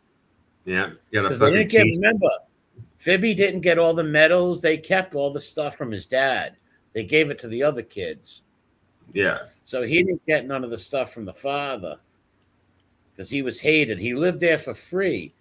Like, so this lady wasn't mean to him. She let him live there for free. He didn't work. He's just sitting on your couch. Well, that's what I've said to you before. Imagine having this fucking weirdo, psycho, pathological fucking fanook living in your house, not working, eating your food, being rude to you all the time, making up weird delusions, being a hockey player and a fucking Elvis impersonator. Fuck that guy. Yeah, he's like Elf on the Shelf. He said that the brother got mad at the father because he bought Phoebe jeans. He said that his stepbrother got mad at the dad because the dad bought Phoebe a pair of jeans. So he's fucking Cinderella now. Yes, his coach is turned to a pumpkin. He has an evil stepmother and fucking stepbrothers that don't want him to have clothes. Yeah, so what's up, Tommy? Yeah, I'll be right back. I'm gonna grab a drink. Yeah, it's really fucking sick. Picture the crazy shit. She probably caught Phoebe like literally masturbating in the rose bush or something. I can picture the 6 stories. Because Fibbin says after he was abused by Mommy Dearest, he moved in with Daddy and Laura, and fucking they hated him because he didn't work. That kid is out of his mind. I was always fascinated by bullshitters like that. It's always fascinating stories coming from the bullshitters, the land of bullshitters conquest, I call it.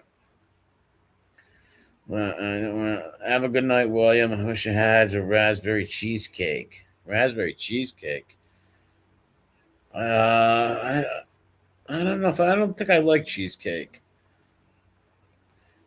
Can't remember the last time I had some. Yeah, and I didn't like it as a kid.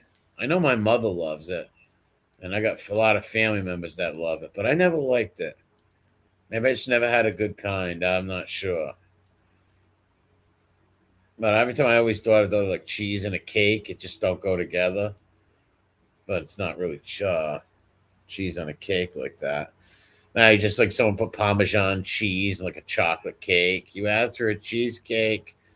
That's what I got in Virginia. I asked for a Italian grinder. They gave me fucking bologna, ham, American cheese. I'm looking at the lady like she's fucking nuts. Look, are you serious? We call them subs out here. I don't care what you call them. Italian fucking sandwiches don't have bologna and fucking American cheese on them. Like, that's a fucking travesty. A fucking travesty. And welcome. It's your favorite emergency contact. Bad news, Phoebe. They're not coming to pick you up. But they're going to cut my leg off. Well, you're going to lose the leg. They said they're going to pray for you. It's the adventures of the emergency contact. What a fucking psycho Phoebe is. Fucking, I'd love to speak to that fucking stepbrother. The years of Phoebe there must have been fucking classic wars, family arguments. The fight that he describes probably never happened, or the stepbrother gave him tummy sticks. One of the two. But Phoebe must have I had a dream where I had a worm in my bum. I had a worm in me. No, that's you and your brother. Well, they were probably under the sheets going at it, and they had to throw fucking hot water on them like they were dogs mating. Right? Like fucking weirdos. You sick puppy. Italian cookie? Italian cookies? There's all kinds of Italian cookies. Many different, like little pastry cookies. They're real good. There's all different kinds. So many. It's a little piece of spaghetti on a cookie. It's a meatball on a cookie. It's Phoebe. How about Phoebe Loman's fucking head? Phoebe Loman, yeah. That's hilarious. Or Trambo's boxing stories. And Vinny Matalone.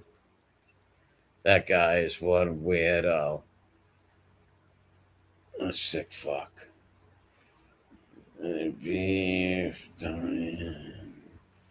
Yankees ate all the Italian cookies. Tommy, I don't blame you. They're good. Why, what? MRE did I can't. The chat don't come in order the way I see it. What was I watching over there? That fucking real good documentary on that kid Rob Reiner's son. That motherfucker's a psycho. Yeah, I've seen a very small bit of that, and wow. He's a manipulative fucking kook. He tried to act like he was a psycho in the mental wards and in the drug houses. He's a big manipulating, spoiled brat who killed his mom and dad. Yeah, everybody that they talked to said that he was just an entitled, loudmouth bully. Yeah, he went to the party of Ron Howard and was asking everybody, "Are you famous? Are you famous?" Yeah, and he was being very condescending. Oh, are you important? Are you famous? Can I talk to you? Can I be your friend? He was being real condescending to everybody. Yeah.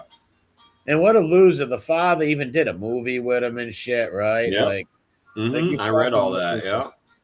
You kill your family, and I didn't like Rob Reiner. I don't like his politics, but I don't deserve to die, for Christ's sakes. Yeah, dude. He's responsible for some amazing art, dude. Like some classic shit. Spinal Tap, for God's sake. You know, he made many fucking amazing films the guy was a part of, regardless of his politics. And like you said, you don't want. He's still a human being. You don't want him to be murdered by his son with a knife. No, that's terrible, man. My heart went out to his whole family. That's terrible. I mean, being stabbed to death is fucked up, especially alongside your poor wife. God. That's Menendez shit. Well, look at Fibby Menendez. Back to Fibby. Fibby said he dreamt of killing his mother twice and kill his stepmom twice. Yeah. You know, real hatred towards women. Look how easy it was for him to attack Cappy Lou back in the day, right? Very easy to berate the women. Comes natural. If he's listening to the show tonight, then if he hasn't already, tomorrow he's going to be putting dry spaghetti up his ass to make him Italian. Oh yeah, he would do. Yeah, he probably find some like gay guy named Bruno to pump him up the ass 2 or 3 times a week. Fucking weirdo. Yeah, trans-ethnic. Well, trans-ethnic all day long. Yeah, those people freak me out. They always have. Yeah, Harold was trans-ethnic. He wore the Italian horn. Why would you wear an Italian horn? He was telling people he was Italian. Fucking psycho. It's like, bitch, you look Midwestern as fuck. Yeah, you're not Italian. Give it up. Be what you are and be proud of it, no matter what. Look like a fucking chubby hick in that picture. Yeah, he should be proud of being an Arkansas dude, a white hillbilly. The hillbillies are hard workers, man. The rednecks are hard workers and shit like that.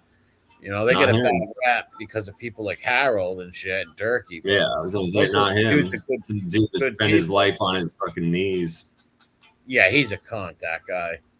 Imagine being punked off by some gay dude from Florida around here, and you literally verbally have to suck him off and kiss his ass. That'd be the day, man. That'd be the fucking day. I'd ever let some fucking human being emasculate me. Especially on the fucking internet. Nobody can. It's not like they got a gun to you. They can't hurt you. And certainly not some fucker that wears wigs and dresses and blows cock. Yeah, exactly. Exactly.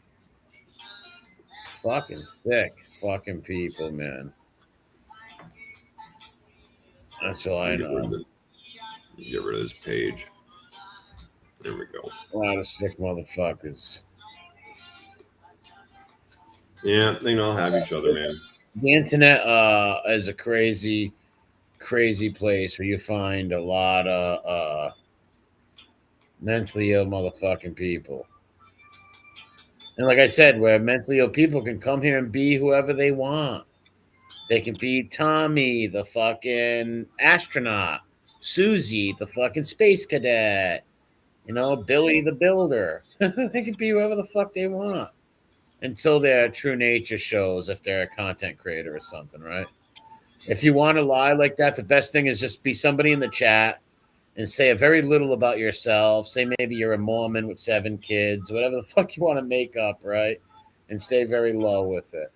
Don't talk about it too much. And I realize you're full of shit. You just got weird people out there, man. Yeah, have a good night. Happy New Year. Have a good night. Happy New Year. I hope everybody has a good one.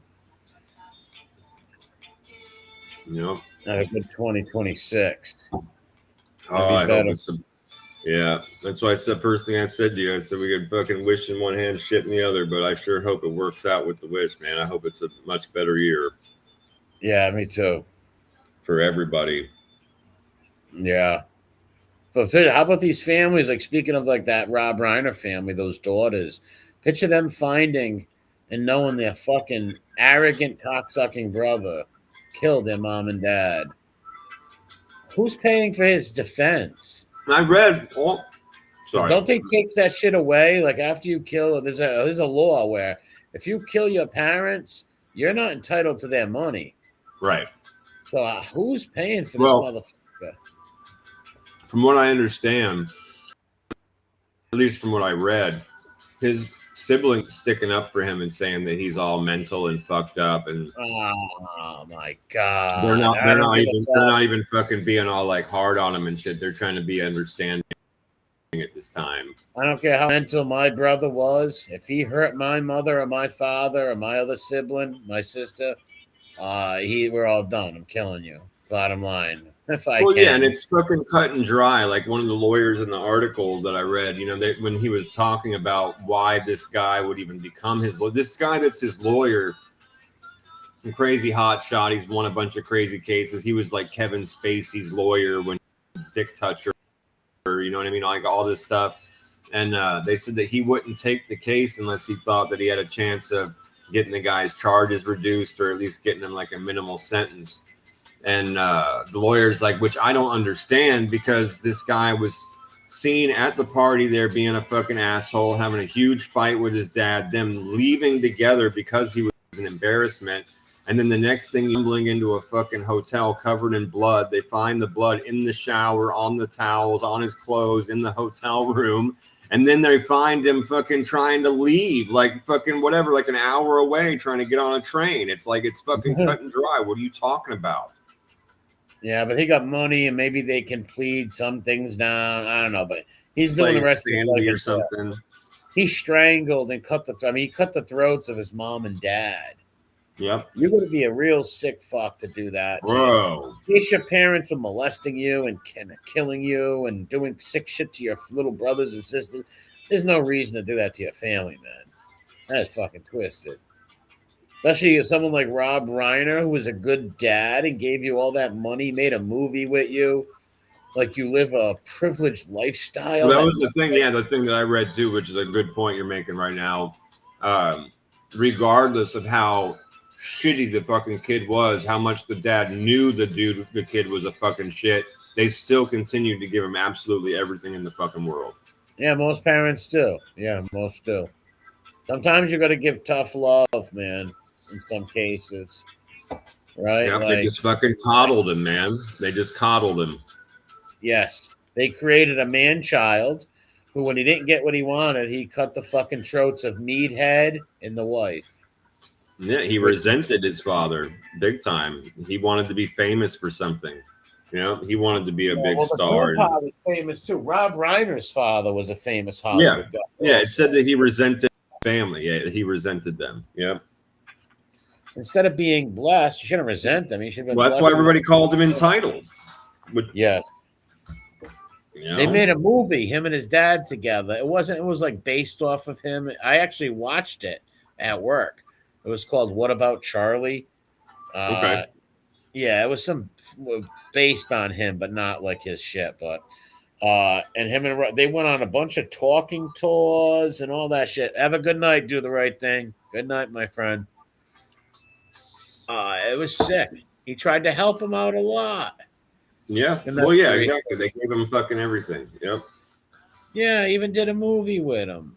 Yeah. Well, I read that. I haven't seen it, but I read that in the article that I was reading. Yeah. A picture of the poor brother and sister, right, who are alive right now, and both their parents are gone because you're a fucking like. I would not help my sibling. I'd have my brother's your family's all strung through the press. Like, this is all extremely personal. Like, not only your parents dead, you're being fucking hounded. You know what I mean? It's all through the news. It's all over the place. And it was your fucking brother that did it, and he's in jail, and you've got to put up with the shit and go to these trials now with your brother. Like, horrendous, man. I told my brother, man. I told you. I don't care what you did, as long as you didn't rape nobody or molest a kid or fucking like torture an old person or something like that. I got your back no matter what. I'd hide you, whatever.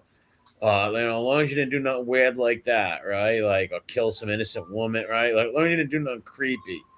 And I don't care if you robbed a bank, killed somebody. Yeah, but he slit his fucking mom's throat, dude. He stabbed his parents. I can never forgive that. Hell no.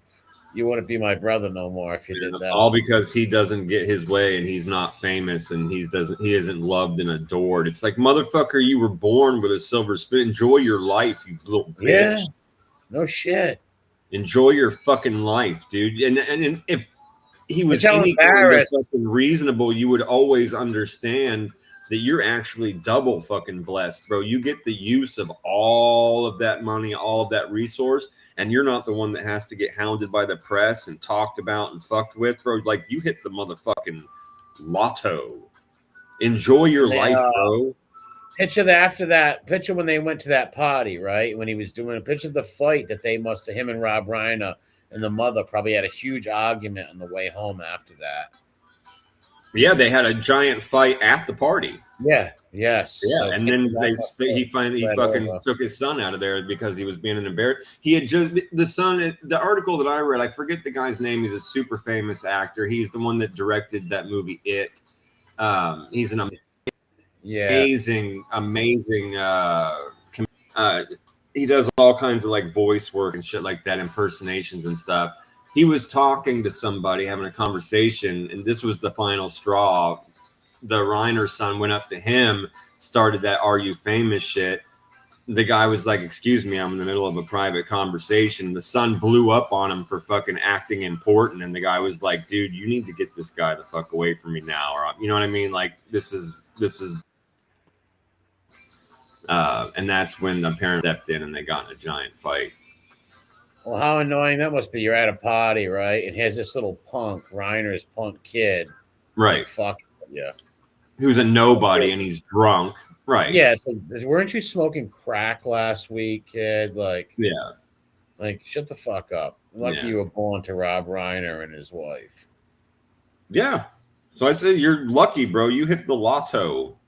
You get all the money and don't have to be famous. Yeah. You never have to worry about work and paying your bills and nothing like that. Yep. Your dad works, right? Like whether the dad, yeah, you've got all kinds of money because your dad fucking goes and makes movies and TV shows and writes things that become big, right? Like you don't even have to do none of that. You can just wake up in the morning and do whatever the fuck. Yeah, those people don't even know what broke is. They don't know what it is to go to work sick or fucking taking extra jobs or overtime just to pay a bill. Mm-hmm. Broke to them is like nothing. They don't ever be broke. Broke to them is living what it is to fucking worry or be nervous. Yeah, dude. That what broke kind to them worry about stuff is living free in a house that their mother and father owns. Yep. Like that's broke 100%. To him, living on their property. I think he said that or something crazy like that. That's insane. Broke, living on my mother's property. It's like what? Yeah, poor you. Yeah, poor eating you the best food, drinking the best drink, living in the finest of fucking places, right? Like, give me a break, dude. Go fuck yourself. Yeah, live in a mansion. Seem like other people with your problem would be homeless. Like you got your family still there, letting you live in their properties. Their big fucking. He lived in one of their big properties, and no one was there but him. It's like he owned the place, right? Well, I think it's also a fair point too. It's like, bro, you're like, been in rehab 9 times. You're a junkie fuck. Like you're lucky you're fucking not homeless, right? I think that's a good point. And you're also like, you're lucky your family just continues to put up with this shit. Yep. Money or not, like even regardless, dude, there's, I'm sure plenty of people out there that have got a lot of money. If their son pulled that bullshit, they'd be like, no, nope. Yeah, there's some people who won't put up with that. That's right. There's some parents who just feel bad and they're always going to stick up for them. Not my baby, not my little boy, not my little girl. It's like, yeah, your kid's an asshole. And they use you and fucking abuse you. And look, you cut their throats. Dude. Like, come on, to cut your mom and dad's throat who's been nice to you. They didn't abuse you. Unbelievable. I can't even imagine. I can't even close my such a scenario. Hell your parents, dude. Like your parents. And a knife. Like, that's brutal, man. That shit's brutal. Yeah, that's sick. And it's super fucking bloody and loud and dramatic, like screams and you know what I mean? Like it's not like you just shot somebody in the head and they fucking fell, bro. Like you're stabbing. No, a knife is up close and personal. What's up, Joe? Dramatic thing. Yeah, Joe Carroll. What's up? Yeah, that's a personal thing where you're touching somebody, cutting their throats. It's like you said, a gun. They can pull the trigger, which is still sick, but they pull the trigger. Over. Yeah, he had to hold his mom and dad's throat and heads and cut them. How fucking while they're screaming and struggling, and then watch them bleed out, right? Because it takes a while. Yeah, that's what I'm saying. It's bad. Be a real bad. A real heartless motherfucker to do that. It's evil stuff, man. Yeah, real evil, man. Like, come on, that's brutal. Who does that? Who could think of even hurting their family? That's why I said I can't even close my eyes and imagine such a scenario. Like, Man. That's with him after fucking they helped him through all the drugs and they still give him a roof over his head. He's had an allowance. He had an allowance. Fucking, he's one allowance, probably more than I make in 2 or 3 months, right? Like, oh, you can bet that shit, bro. You can bet that shit, dude. That guy probably went through money in a month like we make in a year, dude. Of course. A lot of those people usually do. You know, they literally spend tens of thousands of dollars a month. It's like that's normal people's like yearly salary, you know. Yes. And he's a spoiled rich little bitch brat. Mommy, Daddy, I want it now. Too bad Rob Reiner didn't wake up in the middle of the night and like blow his hat off before he did that. Because I don't like the Rob Reiner as like a fucking liberal fucking fanock, but he's a human being and he made good movies. Like, come on. He really genuinely made great art, man. He really did. Yeah. You know, he was responsible for some really, really good stuff. So just because he's a lib, you don't deserve to die. Just because you're a lib. Yeah, and by all accounts, he was like him and his wife were genuinely like you're saying, regardless of his views, they were genuinely like good people, like who you'd want to be like your neighbor. You know what I'm saying? Like nice people. Yeah, he wasn't some sicko with pervert party. Right, he wasn't known for fucking with prostitutes or drugs. No. He didn't hurt people. Like he did good business with people. You know what I'm saying? Like they had good reputations as like nice people. So yeah, no pervy party. Yeah, he's not known as an asshole or overbearing. You know, and a lot of those people are. To your point, you just met a lot of those people have really weird backgrounds with perviness and shit. That guy had none of that stuff. You know, John Travolta call boy meetings, right? No, John Travolta sleeping with men and not Kelly Preston, the hot wife, right? Like Travolta, what if like you got a gorgeous wife like that, and you're out screwing boys in motel rooms and massage parlors? You freak. Yeah. Disgusting Scientologist freak. Bringing the fucking gift back to your house. Yeah, they're psychos, man. Those Hollywood people, not all of them. There are good people out there, but the majority of them are Hollywood scumbag, Baphomet, loving, parentheses. It's a dirty game for sure. Yeah, it's a dirty game. Oh, yeah. But picture that family, like holiday season, right? And your fucking come on. dad were just murdered in a gruesome way. They were at a fucking holiday party. You know. Conan O'Brien. Was that the week before Christmas? Yeah, that sounds about right. Because it was very recent. Yeah, and it was Conan O'Brien's house. Conan O'Brien threw a fucking holiday party. Yeah. The eye of the Mick, the crazy Mick throws the body. He's very, very, very funny, Conan. Oh, yeah, he was one of my, you know, I didn't like Leno or Letterman. You and me are in the same boat. But I liked some Letterman now. Don't get me wrong, especially like Letterman. Yeah, I'll take him over Leno. I'll take him over Leno.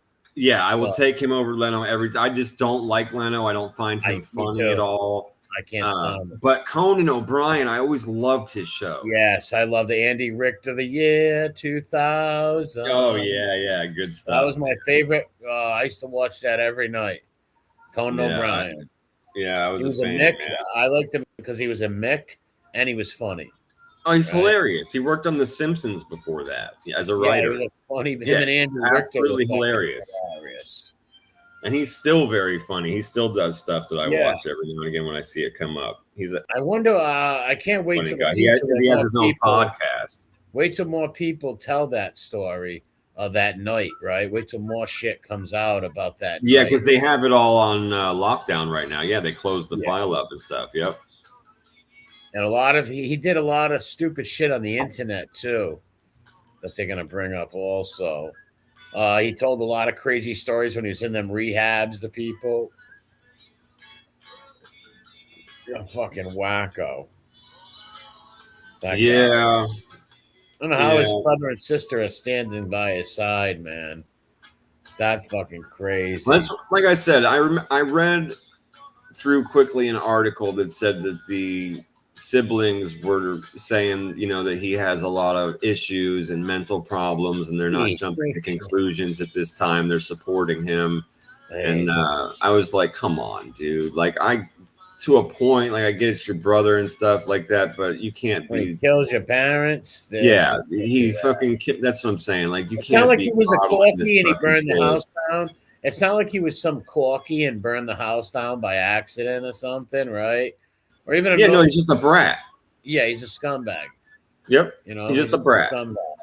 Yeah, Not he's even an totally accident. sane. He's not retarded. He's very well educated. The guy's just a fucking bratty piece of shit. Yep. Yeah, it's like, come on, man. Like, yeah, who knows what they were fighting about once they got to the house? You know, like they were fighting at the party about him being a fucking douchebag piece of shit. But by the time they got to the house, he could have been talking like you were saying, like how he felt broke and he wants his inheritance now or some shit like that, demanding money. Big time. Oh, that's totally fucking possible. Yeah, I want to make my own moves. You could have helped me do a movie. Do another movie, Dad. I want to do another movie. Or buy me a Ferrari. Yeah. I need $100,000 now. Like, what the fuck? Yeah, but their mercy in dealing with all this shit got them killed, though, right? Being nice to them. Maybe if they tough loved them and told them to get the fuck out of the house, they'd be alive right now. Yep. Sadly. I would do that. There's no way if I had a son who was like that, I'd try to help him every way I could. But if he's bringing down the other family members and the whole, like, hey, if you're going to sink the ship and you're going to kill me, mom, and our brothers and sisters, you're going overboard. Much as I love you, you're not going to kill my other 2 kids and my wife. So you're going to stop what you're doing or you're out of the house. Well, and the other thing too, right. So it's like, I mean, for us, like we know what it's like to be regular people. So if we fucked around and had all that money and our sons started acting like that, I can be honest with you and say, okay, I would be like, listen, kid, you need to go live in a fucking an apartment. You know, like I'll pay for a simple, regular, everyday apartment in town. You're going to have a regular, everyday car and you're going to go get a job and you're going to be humbled by the world because I'm not giving you all this money anymore. I'm going to pay for your rent. I'm going to hook you up with a car and then you're going to go to fucking work and you're going to live around and be friends with regular fucking people. I'm done with you. Yeah, you can't fucking let him stay. I'm done with your fucking invited for Christmas. You're still invited for Thanksgiving. But other than that, you're about to live your regular, everyday, work-a-day fucking life until you are a normal, humble person. Not dealing with this fucking entitled, bratty shit. Yeah, and if that don't happen and he's still wild, then you got to cut him off more, right? Like, you can't come to dinner. If he's it's fine. Like, I'll just make sure he's not homeless. Yeah, right. I mean, if he's showing his ass at home, I know that scenario. Then it's like you can't come around here anymore. I would just pay for his rent and his car to make sure he wasn't homeless, and I'd make him fucking work. Yeah, he'd probably end up in jail though. Probably wouldn't work. And then that'd be his fucking problem. Yeah, yeah. That's what I'm saying to you. It's like I'll make sure you're not homeless because I'm your father and I love you. Outside of that, you are going to go out and be your own fucking man. You're going to work. If you get locked up, you get locked up. Don't fucking call me. You were an asshole. Deal with your fucking problem. That's the whole thing. That's this whole exercise is you're going to be humbled by the fucking world. You know what I mean? Like you're going to have to be a regular dude because right now you're an entitled, bratty little piece of shit and I'm not having it. And you're hurting your whole family. That's right. Yeah, I'm not having it. You're going to fucking wake the fuck up. Well, there's a lot of that goes on. It's called family abuse, where you abuse your old mom and dad. That happens so many places around America, where there's a jackass guy in his 40s, 50s, 30s who sit there and abuse their old mom and dad and extort them. And that happens all over this country, man. That happens so much. Where they abuse their elderly parents or grandparents. Yeah, that's fucked. I can't even imagine. Again, that's something I can't imagine. Yeah, it happens though. Oh, I know it does. You read about it. You see these things. Yeah, I couldn't imagine. My fucking grandparents. I couldn't imagine being rude or mean to my grand. I was always like who else are you like the nicest to in the world is like your grandparents. You know what I mean? Yeah. It's like you're like every time they move, you want to help them because you know they're old. You know what I mean? Like that's your grandparents, man. You love your grandparents. You baby them almost. Like what the fuck is wrong with you? How could you yell at fucking your grandma, dude? How could you yell at Nona? That's fucking crazy. Yeah, they do though. Good night, Teresa. They do. They beat them up. They I hit couldn't them. imagine. That's foul, They man. Like bully them. you're a real piece of work. There's a guy recently, this guy called Skeet Hansen. He's like a pred catcher. Well, he had an uncle that was abusing his grandma, right? So he did like a not a pred catch, but like an expose an elderly abuser, and they got him kicked out of his grandma's house and all that shit. And this guy was just there was like police reports of him abusing the grandmother outside of the hospital. Like he would just bully her and scream at her and hit her, and she would lie for him and be like, "He didn't hit me, he didn't do it."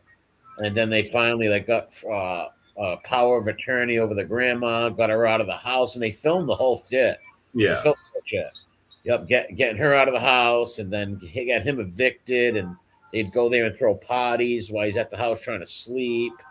Wow. And this dude, his whole life, all he did was just take off of his mom. Abuse the old lady. But now she's so old that, other family members can power of attorney and stop that shit. Well, good. So this guy lived like in his late 50s, early 60s. So for years, wow. This guy, now he's like, what am I going to do? I'm going to be home. Like, we should have thought about that. Yeah, right? We're not listening to any of that bullshit. What's up, Little Maine DeBar? What's up, Little Maine?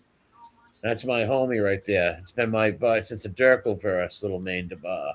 It's one of my Durkle verse OGs. What's up, Little Maine?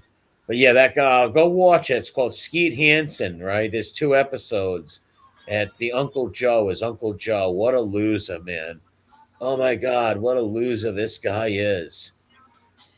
Oh, it's brutal. Yeah, I can't again. That shit's it doesn't see it's you can't see him abusing the old lady or nothing, but it's just classic what they do, what they do to the guy Joe. It's funny. And he goes and eats and chews and screws at the local McDonald's. So they go to the local McDonald's and put his picture up.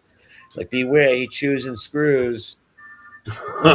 Okay. And they took the car away from him. The guy's just out of his mind. It's like, what did you think was going to happen, man? You abuse your elderly mom, and your sisters and brothers know about it. You don't think one day they're going to put a stop to that, and then they're not going to feel bad for you. For all these years, you got away with picking on and abusing your elderly mom. And now reckoning's coming. And you're not going to have her to pay your rent and sleep at the house. This guy don't have a job, nothing. He used to take money from her. Bully money for beers, bully money for gambling. And the old ladies don't want to fight. They just give it up quick. And who wants to fight with their kid? And some of these old ladies won't throw their kids out neither, no matter how bad they are. No matter what chaos they cause. Everybody knows somebody like that, right? Kasdorf the Destroyer, huffing silver paint and hitting his mom with a fucking pancake batter and hitting her in the face with a spatula. Yes. Yep. More than you'd ever think. And that guy was like 6'5", like 200-something pounds with that giant red afro and all that silver paint ring around his mouth. I can't imagine that guy stumbling through my house as my grown child, all stinking like shit and paint, and then getting mad at me, garbling words out of his high-ass mouth, hit somebody in the face with a fucking spatula. Oh, man. I mean, even as a parent, what else are you supposed to do but call the police? The guy's fucking mad. It's like this full-grown, giant, massive dude high on paint fucking being violent, right? Lying. What else are you supposed to do, or what else are you supposed to do but call the fucking police, man? Yeah, he looked like Lionel. Yeah, I remember that. That was fucking hilarious. He's a fucking psycho. But yeah, there's dudes like that literally abuse their elderly. Yeah, that's great. I had a kid. Carol says, if I had a kid that behaved aggressively, all that money, really, I would have some special lock-up bedroom. Yeah, ain't it? Have some safe room for him. You'd have to, right? So you wouldn't get Menendez, like you were saying earlier, man. If the kid lived with you, you'd have to have crazy locks on your door with the dude that was that unstable. He fucking stabbed him to death. He was just being violent at a party in public. Can you imagine the shame, dude? You're at Conan O'Brien's house. Everybody that's at that party is literally top tier A-list fucking famous, and you've got some kid going around being in their faces. being rude and condescending and being famous. Yeah, that had to be so Dude, I mean, think about how ashamed you'd be, bro. If you were well, if you were that kid's father, you would be mortified. Oh yeah, they must have been. Rob Reiner and his wife. You live around these people. Yeah, they had to be totally embarrassed. Holy fuck, man. I mean, that's what they probably told him, right? After they probably cut him off or say you're done, right? They probably told him you're gonna move or you're cut off. Well, yeah, right, because he was in an active altercation with that other super famous guy, right? As I was saying, that guy that directed It and does all those impersonations. He was literally like fucking with that dude because the dude asked him to go away, and he was like, "Oh, you're so important," and freaked out on the dude. And the guy was like, "Okay, needs to get this guy." Well, I'm saying their ride home.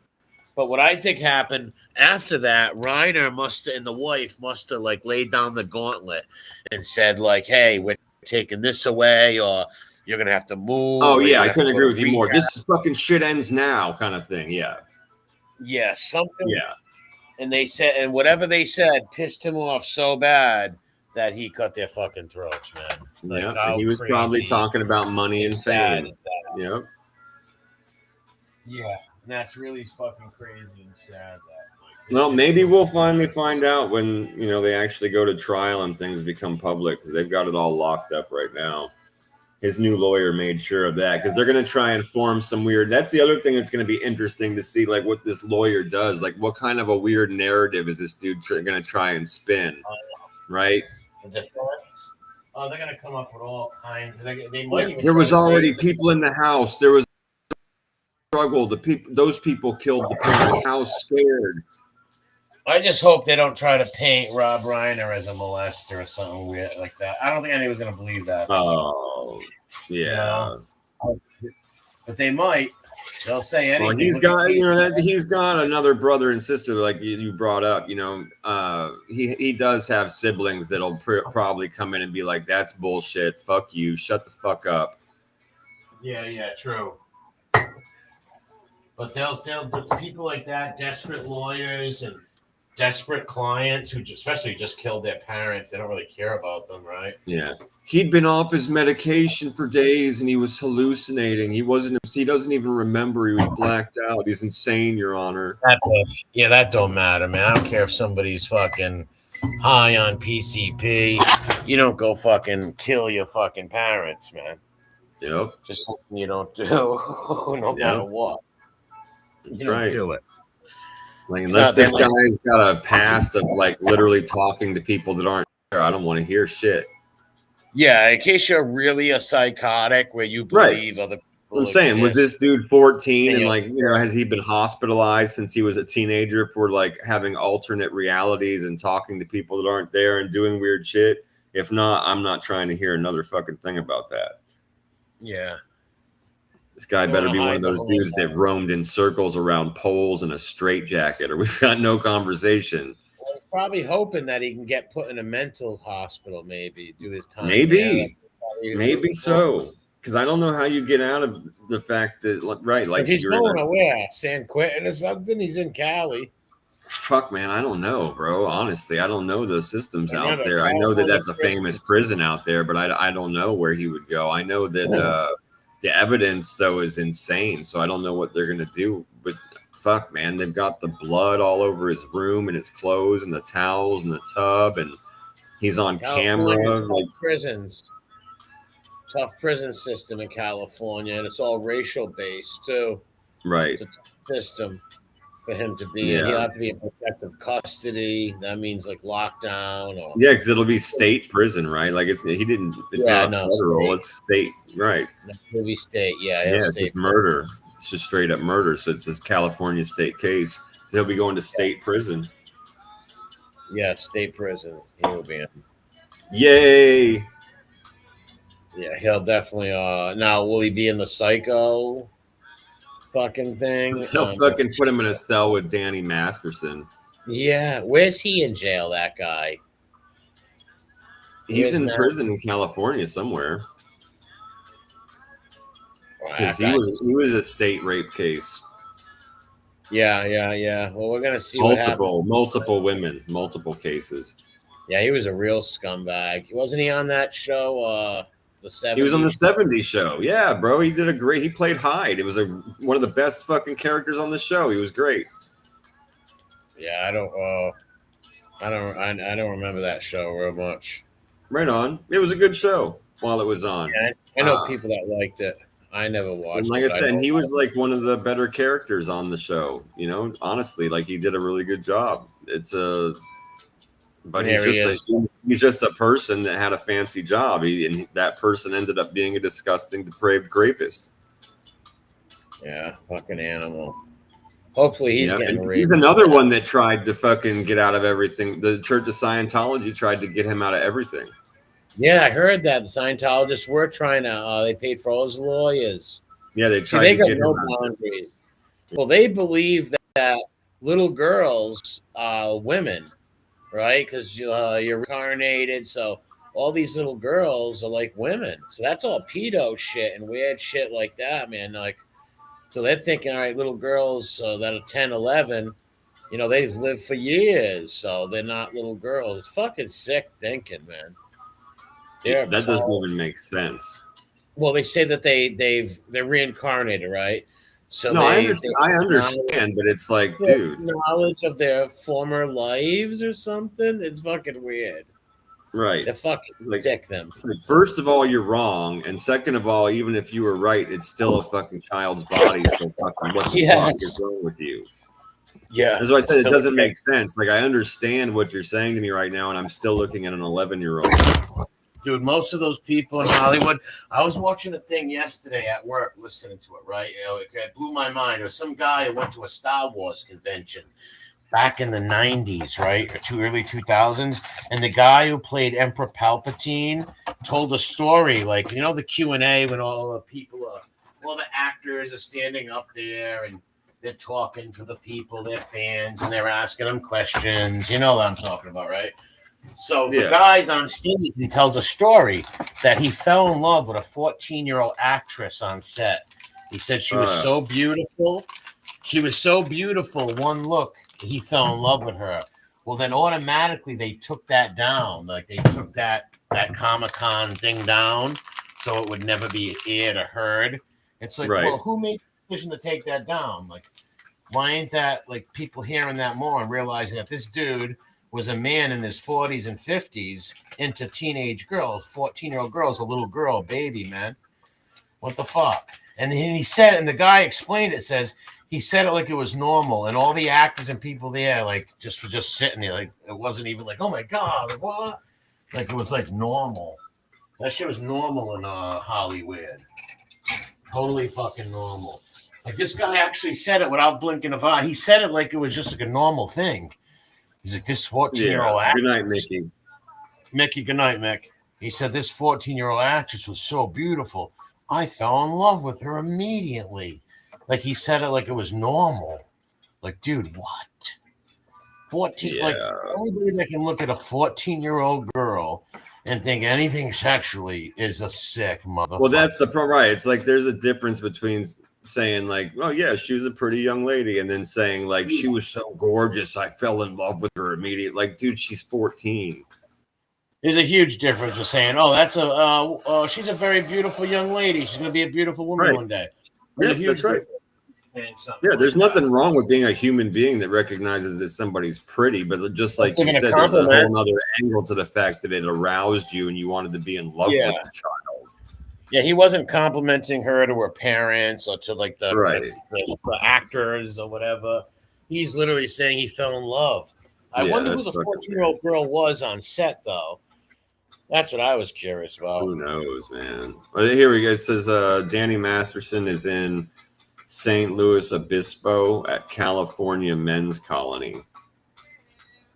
Did they move him? Didn't he get attacked? I mean, I read that he had been moved a couple of times. He was also had the gay mafia after. Remember when we read that article? Yeah.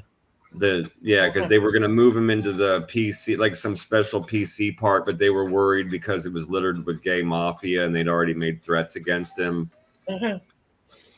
Don Faglione. Yeah, that shit's crazy, bro. It's like you want to. What a weird problem to have, right? Like, go ahead. His capos are called tulips. Oh, but yeah, what a weird fucking problem to have, man. Like, you're in general population, you're being hated on, and you're having all kinds of problems. So you ask for protection, and they're like, "Well, we can move you into protection, but the gay mafia wants you dead, and all the queers are in protective custody." What a weird predicament. I would never live with sodomites. Fuck that. What a weird predicament, bro. Can't even imagine. You want to sexually abuse people in Hollywood? That's what happens, right? Oh, well, I have absolutely no mercy for it all. Scientology does, though, for him. He was fucking Cosbying some of those girls, and a couple of those girls, it was a very, very violent hold a person down type of affair. And I have no mercy for you, motherfucker, at all. I was just making a comment that that's a very strange predicament to find yourself in. You're like looking for protection from general pop, but you can't go into protection because the gays want you dead. Yeah, the Fanukes. Wow. And that falls back to the point you made, which is a very good point, and which is, you hurt women, bro. I mean, like, no one's gonna want you around. The gays aren't gonna want. No one's gonna want you. Everybody's got mothers, sisters, girlfriends. Nobody wants to be around some fucking gross predator that just fucking takes it. No, he thought and for years he got away with it in Hollywood. Yeah, he's definitely. It's definitely not one of the tougher prisons. I'm kind of surprised he's there. Like, they also have a whole medical facility. Maybe they have him over there for safekeeping. That's exactly why they have him there. Yeah, no, he's absolutely there for safekeeping. He's still famous, and to the point that I was just making, in the prison he was in before, they couldn't even put him in that protection because of the gay mafia. So, hence, they put him into a men's colony, which for him, and to your point, makes life for him much easier because colonies and camps are much lighter security, and usually the people in there don't want to fuck shit up. Do you think Pierre knows any of those gay mafia members? We're gonna whack them. We're gonna do clip-ins. Let's whack them. Gay mafia. No, I think Pierre comes from he's more of like an aristocratic socialite, kind of a painter gay in Manhattan. He has like the cigarette and the long cigarette stick full, you know what I mean? Like wears the fucking smoking jacket and stuff like that, makes Phoebe sit down on the ground next to his knees. Yes, Phoebe's totally submissive to Pierre. Yeah, he's probably got that fish oil in his hair and like one of those little pencil line mustaches. Yeah, that's what I think. Yeah, a French painter hat on sometimes. Yeah, but he wears stockings and women's underwear under his robe because it's still Pierre. That's good old Pierre. Fibbins is provider, and all right, dad. Yeah, privileged nut job, evil asshole Joe sure is. Yeah, and I think you're right. Pierre's probably very, very jealous of Fago, and Fago's probably not allowed in the house. Yeah, that's just he probably secretly meets up with Fago, like little midnight rendezvous. Sneaks out when Pierre's not there, so him and Fago can go drink some soda pop together. 2 straws, 1 cup. Yeah, spray each other like cats. Yep. Yes, when Phoebe sprays, he sprays. Yeah, sick fucking people. No doubt about it, bro. He goes home and Pierre smells Fago's scent on him and pees on him for being bad. Just a cycle. It's a terrible cycle. You were with Fago, weren't you? I was at my emergency contact's house. Emergency contact doesn't allow you in the house. You were with Fago. Yep.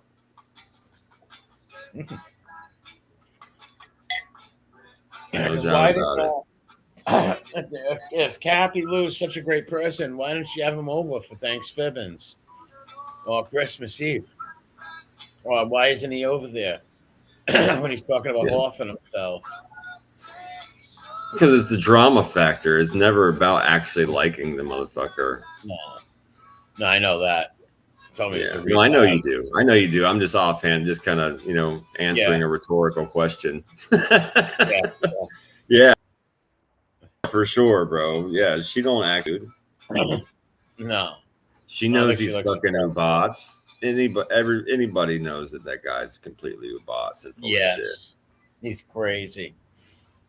The lies, that's why I don't know, for some reason, liars like that are just fascinating to me. Trambos, Tigs, Fibbies, those guys who come out and lie like that is just so fascinating. And like, dude, like, are you serious? No one's gonna believe that. Like, you're fucking nuts. You can't stop it, neither. You can't stop bullshitting. Like, you just can't. You got to double down, triple down. That's all they do. Triple fucking fudge Sunday with Pierre and Fago on. And who is Fago? Anybody's wondering? That's Fibby's secret lover, Fago. He's the one he had to fight with. The trans fucking door person, also / the gay that lives in or works at the building. So I don't know. That's maybe it's just a femboy and not a trans. Maybe he just called it a trans at first. Maybe he demoted it because it won't have anything to do with him. The fight started because Fago kept looking at Fibby and giving him the eye, and Fibby's wondering, why does he keep looking at me? Then he started making like, hey, you're hot, you're cute. And then Fibby fucking got mad, walked away. Fago followed him. That's when Fibby said, why are you following me? This and that. He's like, fuck you, bitch. And then Fibby knocked him out. Right. See, the all guy works for the bill. You just have him fired. If it's the trans door person or a building and they're accosting you, you just have them fired and arrested. Exactly. You don't risk a fucking STD by punching them in the tooth. Well, that we all know that never happened, but of course it didn't happen. No, Fago is a Puerto Rican femboy that works at the Arby's down the street that he's got a secret crush on and stares at through the window. Yes, because he gets inspired to make these characters from somewhere. So I am guessing that Fago is someone who works in a local Mickey D's. He has a crush on. For sure. 100%. Local employee of a store that he definitely has a crush on. Yes. Because this guy's never been seen with a woman in his life. He's always crying to say he's going to kill himself because some girlfriend died a few months ago. There's always a mysterious ex-girlfriend who dies. Even the mother said it. Wow, we always thought he was gay. Like, well, my mother, anytime I ever brought a girl home to see my mother's never said that to some girl. Wow, we always thought he was gay. What? Like, I didn't even see it, but and I've always found that story to be fucking hilarious because on prom night, I did know a girl's dad who did not like the fucking date of the chick who saw them at the store and said, I always thought you were gay. You know, but the dad was just being a dick. Nobody actually thought the dude, everybody knew he was just being a dick. You know what I mean? But yeah, he was like, what are you with a girl for? I always thought you were gay. And that's why I always thought that story that he tells was funny because I actually knew of that shit happening. Mother said that. Mommy Dearest said that. Yeah, that's insane. That's insane. Yeah. No, she didn't. That tells me I'm actually now I'm starting to believe he's a bisexual. I'm starting to believe that because all these weird, awkward gay. So I'm going to put a bisexual video together about him. I'm going to take all of his gay talk and all these gay fantasy stories and the dad catching two guys sucking cocks. He said his own words. The dad said to him, like, you and you walk even the A-lights, that goes all the way back to the fabric of who this fucking dude is, man. Yeah. The A-light shit, sitting on his bed naked. Because he just buggered Fibby. Yeah. He pegged Fibby. Yeah, he had just buggered Fibby, dude. Like it's not a secret, dude. We saw you smiling and feeling all feminine and small when A-light put his arm around you. Picture the first day. Picture this, right? The first day Fibby ended up at A-Light's door, right? Mm-hmm. Fibby must have thought he hit the mafia lottery, right? This is the first time in his life he's near somebody who knew mobsters, stuff like that. He was practicing the way he was going to talk on the way over there. He was entranced. So he would have done anything. If Aletto said, I want you to put this carrot up your butt and jump up and down and say, I love Masha Brady, he would have done that. Anything that Fibby walked in the house, he fucking smacked him on the ass, put him in a jock strap and said, suck my dick. Yeah. Yes, blow Jimmy cheeks for an hour. Yep. He would have done anything. Because within a day he transformed in that pool. In the first picture, he looks like Rosie O'Donnell, right? Fibby with the mushroom haircut. Remember that haircut? When he's in the picture, he looks like a big lesbian. Okay. Well, yeah, And the next he picture, he's in the hot often tub. looks like but I know what you're talking about. Yes. All right. In the next picture, he's in the hot tub with his hair slicked back, sunglasses, and they're all hugging. So she transformed overnight. Leto transformed like in the movie Can't Buy Me Love, and they got him all new clothes. Oh yeah, and slicked his hair back too. Yep. Yes, but then Leto found out. All right, this kid's not leaving. This kid's up my ass 24/7. I spent time in his ass. Now I'm done. What do I do with him? So they put him on a secret mafia mission. Lied to the girl and told Phoebe he's going to go protect this girl. Sent Phoebe to the girl Amanda's house. And it was a total disaster. Phoebe fell in Dude, love and on with the in between though, before he got rid of him, let's throw in the one thing. He used Phoebe's phone to find contacts and started calling his friends, and one of them was Ham, and A-Light was asking people, who the fuck is this guy and what is wrong with him? Yes. He also called Jared Ham and was like, dude, I'm fucking this person. This guy is obviously your friend. Your number was in his phone, and he's been staying with me, and he's obviously not right. What is fucking wrong with this dude, and who is he really? And then he found out who Phoebe really was, which was a country fucking bumpkin. Yes, yeah. And they had a falling out. They had a falling out. All that shit was fucking. But he wanted to get rid of him first, though. So he probably sent him on the mafia mission, and why he's at that mafia mission, the fallout happened then. At why he's on the mafia mission. I mean, it's totally possible. I think probably asking, "Can I come back?" It probably fell out once both of them figured it out, because even Lohman has told this story before. I don't think that. I could never locate the show. Maybe it's still up. I wouldn't know. But he did tell the story about how he and the girl both figured out that A-Light was lying about who they both were and what their missions were. Because he thought he was on a secret mafia mission to protect her, and she thought that she was on a secret mafia mission to keep him hidden. Yeah, that's insane. Yeah, A-Light played both of them, told the girl that she was hiding a gangster, and told him that he was protecting her from gangsters. Yep. That's insanity. Yeah. Imagine he was probably like, when do I come back to the house, right? Like, Aleto's like, well, you're not coming back. Yeah, Imagine never. He lived there for 2 weeks. Imagine living with some weird stool pigeon. Like going to someone's house, you don't know these people. You met some guy off the line, some mafia rat, right? And you go live with this stool pigeon weird. That's as real as it gets. That's not coded. That's exactly. I mean, you'd have to imagine it exactly like that. You don't fucking know this person. You're just a weirdo mob hump freak with no identity of your own. You don't know them, and you go and you fucking stay with these people. Yeah, and it's a fucking rat who's not Italian. Yeah, no, neither is Phoebe. I know. Right, but he's all obsessed with the mob and fucking being, this trans-ethnic weirdo, and it's like, dude, you're staying with not only a rat, but he's not even an Italian rat. It doesn't matter to Phoebe; it gets him near that world. Any inch. No, you're right. I don't argue with that at all. So it's insane that anyone would believe he was Raymond Petriarca's grandson, telling that behind the scenes. When here he is living with a fucking informant scumbag.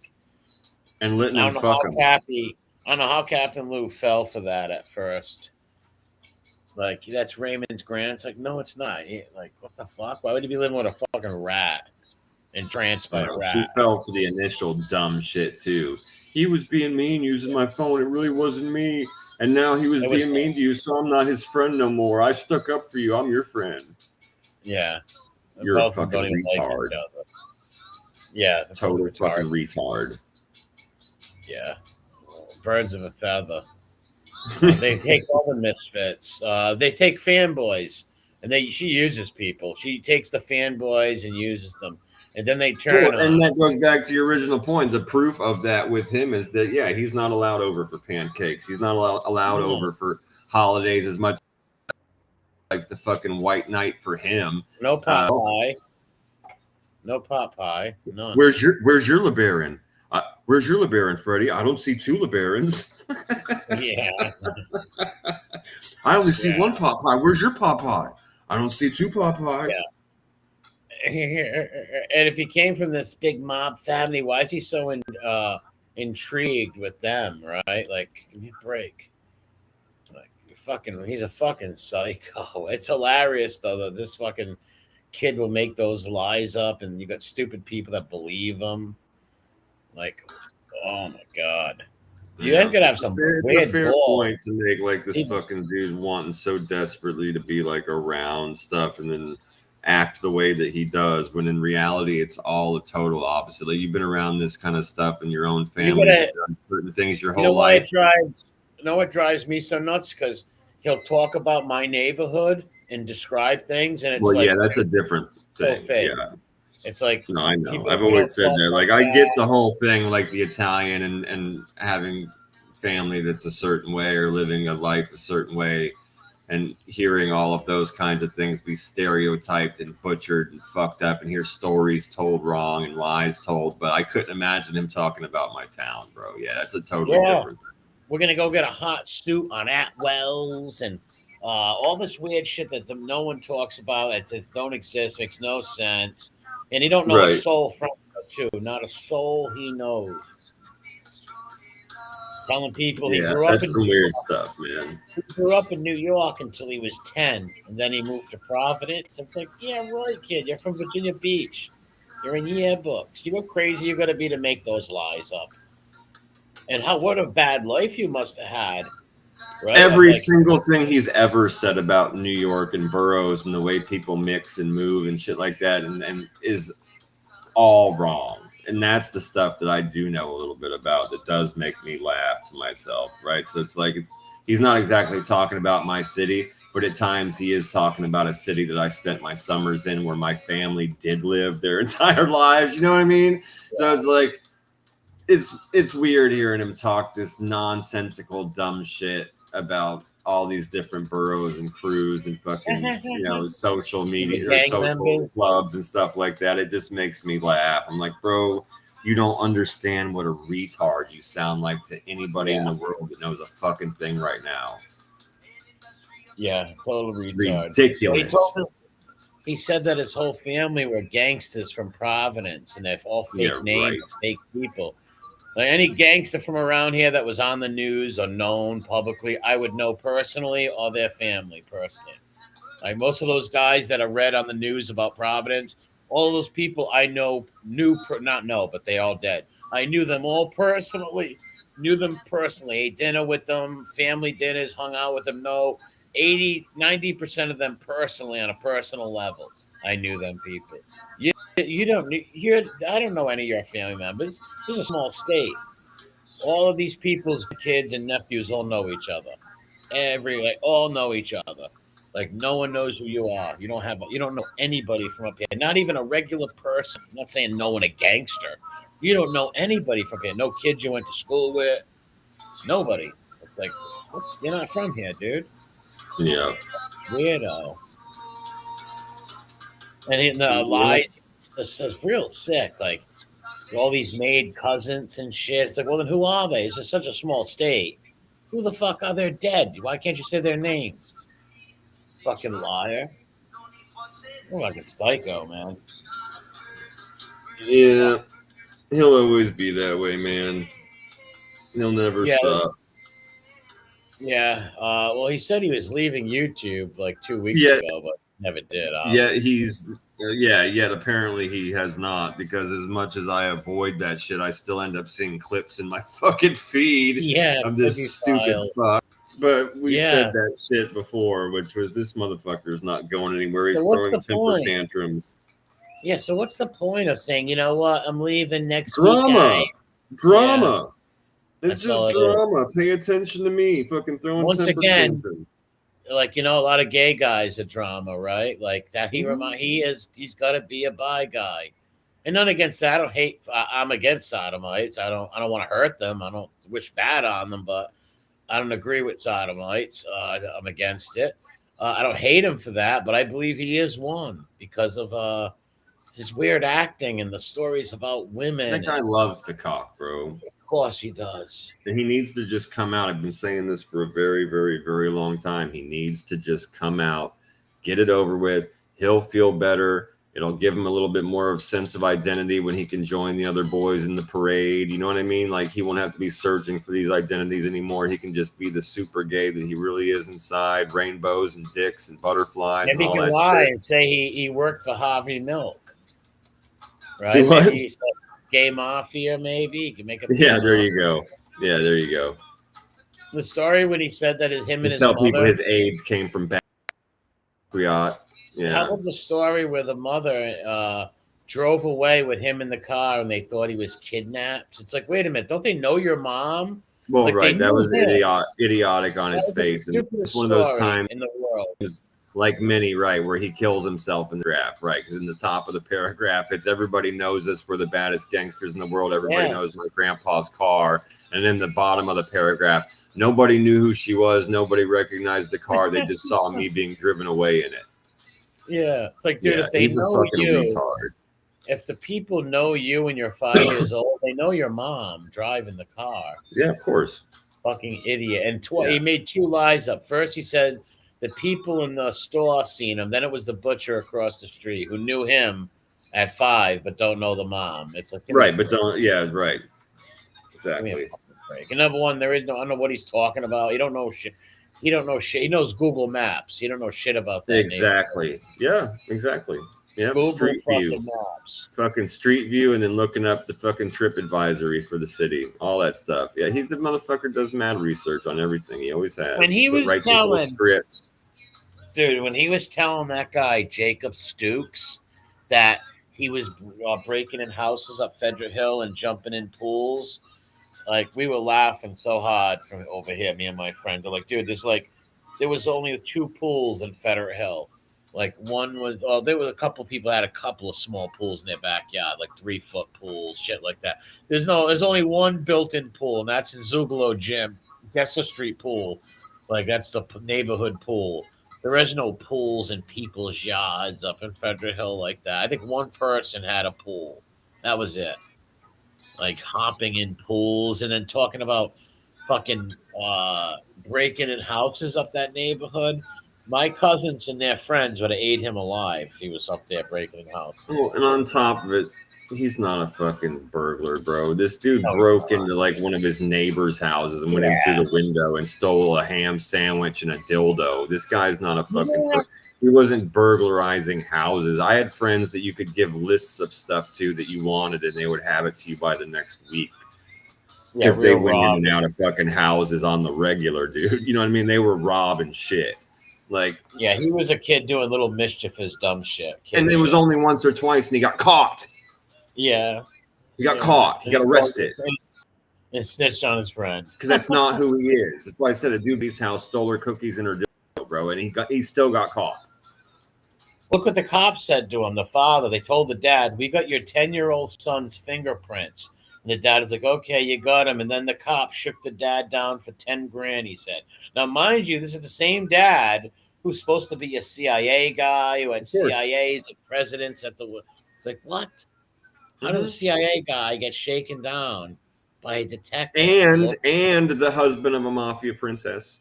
Yes, the husband of a mafia princess. Tell me how that works. You can't. You're right. You're right. Don't ever forget. You're right. It's like this is from both angles, right? So this cop shook down a CIA agent who's married to the daughter of a mafia boss. He also gave that away too. When he got arrested, the mother goes, "Oh, great! Now we got a felon in the family." He said the mother said that. It's like, wow, you give your shit away, dude. Why would the mother say that to you if her whole family's a bunch of fucking felons? To the point where they're counting money in secret rooms at funeral parlors while the funeral's going on. They're still counting all the gambling proceeds. The money never stops. Business never stops in the mafia, bro. Even when people die, we're still counting money in the back or with the door open so children can see us. Yeah. It was actually pissed me off when he said that in Providence. The mob guys would rob the houses of the other mob guys who would die at the wake. Mm-hmm. And I was screaming, regardless of the city, that would never fucking happen. Oh, no. That's not going to happen. Never, ever fucking They're going to sanction robberies of guys who die in their mob crew. Like, what the fuck? They wouldn't find that person again. No, but they did find him in Fibby's. They found him, and the father said, "We want to take Jeff with us to beat the Yeah, guy up." right. And they said, "Stay in the car." And then he came in and seen the dad beating him with a hammer. He was like, "What the fuck?" And I'm gonna throw in there one more time. This kid's fucking adopted. He would have never been I know. included in a motherfucking thing. And anybody that don't believe me can kiss my fucking ass. I know better than you do. I'm just telling you, he would never, in a million fucking years, bring this fucking pasty kid down there and be like, "Oh, he's totally included." Nope. And he I was have young, news for you. They kid. wouldn't bring their fucking 100% Italian fucking 13-year-old No kid. down there for that shit either. No, who would bring a little kid to see to witness somebody get busted up and hurt? Right? No one's doing Dude, that. come on. Case you're a Right. So I'm total saying, like, degenerate. they wouldn't bring their own actual blood child down there, let alone No, a fucking kid that has nothing to do with their genealogy. It would not. never happen. It's not up for negotiation or conversation. I assure you, 100% would never, ever occur. Well, why would they bring some kid where they're about to break some guy's hands apart and almost kill him? They're gonna bring some witness, a son, a child. Here, Yeah, you make do no it. fucking This sense. you do it. Show us what you really show us what you're made of. Show us your family. Yeah, Oh, that's right. that's You're a adopted, and that's not the point of this fucking exercise. It's all stupid. yeah, mate. That story was insane. Then he said the father seen him, and then they talked to it about the walk on the beach before he passed away. It was fucking sick, man. It's Yeah, and like, wow, again, you back must to have the really. point of the father being a spy. He would have just had the guy grabbed by his fucking black bag buddies, right? Like, Yeah, come yeah. on, dude. The Supposed to be father a would not have been ordering this fucking mafia style kidnapping. no. That's not the father's life. Yeah, the Exactly. father would have fucking had the dude grabbed up by some black bag fucker, some ex Delta Force dude. And he forgets his lies because other times he'll say, my dad was against violence. He wasn't a violent guy. It's like, you forget you told us that he like broke guys' hands with hammers and stuff, you idiot. Like he tortured a guy in the basement. Like that's a sick lie to make up, man. Yep. It's just crazy. That's like me making up some lie saying I caught my uncles and my dad torturing people. Like, what? That's a fucking lie. Like, and then they were capable of it, right? Like, they were totally capable of it. But I've never witnessed anything like that in my life, and I wouldn't make no lies up that I did. That's fucking weird and gay, Yep. right? Like, Super weird. yeah, and like I said, my uncle, well, he wasn't a blood uncle, but I called him uncle. He called me nephew. I was with him for 12 years. I worked for him, like taking him everywhere to doctors, everything, shop, and you name it. That was like my job for 12 years. I was with him every day, lived with him. He was one of the biggest gangsters around here. Never once did witness shit like that. It's just ridiculous, man. Ridiculous stories. That don't happen in the real world. Like, he's a fucking retard. Yep. A total retard. Yep. Imagine if he really did have a family member that was in that life, the lies he would be telling and fucking making them look terrible, man. Oh, come on. Just be proud of who you are. Like my grandfather was a stonemason. I'm super proud of that. He was an Italian stonemason, carpenter. He was good at all that shit. Construction. He loved hunting. I would never make up a lie and say he was a gangster. Fucking He would stupid. have serious fucking problems, dude. If he was literally actually blood related to the kind of people he's talking about. I'm going to take that even a step further. I'm going to take away the blood. If he was even friends with these quote unquote guys in the street, Well, I can and tell you he right came now. on here and he started talking about people by fucking name and talking about the shit that they've done and the things that they've said and even things that like they've threatened him with and hung him off a building. This guy would Yeah, I have a know. fucking serious issue, and you wouldn't Well, hear him on here doing this shit no more because he would be scared to fucking death. yeah. He's got He's not friends with people don't none of like those him around people. here. People know about his lies around here, and people hate him in Providence, man. Yeah, he There's a doesn't few fucking guys know he anybody, and mentioned a nobody few years fucking knows ago. him. He's a fucking joke.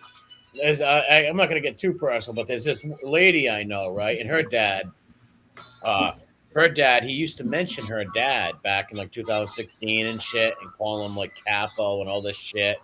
And this lady said, this girl said, if she ever sees him, she's beating the fuck out of him. She watches the channel all the time too.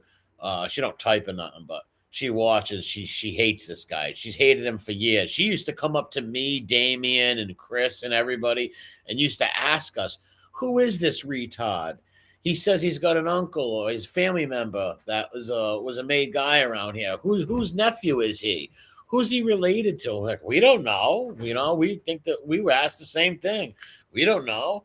And she's like one of them Italian girls that that will punch you in the face. You know what I mean? Like, she's not a dykey or manly or nothing, but she will like haul off and punch you, this girl. And like, what are you gonna do? Like, hit her? Her brothers are gonna cave your head in, and the whole nine. Her husband's gonna trip your face off. If Phoebe ever comes around, he's got some problem. Not only her, some other people don't like him around here after saying he was Raymond's family, lying about Providence, slandering people around here. He's got a whole bunch of enemies in Providence. He has no idea. If he'd come around and hung out in Providence for a week, he'd get beat up. Someone would see him somewhere and he'd get beat up. That's why I'm sure the same thing would happen to him. He went walking down the wrong street in Brooklyn or Queens or the Bronx. Oh, this dude's an idiot. Even down there in fucking the shit he's been saying about a lot of those people. Yeah, the Philadelphia. He's not going to be able to walk around with his fucking head high. They must hate him, man. The Philadelphia people. Exactly. They must fucking can't stand this weirdo. Right? When he's obsessed with your city and lying about being fucking friends with it and saying guys hung him over balconies. Yeah, taking pinches for people and hanging out in their restaurants and then talking about them, like certain ones of them, like hanging him over buildings and threatening him in courthouses. Yeah, he said that one guy's name. I forget the name, but I'm not going to say it if I remember it. But he talks about him all the time. He said he was his best friend, and he met him because he hung him over a balcony. And in the courtroom, he threatened to shoot him and kill him. He says, I killed 9 people already. The other guy that fucking wanted to drive 6 hours back and forth on Christmas. Oh, yeah. Yeah, I think that's the same guy. I'm not sure, but... Yeah, I'm not sure either, so I don't want to pin it to it, but I believe it is too. Yeah. And then the guy said right in the courtroom to Phoebe, who's a reporter, I've killed 9 people. 1 more won't be a thing. Why would a guy who's accused of that say that, right? He would never say that to you, you fucking retard. Then he became his best friend. Like he was saying, is fucking on the cop side of the room, surrounded by feds and lawyers. Yeah, but he changed the story that story's changed a few times.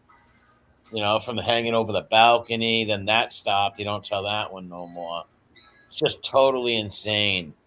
Now, if they did make a movie about Phoebe, like a John Q movie, Phoebe Q, that would be funny. Like I don't know how to make movies and all, right? But if someone did and I explained the story and they did the research, a Phoebe Q movie would be fun with him ending up dead. Don Q was pretty fucking close, man. The parts of that movie were absolutely uncanny to him and his stories, man. Hell yeah, man. That was on point. It was uncanny. It was fucking spooky in places. Yes, it was. Where the people like knew he was crazy and like he always thought he was in the mob. That was fun. That is Phoebe Q, man. Crazy shit. Oh yeah, the way he would just see people like that poor Chinese lady and they were instantly in his delusion. That was totally him. Yeah. Falling in love with these women and shit. Yeah, he's a sicko. He said a few times he always pops up with lies once in a while. I think if a girl says hi to him somewhere, he'll make up a lie that he's dating that girl, right? Like, this guy is a total psycho when it comes to the women's stories he's told. How about the big fat black girl he said he met who was a sheriff's daughter and she was naked on the pool table trying to get naked? The stories are just outrageous. The girl who came 3 states away to meet him, and she slept on the futon, and she's telling him I'm cold, and he won't lay with her. It's just the weirdest shit. It's just like, dude, you have no life experience. You sound like an incel weirdo. Stop making these weird stories up. Nobody believes them. You sound psychotic. Like... Totally. So what's going to happen to him one day? One of those New York people or Philadelphia people or Providence people that he's talked about their families, right? Are going to see him one day somewhere, run in by a chance, bump into each other, and they're going to punch him in the mouth. Like happened with Spanky at the game. When you do these kind of mafia history shit, but you're not doing history, you're like calling guys mobsters and talking about people that are like still have family alive and all that shit. Someone's gonna want to punch you in the face if they ever run into you. Like punch you right in the face. Let alone these guys that are on lifetime paper and fucking surveillance, those names you're using and putting them in fucking crimes that didn't happen. Yeah. Fucking it means they can instantly have investigations fucking opened on them. You can literally be making their lives fucked up. They could be put under surveillance all because of shit you say on YouTube. Yeah, you've got a show called Mob Talk Radio, and you're saying that you're a member of social clubs and mobsters are friends with you, and you're saying these poor guys' names. Like that's called rat radio. Number one, you're a fucking weirdo. Number two, fucking what kind of street guy or neighborhood guy, whatever you call someone in the street doing crimes. He calls them the guys in the street. I love it. Yeah. I love it. Would be that dumb to make friends with somebody with a radio show that they're going to talk about you on. Like if they did know him, they'd be like, never mention me on your show. Like, right? Like you're doing talking how he's got like loan sharking operations with people and meets them at their restaurant. They want to do clippings for him. I'm glad you said that because he actually said he was a bookie in Rhode Island. He said it with his own mouth that he did a little booking in Rhode Island, which is the most ridiculous thing. It never happened in a million years. He's not even from here. He was never a bookie up here. He never even lived up here. He's never done bookie work anywhere, bro. He'd get fucking dealt with and he'd get taken. Yeah, why would you even make that so gay? I was a bookie. Like, no, you weren't. Stop it. Yep. Fucking ridiculous story. Right? Fucking stupid. These people are crazy. Oh, it's Liars Anonymous, man. And they're ballsy liars. They'll tell crazy like Trambo. Man, he was friends with Tiger Woods and all that shit. You gotta be real stupid, and I wouldn't call it ballsy. I would say it's insane to make those kind of lies up. Those are crazy lies. Crazy. What's up, chillin'? What's up, Montauk? Just chilling, Montauk. What's up, man? Happy New Year. He doesn't say things the way that's right, Carl. He doesn't say things the way people in New York says them. No, same with my city. He doesn't pronounce things like we say them up here.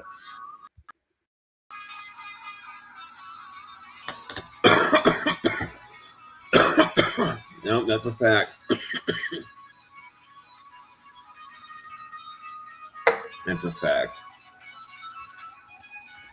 I muted myself. My cousins would never, ever in a million fucking years come on here, but I've told you before, I have one of my cousins specifically that's out now that does listen to the show every now and again. He's heard us talk about this dude, and I played stuff, and he was just fucking. He didn't even think it was funny, bro. He just sat there with a straight face and was like, "That's pretty wild, bro." He's like, "That's some crazy shit to be coming out of some dude's mouth." He's like, "You got a picture of this guy?" And I showed him a picture, and he was like, "Whoa."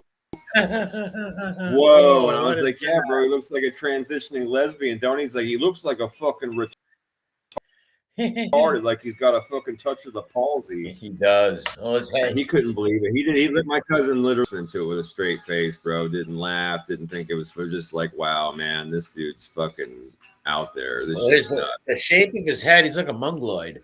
The shape of his head is fucking sick looking, man. Those cheekbones come out like little volcanoes.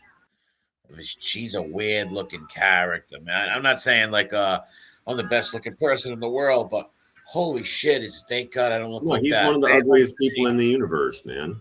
Yeah, he is inside now. Pain like pain. Quite What's literally, his fucking face is literally fucked beyond all recognition. That dude is one of the ugliest people in the universe, man. What a homely bastard, ain't it? Yeah. What a homely son of a bitch. And if you're that homely, you better be a nice person, right? At least For sure, to bro. Just like big old fat people, you got to be nice. Yeah, like even with Sloth in the treehouse, she's a very angry, heavy set hippo. She should be very happy and plump. At least they end up with other happy fat people. Yes. That's what I'm saying. Like you, there's still hope for you. You're a nice person. You got a nice smile or whatever. Maybe you're just totally ugly, but you're super nice and kind and like you take care. There's somebody out there for you. You're fucking ugly on the inside and out. You're fucking done. And he's genuinely unlikable. That's his problem. Yeah, the lies. How about when he said the girlfriend, his driver? He said he had a driver who, after the date, the girl that came up 3 states away, that girl, the night was ruined because the driver. Oh well, that was amazing. Remember? That was an entire social club story, and you know that's one of my favorite things because it's so convoluted and weird. Yeah, he said that he took her to the social club. Well, then after the social club, preface that with the special permission needed. Yes, he needed special permission to bring her to the social club. Yes, he did. That's insane. Because she was an outsider and nobody knew who she was, and there was things that went on in that club. Nothing beats. So they needed advance notice, and he had to have special mafia hotline permission to bring her into that place in the first. I wonder if that's right off the bat. Is that the same girl that took him that he went on the pizza delivery with the guns and drugs? I mean, who knows, dude? Because there isn't a girl, right? No. So in his mind, it could be the same face. Yeah. It could be the same person in his deluded daydream.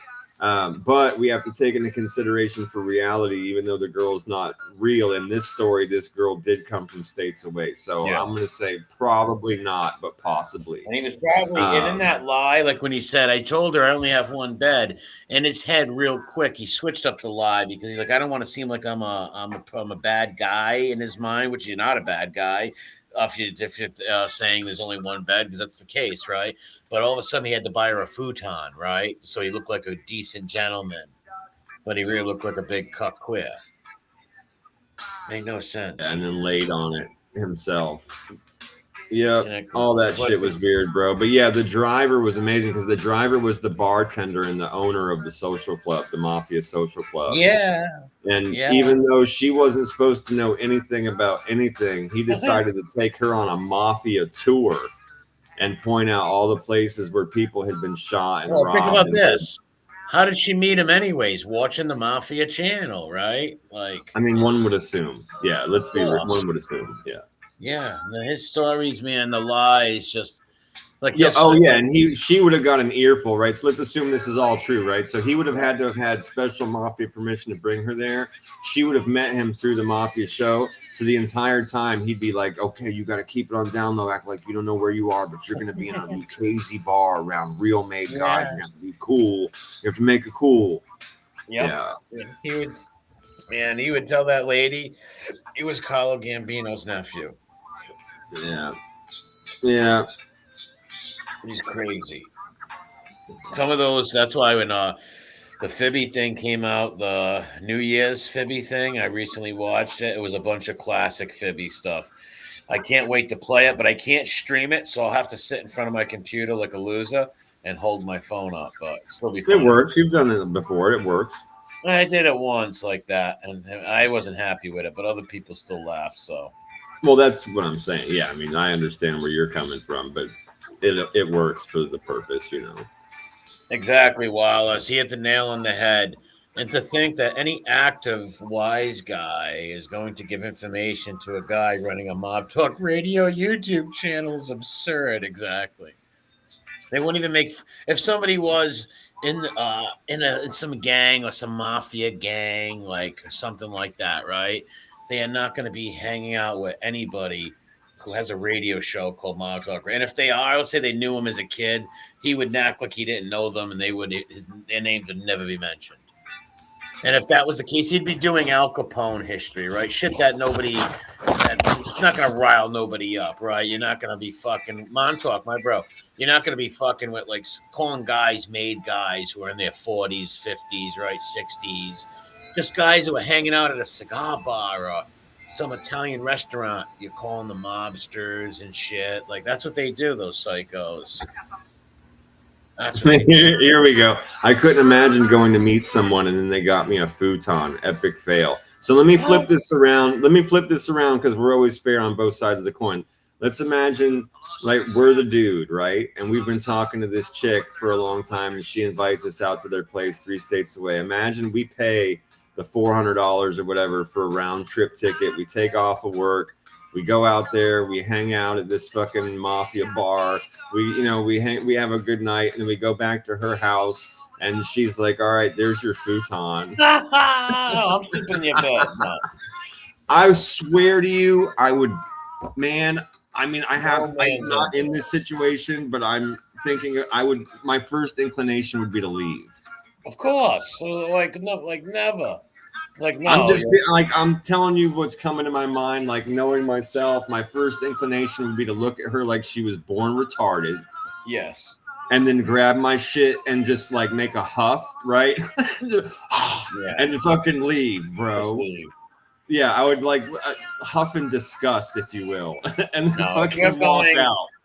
If you're going states away to see either a girl you're dating or your girlfriend, you're spending the night with her. You're sleeping in her bed, right? Or she's sleeping in your bed. That's just normal. What's wrong about that, right? Of course, you're grown people. You're having a romantic fucking experience. They like each other. They're grown adults. They like each other. You're gonna sleep together, bro. Come on.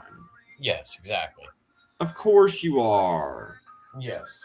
And you're not going to be all coy under a blanket hiding your little girl boner. You're fucking having a grown-up romance, and there's nothing wrong with that. You're adults. Think about this. He told her there was one bed there, and she was cool with that, and he still bought her a futon. What the fuck? And his weird story. Hold on. Yeah, and then he's like, I guess I didn't know. I didn't understand what was going on.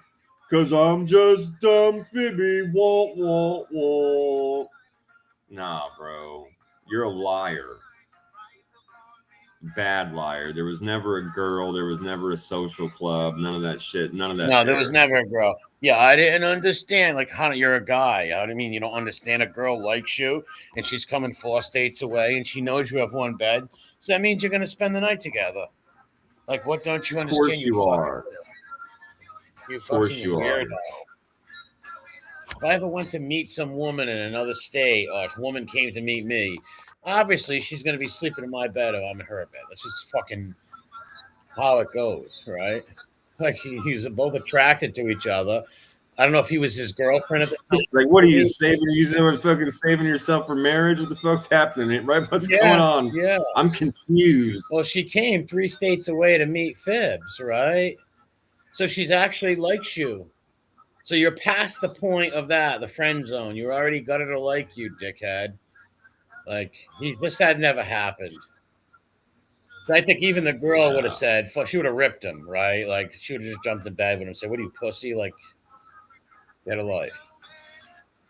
Yeah, you should have told me you were gay before I flew here. Yeah, just chilling's funny. I need a bookie right now. I don't know any bookies, man, anymore. When I was younger, I did. My friend's mother used to do it when I was in high school, but I don't gamble. I'm not a gambler. So yeah, I never did either. No, I was never into gambling. A little bit of Keno. If I'm with my mother, I'll play a game or something stupid, but real gambling and shit. When I was young in high school, I used to play the football cards, the betting cards, because my friend's mother was a bookie, right? So I used to buy the football cards in school. He used to come to school with them, buy them for a couple bucks, shit like that. But nothing serious. I never got into betting seriously. And I never did bookie stuff. I don't even know how to do that shit. I don't know fucking math and all that shit. I'm not into that stuff. Never did it. Well, surely wouldn't make no lies up saying I was a bookie. That's so gay. That's so gay. Like he actually said he was a bookie in Providence. Right now. That blows my. Me, Damien laughed at that so fucking hard, man. I can only imagine. It's like, really, you lived up federal, you were a bookie. Like, number one, my cousins would have kicked his ass. My cousin's friends were teenagers in that neighborhood who ran that neighborhood, meaning teenage like kids, right? Like, you know, they were the kids in that neighborhood. Like, if you were breaking in houses in that neighborhood, they would know who you were and they would have fucking stomped your head in. Like, you would not be breaking up houses up there, dude. I actually have an answer for this one. It says, so if there was never a girl, why wouldn't he tell a story where she at least domed him up in the car or in the airport parking lot or something? I mean, if it's a lie, why are you going to make yourself look retarded? I have an answer for this. Number one, he thought he was trying to like come across as like super respectful of women, but he just showed everybody how truly homosexual he is, because he doesn't have the kind of understanding of men-women dynamics to even get away with telling a story the way you're talking about. He says things like that about other dudes, the gay that was accosting him, the tranny that was fucking hitting on him. Those people touch him. Those people try and kiss him. And then he shows aggression to show that he's not gay. When he's talking about these women and these weird relationships, he doesn't understand the dynamic properly. So he just comes across as an effeminate queer. Yeah. Well, he said that the guy, when he talked about politics, like, it was done for them. I didn't get laid after he talked about politics. It's like, number one, you're not doing it. It's your driver. So why would she give a fuck about what your driver says? Why would you suffer for that? She traveled 3 states to see you, right? Yep. So, like, it makes no fucking sense. Yeah, you look at her and be like, don't worry about him. He's fucking kind of ubots or whatever. And she'd be like, oh, it's around, no big deal. Yeah, of course, bro. She won't even that would be no big deal at all. I'll never fucking care, right? Like, give me a break. Yeah, no big deal at all, bro. So I say he doesn't understand those dynamics. He's a gay. Yeah, and he needs to fucking come out and be a fucking gay and get it over with. Yeah, be proud of who you are. Right? Fucking might as well, dude. I still stick to the fact this dude has no identity. That's where all these insane lies come from. He's always looking for an identity for people to like him. If he just comes out and he could just be a gay, bro, that'll give him that identity. He can go to the parades. He can hang out. He can change his name to Jasmine. Bane, I'm a handsome fellow. Don't make fun of the egghead exposed. Listen, he could be Jasmine, the fucking majorette or something, right? Yeah. Tiffany. Anything. Yeah. Bitch named Tiffany. Yes. That's right. Phoebe Loman. Yeah. Those stories. Like, anyone who knows how life works, like this guy's lying. These stories are fucking terrible. Like, make no fucking sense. Yep. Like, they're hilarious. That's what makes them funny to me. Because I'm somebody who likes watching like cringe shit that I hate, right? And I've been over this fucking dude for a while. But I totally get it, and it is content, and people fucking do laugh at it. I mean, I get sucked. I hate the fucking guy for years and years and years. I get sucked into these conversations even when I don't want to talk about it because he's so ridiculous. I totally understand it, man. I do. I really do. Yeah, me and my friend, me and a few of my buddies around here always laugh at that guy. You know, like I make a joke, like, "Oh, that's Phoebe Loman's grandfather," right? Things like that. He's man. He has no idea how many people that laugh at him in my city, laugh at that kid, and know about his like crazy lies and the Raymond Petrarca thing. Like I said, me and Damien and fucking Chris, God rest his soul, who was Raymond's real grandson, used to always say, like, who is this weirdo, right? Just like that girl used to say, the dude's daughter used to say to us, right? Who is this weirdo saying that his grandpa, his uncle's a made guy? Like, who's he related to? Like, do you know him? Like, and then, man, and little did Chris know, he was telling people behind the scenes that that would have been his first cousin. That would have been his first cousin. Wow. Yeah, that was. I remember when that happened, and I remember because Chris is simple. I remember being and Gigi too, being among like 2 or 3 people. I think Vinny also. Chris was like, "Well, I don't know, maybe," and we were like, "No, Chris." Yeah. We're like, "No, dude. No, it's not true. It's not. You don't even have to look that up. It's a total lie. Well, I don't know, man. Maybe he did mention a name that I know. We're like, no, you simple motherfucker. Yeah, No. he probably knows every name that that guy's his uncle's related to his cousin. Yeah, well, he just didn't know that Troc was genuinely related to him. He's talking out his ass about names he saw in documentaries, as always. Of course, no, 100%. Yeah, it was. I was just and I remember that shit, and I remember Troc and his confusion because he's a bit simple. And me and Gigi were like, I remember it was definitely Gigi, maybe Vinny, I don't remember, but yeah, we were all like, no, dude, no, listen to me, no. Oh, he did say a name. I know. Yes, we understand that. Yeah, we get that, bro. It's okay. No, that didn't happen. It's not real. Yeah, because that's Troc's real cousin, and he's he's got pictures of family pictures, not a mugshot. Like Phoebe showed a mugshot of the guy. Yeah, he doesn't have family pictures. Not related to him. He never even probably never. Yeah, no, that's actually Troc's blood family, right? Yes, and Phoebe never met the guy a day in his life. Of course, Phoebe never came to Rhode Island, and the guy moved to like Florida when he was old and sick. Like he didn't know him, and even the story he told where his grandfather said, "Hey, watch out for him." Why would he say that to a young kid? Makes no sense. Why'd you have to watch out for him? You be careful out here in these streets while you're running numbers and selling newspapers. Yeah, it's ridiculous. Fucking dude thinks he's in a gangster Newsies. It's ridiculous, man. Yeah, it's just like John Q. It is Phoebe Q. Yeah, I'm gonna give you the 2 pocketfuls of gumballs. You're 9 years old. It's time you start earning for the family. Yeah, from Departed. I still got all those clips. I found them on my other channel on my playlist, man. I gotta grab them and show them on my channel of when he was doing the Tony Soprano thing. It's on Stax's channel too. They did a pretty funny video, like listening to all of his shit playing it. It was hilarious. Yeah. I can't even imagine any man in my family at any point in my life coming to me and being like, it's time you earn for the family. That's so weird. I'd be like, why don't you get the fuck away from me? What are you talking about? Go fuck yourself. Yeah. What are you, a fag cult or something? Like, yeah.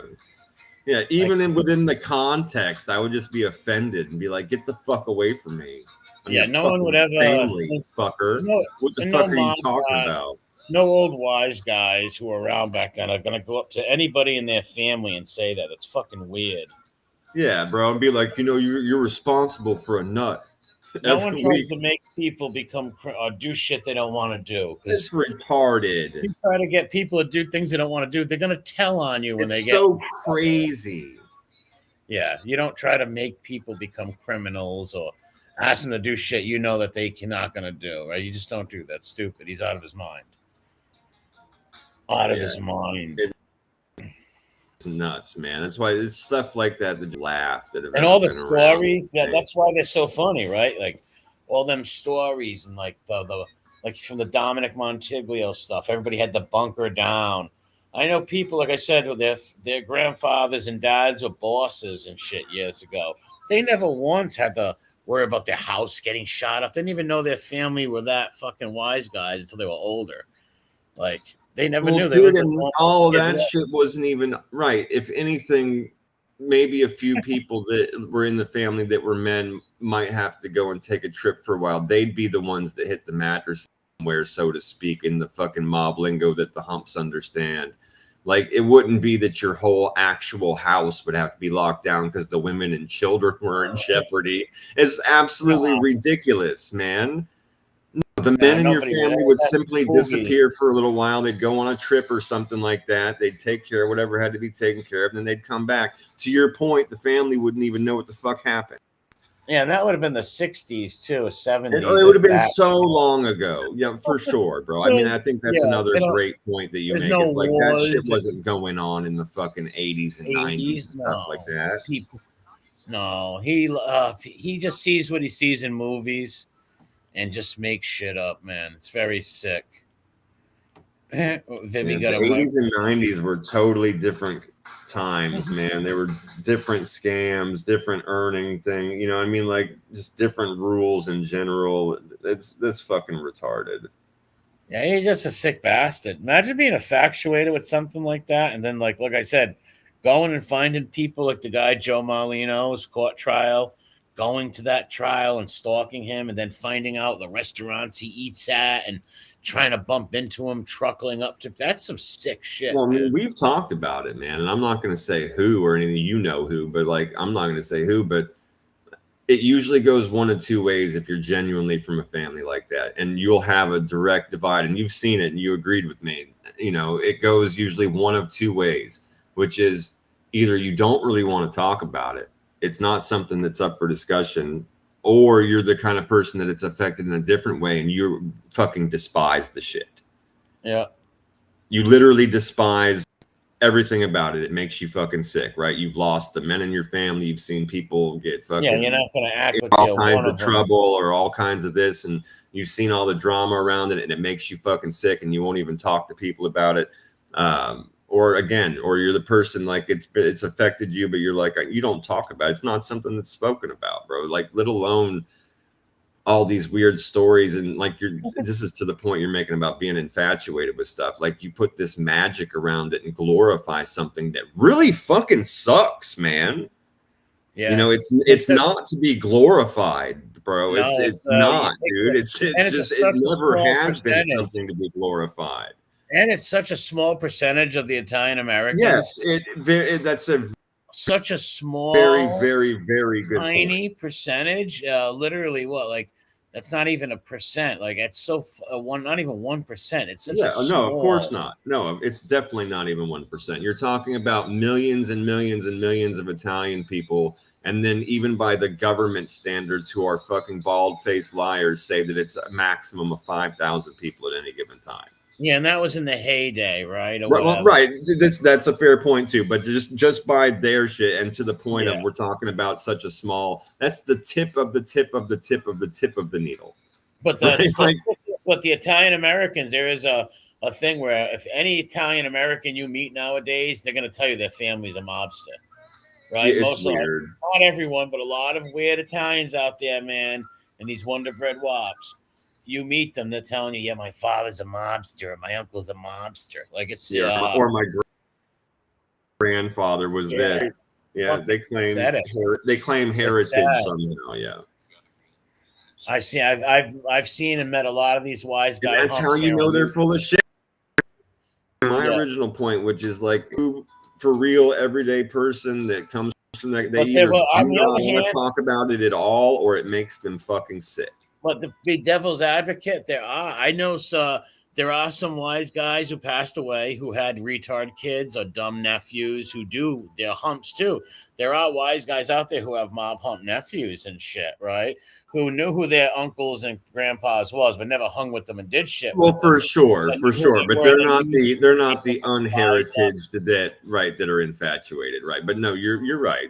I was kind of leaning towards the people that have nothing to do with nothing, but you're right as far as that goes. There are them too. You got coup genes like a motherfucker, bro. You got people that are related that are just straight coup gene wannabe posers their whole life. Yes, you got some whole life. Yeah, let me get a fucking couple dollars. You know who my fucking uncle is? Hey man, take me to the club with you. I can get in. You know who my uncle is? Yeah, I hate people. I hate those motherfucking people with a passion. I fucking hate them. They're arrogant. They're ignorant. It's just a terrible fucking personality trait. But I've met and I've seen. It is a terror. That's another very well said. Is a horrific attribute. It is a terrible. They use their family's name to bully people. They try to use their family members' names to bully people or stuff. It makes them unbearable to be around because they are oftentimes bullies and shit. Yep. Yeah, man. We've known people before, like when their uncle or dad was around doing great, they were fucking punks and bullies, and all of a sudden their dad's gone for whatever reason, and they don't act the same no more, and then people don't like them, right? They're just assholes. A lot of people, so you'll get all kinds of wackos when it comes to, because Hollywood made that. They took the worst part of the Italian American experience and turned it into like this glamorous thing that like people want to emulate. It's fucking crazy. Real crazy. That's why, like I said, Most people tell, yeah, every Italian I meet, they say they're in the mob. It's like, oh my God, that's sad. Like Yeah, they're it's lying. like A, no, they're not, and B, They're shut the fuck lying. up. Why are Yeah, you they're even lying. talking about this? like just fucking who cares? And if the Yeah. person was a criminal, why would they be telling you they're a criminal? It makes no sense. Because they want you to think they are. Or like the time Trambo was like, hey, don't say that in the chat. He picked the chat like of someone typing, and it was like, hey, I heard you're a made guy, they said. I He's like, hey, go remember, back to like, that question. Go back. He's like, go back to that. And he acted like he was all offended and mad at that question. And he's like, I know people in that life, but I'm not like that. Don't ever say that. But it's like he really loved that question and it turned him on. It's the mystique, like you were saying, right? It's the whole way that it makes them feel about it. Yeah, I know. It gives them, it's their identity.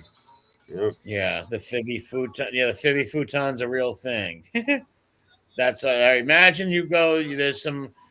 You hit it off with some guy on the internet. You watch his radio show, whatever. You hit it off great. You like each other. You go to spend a weekend at his house, and he's got a futon. And then you're telling him, "Hey, I'm cold. You want to cuddle, watch TV with him, or whatever?" And he gets you a blanket, right? What? Like, what the fuck?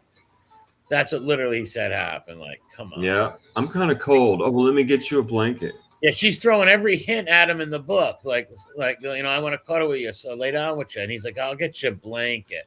But that never happened. Nope. But even to make that story up where you think you're sounding like a gentleman, right? To the audience, but really you sound like a weak beta ass cuck.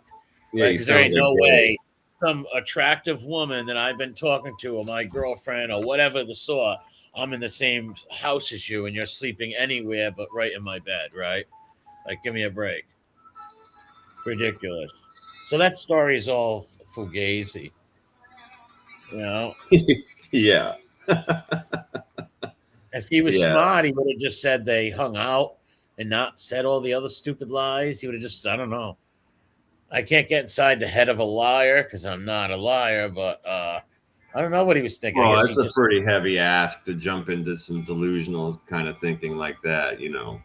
Well, you got to sometimes to try to at least try to jump in the mind of a weirdo like that to try to think like, why'd they make this up, right?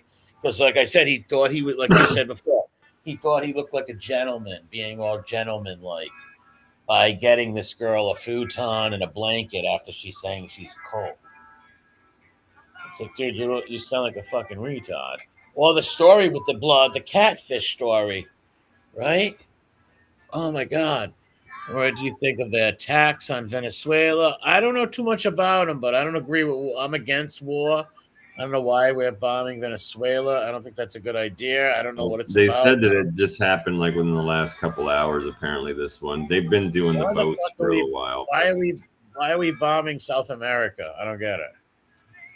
Yeah, I'm lost on that. I don't know. Well, I mean, it's getting late, and I'm probably going to be getting off of here soon, so I don't want to get too deep. I'm not super qualified to talk about political stuff, nor do we ever. But a quick touch on it would be the official story is that the leadership there is really just part of a drug cartel that's been pumping cocaine into America. The real, more plausible story is that they've got a ridiculous amount of oil. And we're probably trying to just replace the leadership to put in somebody else so we can take control of that. Yeah, we always do that shit, throw over governments. We should mind our own business. I don't know what, maybe they stop it by stopping the fucking boats from coming in or whatever. But yeah, I don't think we should be bombing some. Yeah, the boats were like they're like the pre-game, like, okay, these boats are full of drugs and we're killing everybody. And that's the other thing I didn't like about it too. Like, it's my own personal opinion. I admit, I'm just throwing this in there. People may not agree with me. That's okay. But as America, with the resources we have, if we're going to go down in there and we're going to be taking boats because they're full of drugs, and we should be taking the boats and arresting the people. Yes. We shouldn't be fucking blasting them with motherfucking machine gun fire and then killing the people once they're in the water swimming away from the boat that's exploding. No, you should arrest. That's not very American, if you ask me. No, you should arrest the people and not blow them up. Because what if there's kids in there? What if it's not Well, and even then, bro, you're talking about even people on that end. These are people, yes, are they trafficking drugs? Yeah, but these are probably poor people that are making a few $100 for their family on a drug run. These aren't the fucking leaders. Yeah, just take their boat. Right, and arrest them if you need to. I'm with that. Like, I'm not saying don't, do the law and all that kind of stuff, or take care of the law and shit. But I don't like the way they've been doing that. I don't agree with it. I don't think I you don't should know just what's machine going gun on. fucking dozens of people to death and blow up their boat because it's got drugs on it. Shouldn't you be confiscating the drugs as evidence against the government that you're going against, right? Yeah, you would think. But again, I'm not a political scientist. I'm not the number one guy to talk to about shit like that. But, again, I do know that country has a ridiculous, retarded amount of oil. And it looks to me like you said, we do this shit a lot. So I've been on the earth for a pretty long time. And I've seen stuff like that. And it just looks like we're trying to take out the leadership, blame it on drugs and Yeah, I don't like being the world police, go police in the world. And I don't like wars. I'm against wars in case it's like someone who's really attacking us and shit like that. I don't think we should stick our nose in shit and fund Israel. They're on the same page when they come. Have always been on the same page with that. Funding Ukraine, Israel. Mind our own fucking business. Keep our dollars in our pocket. Yep.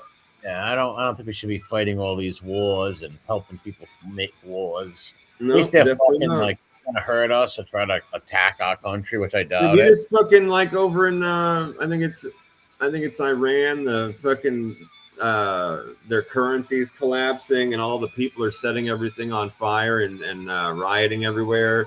And there was some footage of the military like firing on usually they use pellet guns and stuff like that, but they were firing on the crowd. And apparently like we just issued them a warning that says if you continue shooting at your citizens, we're going to send people in to rescue your fucking citizens. It's like, what are you fucking talking about? That's retarded, man. That's not our country. Mind our business.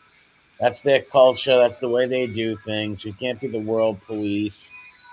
I don't agree with them shooting their people. That's sad, but that's not us. Let's mind our business. If we've done, that's why all these. Well, that's the thing. It's like, dude, the best thing that can happen for those people would be for us to mind our business and let them continually get more pissed off until they literally do burn everything down, and then they can get people in charge that they want to be in charge under. They can get rid of their own problem. It's not our fucking problem. It's their problem. Yeah. Yeah, let them rise up and fucking have their revolution and, drag people through the streets. It's not our fucking business, man. No. Oh, Mr. Badders. Yes, he did a great job. I miss Badders. He was a character. Yeah, he was a good Fibby exposer. He was a Fibiologist. I miss Badders. He was a character. He joined me for the famous ham video. But yeah, I agree with you. I don't know this Venezuela shit, but I don't agree with it if going taking out governments and all that shit. Like, we don't need that shit. Yeah, 100%. We don't need to be fucking bombing people. Even if it was over drugs, I stick to my position, which is we don't need to be bombing fucking governments because people are, even if they are involved in the drugs, we can figure out a better way. Yeah, Bambo's a whore. Bambo's a fucking skank. Let's see, when's the film start? Probably in the next couple days, Bane. It's late. It's almost 5. I already deleted the post that said I was gonna play it tonight, but it'll be Hangover 2, and I'll do it like in the next couple of days or so. I'll pop on and we'll watch it. Yeah, I'll come check it out too. We ended up just having an old school show tonight. Did all our news and then just got the chatting and talking shit for a few hours. Yeah, I'm gonna probably go live and bullshit for a little bit. Then I'll go grab a coffee with my friend or something. Right on, man. Yeah, I'm gonna fucking smoke another bowl and then probably call it a night. Yeah. I'm starting to get tired. I worked all day. I'm sure you did too, and you got more shit. You said you're gonna have a coffee, go hang out with your friends for a little while. I slept a little when I came home. I took a nap. Yeah. You got a short shift in the morning or a little bit later? You staying up to do like a short shift? Yeah, I got to go to work today in the afternoon. I drank coffee tonight too. I drank some coffee. Yeah, I had a couple of copies before the show started to keep me awake until now. Oh yeah, Bambo's a fucking dirty little hoe, scumbag, doxing freak. They're all fucking weirdo simp shit, man. Some simp shit. If someone telling you to be careful in the streets, it's because they care for you, and stupid idiot. Oh, what's up? Yeah, amen. Just chilling. Like you said, you got a lot of crazy, delusional people on here that will make up crazy lies about being in the wars or in gangs or in fucking motorcycle gangs. You got a lot of crazy bullshit artists. Yeah, that'd be weird, bro. I can't imagine having this like weird alternate personality you got to stick to and That must keep be track hard. of. Well, that's how he gets caught in all his lies, right? Because that's how a lot of those liars get caught, right? Because how do you remember all those fucking lies, right? How do Yeah, you yeah, do yeah. that? And this again, like this isn't the fucking 60s or the 70s where people can't just like look things up right away, right? This is not the time to be a pathological liar on the internet when you're going to talk Yeah. about things that should have records and proof. Yeah. Yeah. Like boxing matches, right? Undercards. I was on the undercard. How many undercards did Trambo say was on? And those channels, Man in the Hat and Man in the Box. They like and play Busted Playground, Parasite Slayer, all those dudes exposed him for the fake undercards and shit. It's like, what? You're a liar, dude. Like Yeah. they can check that shit. Or the Conor McGregor picture. Like, dude, they're gonna reverse Google image that. And they're gonna find out that that picture was off Conor McGregor's Instagram, man. That you just went and took, and you lied to the girl lady on the stream. You fucking weirdo, right? Like fucking weirdo. That's why lying doesn't help to make lies up because man, you got to make 10 more up. You're not gonna. I wouldn't see. I don't. I wouldn't remember it if I made up some lie, which I never do. It's ridiculous. I'm not a liar, but I couldn't remember it. I'd fuck up and I wouldn't remember. I would just find it exhausting. Like I have a Yeah, pretty good yeah, memory, and I think I could probably maintain because I wouldn't be as foolish. I wouldn't make it as convoluted as they do, right? Like constantly making up new lies that string together. yeah, But to that point, I would still find it extremely exhausting to have to maintain this alternate personality and to hide my natural like normal reactions and answers, right? Because you'd yeah. probably almost want to answer things like truthfully, and you'd have to stop yourself. That'd be weird, man. That'd be exhausting. Yes, mentally exhausting. So picture people like Trambo and them, man. That's their fucking life to do that. Yeah, Or Tig, if we didn't catch him as a fake stolen valor, he would still be saying he was a Hell's Angel and a Marine. of course. Dude, You all know, these people would be doing the same bullshit. Fibby, of if course. not fucking kept in check and put on the spot and talked about shit, he would have kept going on with all his bullshit happily. Yeah, Don't Bobby think that. DeLuca Jr. Yeah, nobody should ever think this dude was just actually, like done with YouTube because he's been here for so long and invented. No, this dude knew his number got fucking picked. Same thing But with Calandra and a lot of these other guys. They're finally done for. but Fibby didn't leave though. He made the whole post No, that he he'll was be going to back. leave. He'll He be does back that with once a more. year. I believe he does that like once a year. He'll be like, "I'm leaving. This is it for me. Saying my goodbyes." And boom, 3 I'm gonna days. go tell spooky stories I write with AI. Yeah, he's been doing all that AI shit, and it puts you to sleep. It's like, what the fuck are you talking about, you psycho? Yeah, I've only heard about it. I think I heard a couple of small clips of his stupid spooky werewolf stories, but yeah, he's been using Chat GPT for everything. The last few times I've even heard him speak or like deliver a narrative, and it's been very obvious that he's been reading a pre-written script by Chat GPT. It's very painfully obvious. And it's really funny too when he's drunk and doing it and goes off script and starts talking all kinds of weird, crazy shit that has nothing to do with it, and then comes back to the script. Yeah. Too funny. Yeah, that stuff is funny, I admit. Yeah, it goes off script, and then he comes back to reading the Hallmark cards. Yeah, right? very clearly written by ChatGPT. You can tell it's very, very, very obvious.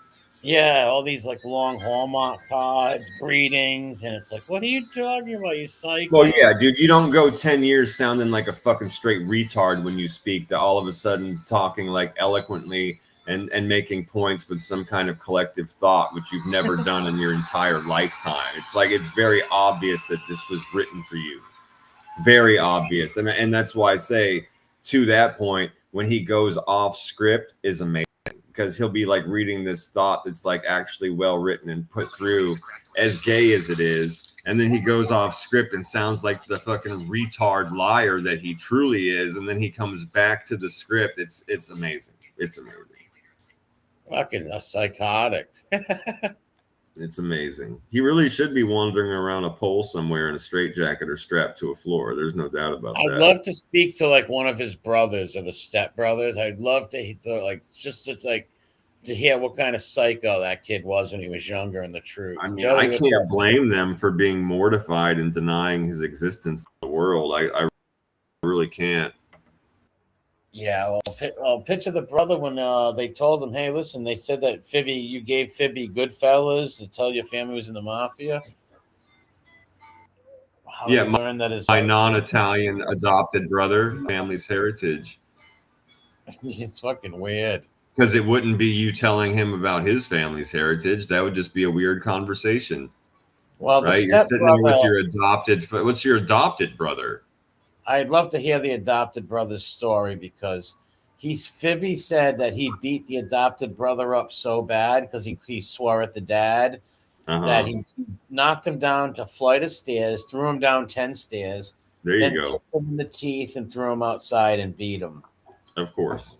It's like, Fibby, no, you didn't. Your stepmom would have called the cops on you, and he would have probably beat you up anyways. You're probably scared of him. He probably did threw a stick of dynamite at him. Yeah, they lived together.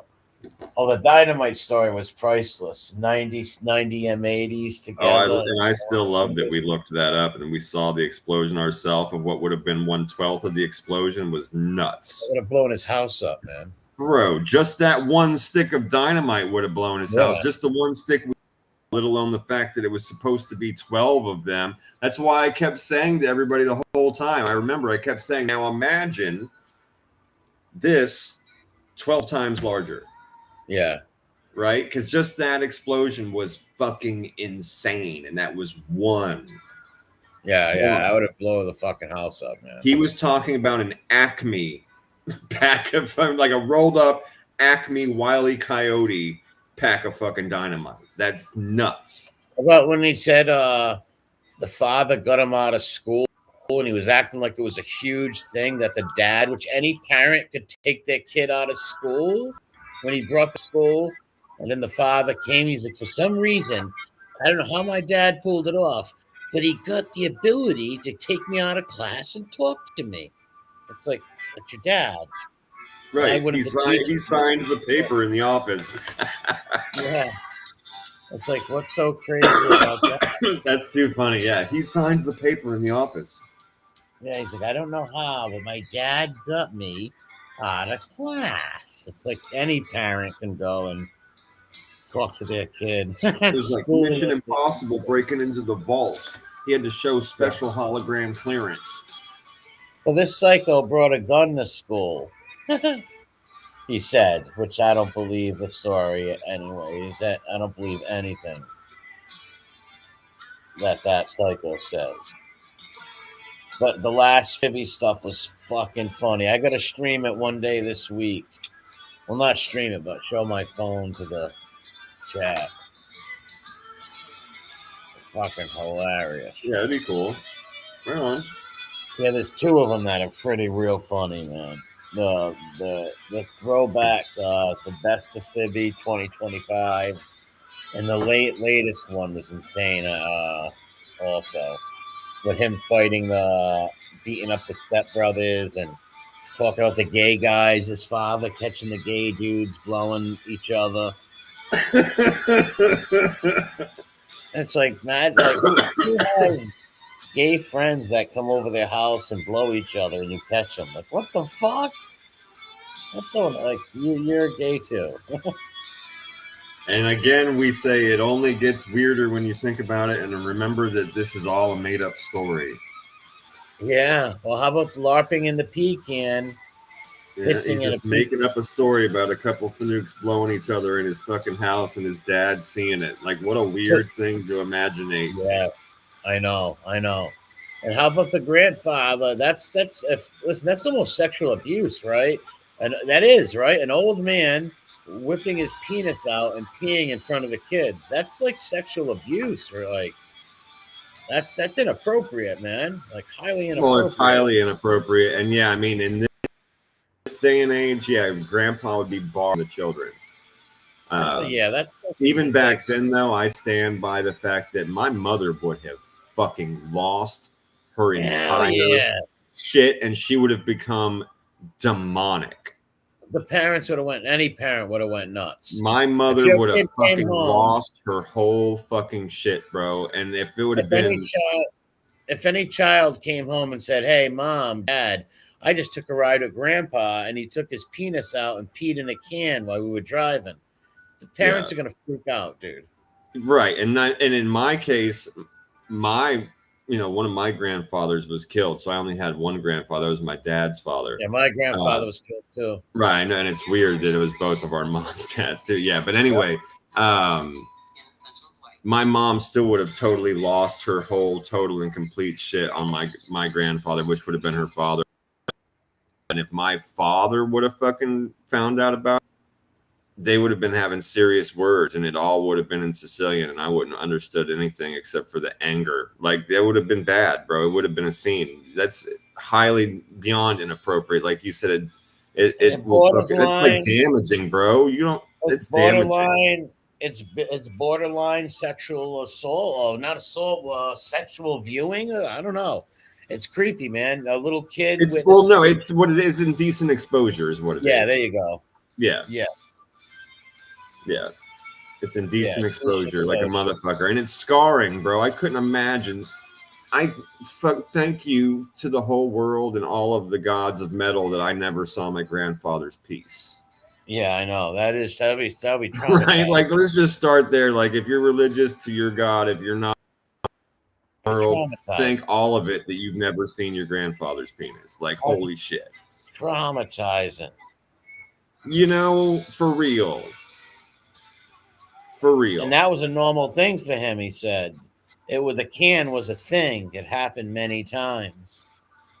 So the guy, you're painting him as a total fucking pervert, Phoebe. Like, you're painting this grandpa who we probably never even met. Because he might as well have said his grandma pulled her tits out in the car. It's the same disgusting, horrific, horrible thing that could happen to you. It's so nasty and fucking weird.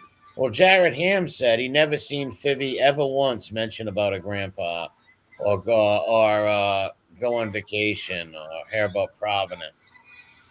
Oh, yeah, because all that's fugazi lie. Yeah. But the grandfather really was from here and the mom was, I guess, born here, but they moved away.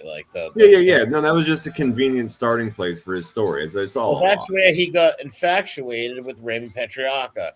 Because the family, everybody in this state knew who he was, right? He was on the news constantly, right? Like, you're gonna know who he is if you know that. Watch the fucking news in Rhode back then, right? Not now, but if you watch the news in Rhode Island in the 70s, 80s, early 80s, 70s, 60s, you know that guy's name, right? It's you can't get away from it.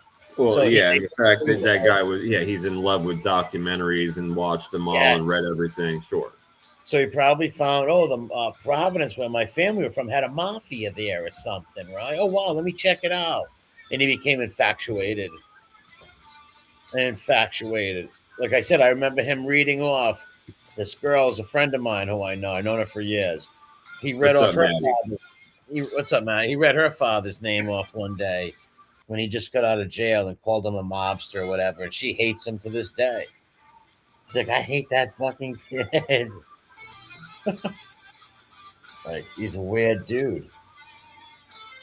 But like I said, just like Tranbo and the rest of these like liars like that, I think it's just so funny when people try to like double down on the lies and try to convince you. Just like, no, dude, you're not a fighter. You're not a boxer.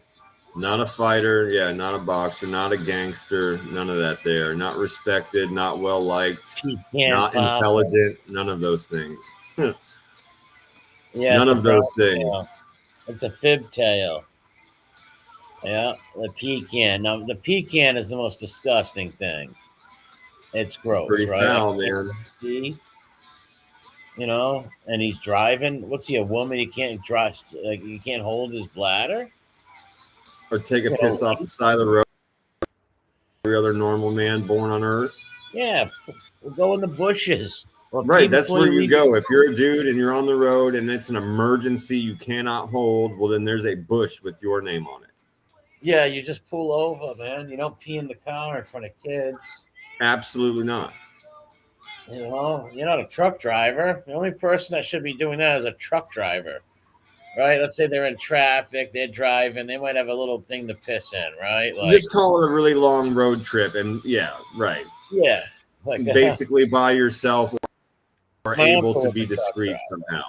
I had an uncle who Yeah. was a truck driver, and he didn't go far though. He only went to New York and back. But guys who go across country and stuck in traffic, yeah, they're gonna have something in their car to piss in. If they can't fucking get to they're not gonna want to piss themselves, right? And then Like, what does he like toss the pit? Like, I wonder, do you put the lid back on the pecan and put it down in the cup holder? Do you toss the piss out the window and hope it doesn't get your grandkids in the face who have the window open in the back seat? that's a great question. Otherwise, and then you're going to have like flies and piss smell.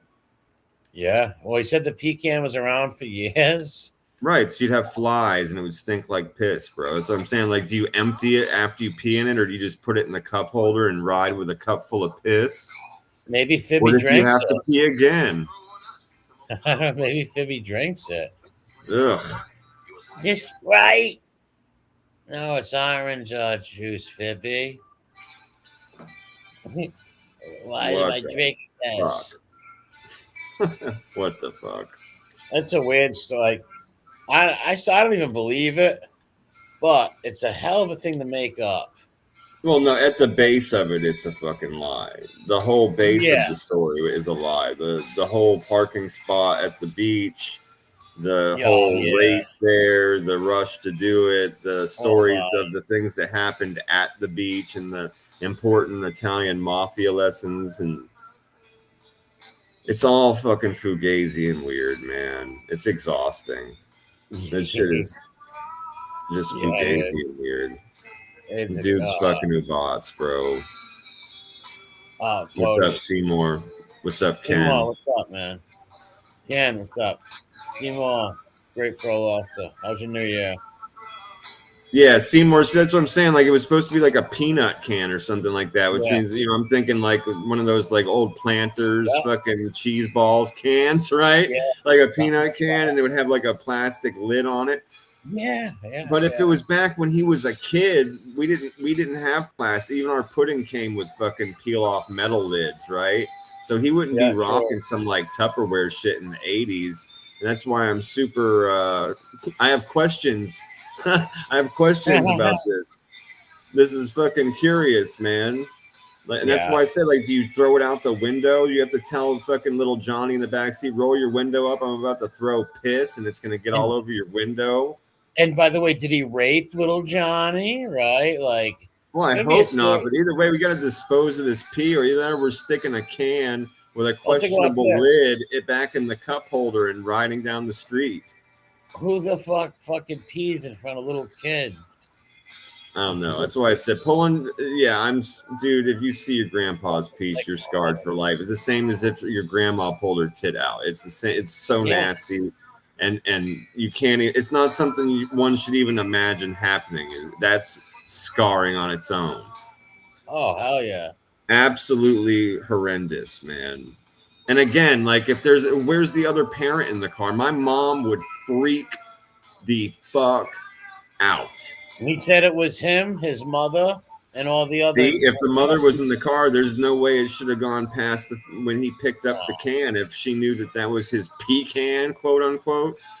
Yeah, she shouldn't have been like, oh, gee whiz, oh, here we go. And there you go. Now she's going to have to see her own father's piece or father-in-law's piece.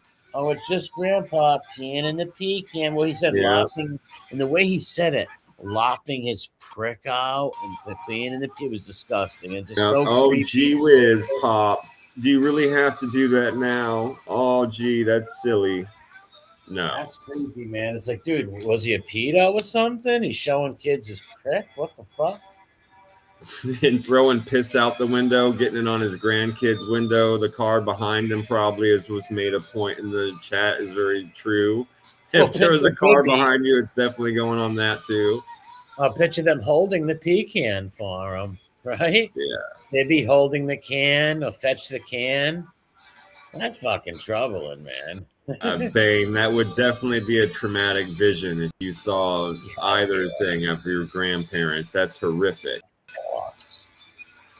Traumatic, man. Any child is going to be fucking creeped out. Never look at their grandparents again like that, right? No, that's creeped them out.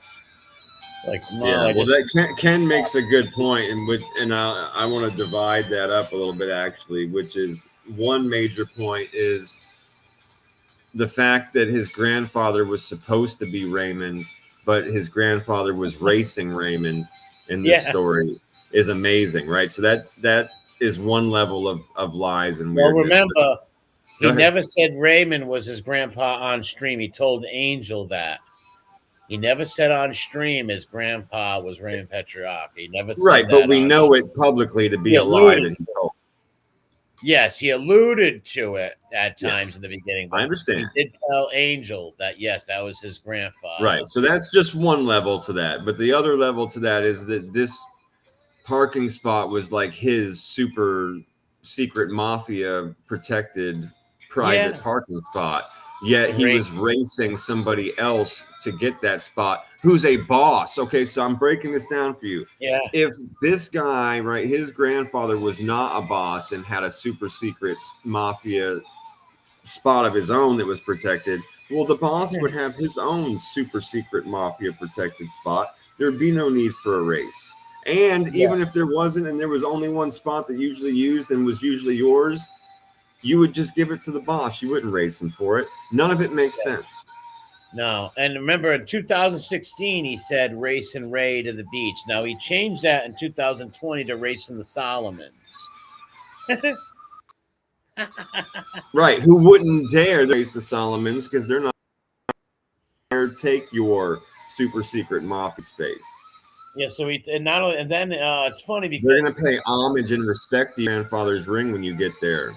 Yeah, what's up, Ruben? It's an oxymoron too because he's saying that in one breath he's got his own parking spot, but yet he's racing them for the parking spot. It's like, what? Oxymoron. Why would he have to race somebody for a parking spot that he already has designated? Right. Well, the story of him and Raymond at the beach in 1983, Raymond Petrarch was a very sick man, very sick. He wasn't going to no beaches in 83. He was a sick old dude. In the 80s, sick. He died in like 84, but the early 80s, he was very sick. He wasn't at no beaches racing people. Like, he's a sick old man. Like, right. Then he said he knew him. He was a nice guy. Like, dude, you were 6 years old when he died. Yeah. And your family didn't even know him. Fucking nothing. The guy knew nobody. Yeah, he would have killed him, Seymour. His fucking family didn't know nobody. He was related to nobody. He's been around nobody. He's spoken to nobody. The only people he's spoken to are rats. Those guys are super protective of children. If they've known some guy was pulling his penis out in front of their grandkids, Raymond would have probably fucking had the guy killed, dude. Or beaten up or something. Trust me. If they were very protective of children. If they knew some guy was pulling his penis out in front of his grandkids, exposing children. Yeah, that guy would have got a beaten or killed maybe back then. Like, give me a break. He's fucking nuts. And then the one-armed Georgie, cousin mobs, the maid guy from Rhode Island, cousin Georgie, who nobody knows out here, who's got one arm because he threw a grenade in a car. So he's got one arm. Right. Yeah, we talked about it earlier. That's a story he took from the Montiglio guy. Yeah. Oh, that's right. I forgot that. Yeah. Yeah, he took that story from the Montiglio guy. Because the Montiglio guy, I remember that documentary. I remember laughing at it. Like, who was the guy who lost an arm in his? Well, I don't know that the guy lost his arm. It's a derivative story of Montiglio saying that from the war, he knew how to do all this shit and he had access to weapons, and his uncle asked him to fucking what do you call it? Like set up like a booby trap, a grenade in this guy's car. I remember that now. Yes, okay, I know what you're talking about. I remember watching that. Yep. Yeah, but that was on cable television. So that's why when Phoebe was telling that story, I was like, this is that Montiglio story. And I remember the Montiglio thing because I was so disgusted that the motherfucker had ratted on his own family. That's why I remember who that guy is. He was one of the people back in the day. On the HBO. He ratted on his own family. Yeah, it was on the HBO documentary. Remember that? That's how I don't remember where. I just remember it was on cable. So sure, it might have been the same one. You know, I don't know. Yeah, I think it was HBO. Yeah. Fair enough. An HBO doc, and that's where Phoebe's seen it, and he fucking look how he stole the grand. He said his grandma was a heroin dealer and a bootlegger. He stole that from a Detroit newspaper about some lady who did that and just wrote around. I remember seeing the clipping. Yeah. He switched it up and said his grandma was going to New York and all these fucking places, and like it's like, what the fuck, dude? You're out of your mind. No, I'm still holding out for Cowboy next. Yeah, he might be a cowboy next. Yeah, I'm holding out for Cowboy. He can still be a gay and be a cowboy. Yeah, an astronaut, maybe. Brokeback Phoebe. He could be an astronaut too. He could turn into an astronaut. Yeah, astronaut. Yeah, he'd be an astronaut. Him and Fago. Yeah. Anything's possible with that psycho, man. Like anything's possible when you got people who lie like that. Liars will make up any crazy, wild escapade or story. If they think they like Trambo, he thinks he can get away with it, he'll make up. I had a friend with Mike Tyson. He hung out with Mike Tyson. Him and Tyson sparred together when they were younger. He had the balls to say, of course. I remember hearing that. Yeah. That what dude's a fucking retard. He's a born mook. That guy's a disgusting person. What a bad man. And he lied on his son's soul, too. Oh, well, that's... Wow. Yeah, when he's on the phone with Kane Shades and he's trying to say, I didn't say Vinny. He's like, just say you were Vinny Matt alone and I'll leave it alone. Just admit it. And he wouldn't admit it. And he's like, no, to Angel. He's like, no, I swear my kid's soul. I never said that. And Kane got pissed. He's like, fuck you. Now I'm going to make fun of you. And he made the video on him. Phoebe the Naked Cowboy. Exactly. The Naked Cowboy. He's Ken Boy. Phoebe's Ken Boy from The Gift. Yeah, Brokeback Phoebe. Yeah, I'm trying to really. He can be related to any number. You know more about like Old West history. I won't be able to name any of the people other than like Billy the Kid, but he'd be related to some fucking Doc Holliday, guy, like Doc Holliday. There you go. That's the other one I know. Okay, there you go. Wesley Hardin, Billy Kid. Yeah. Fucking Wild Bill Cody, Buffalo Bill. He'd be related to all of them.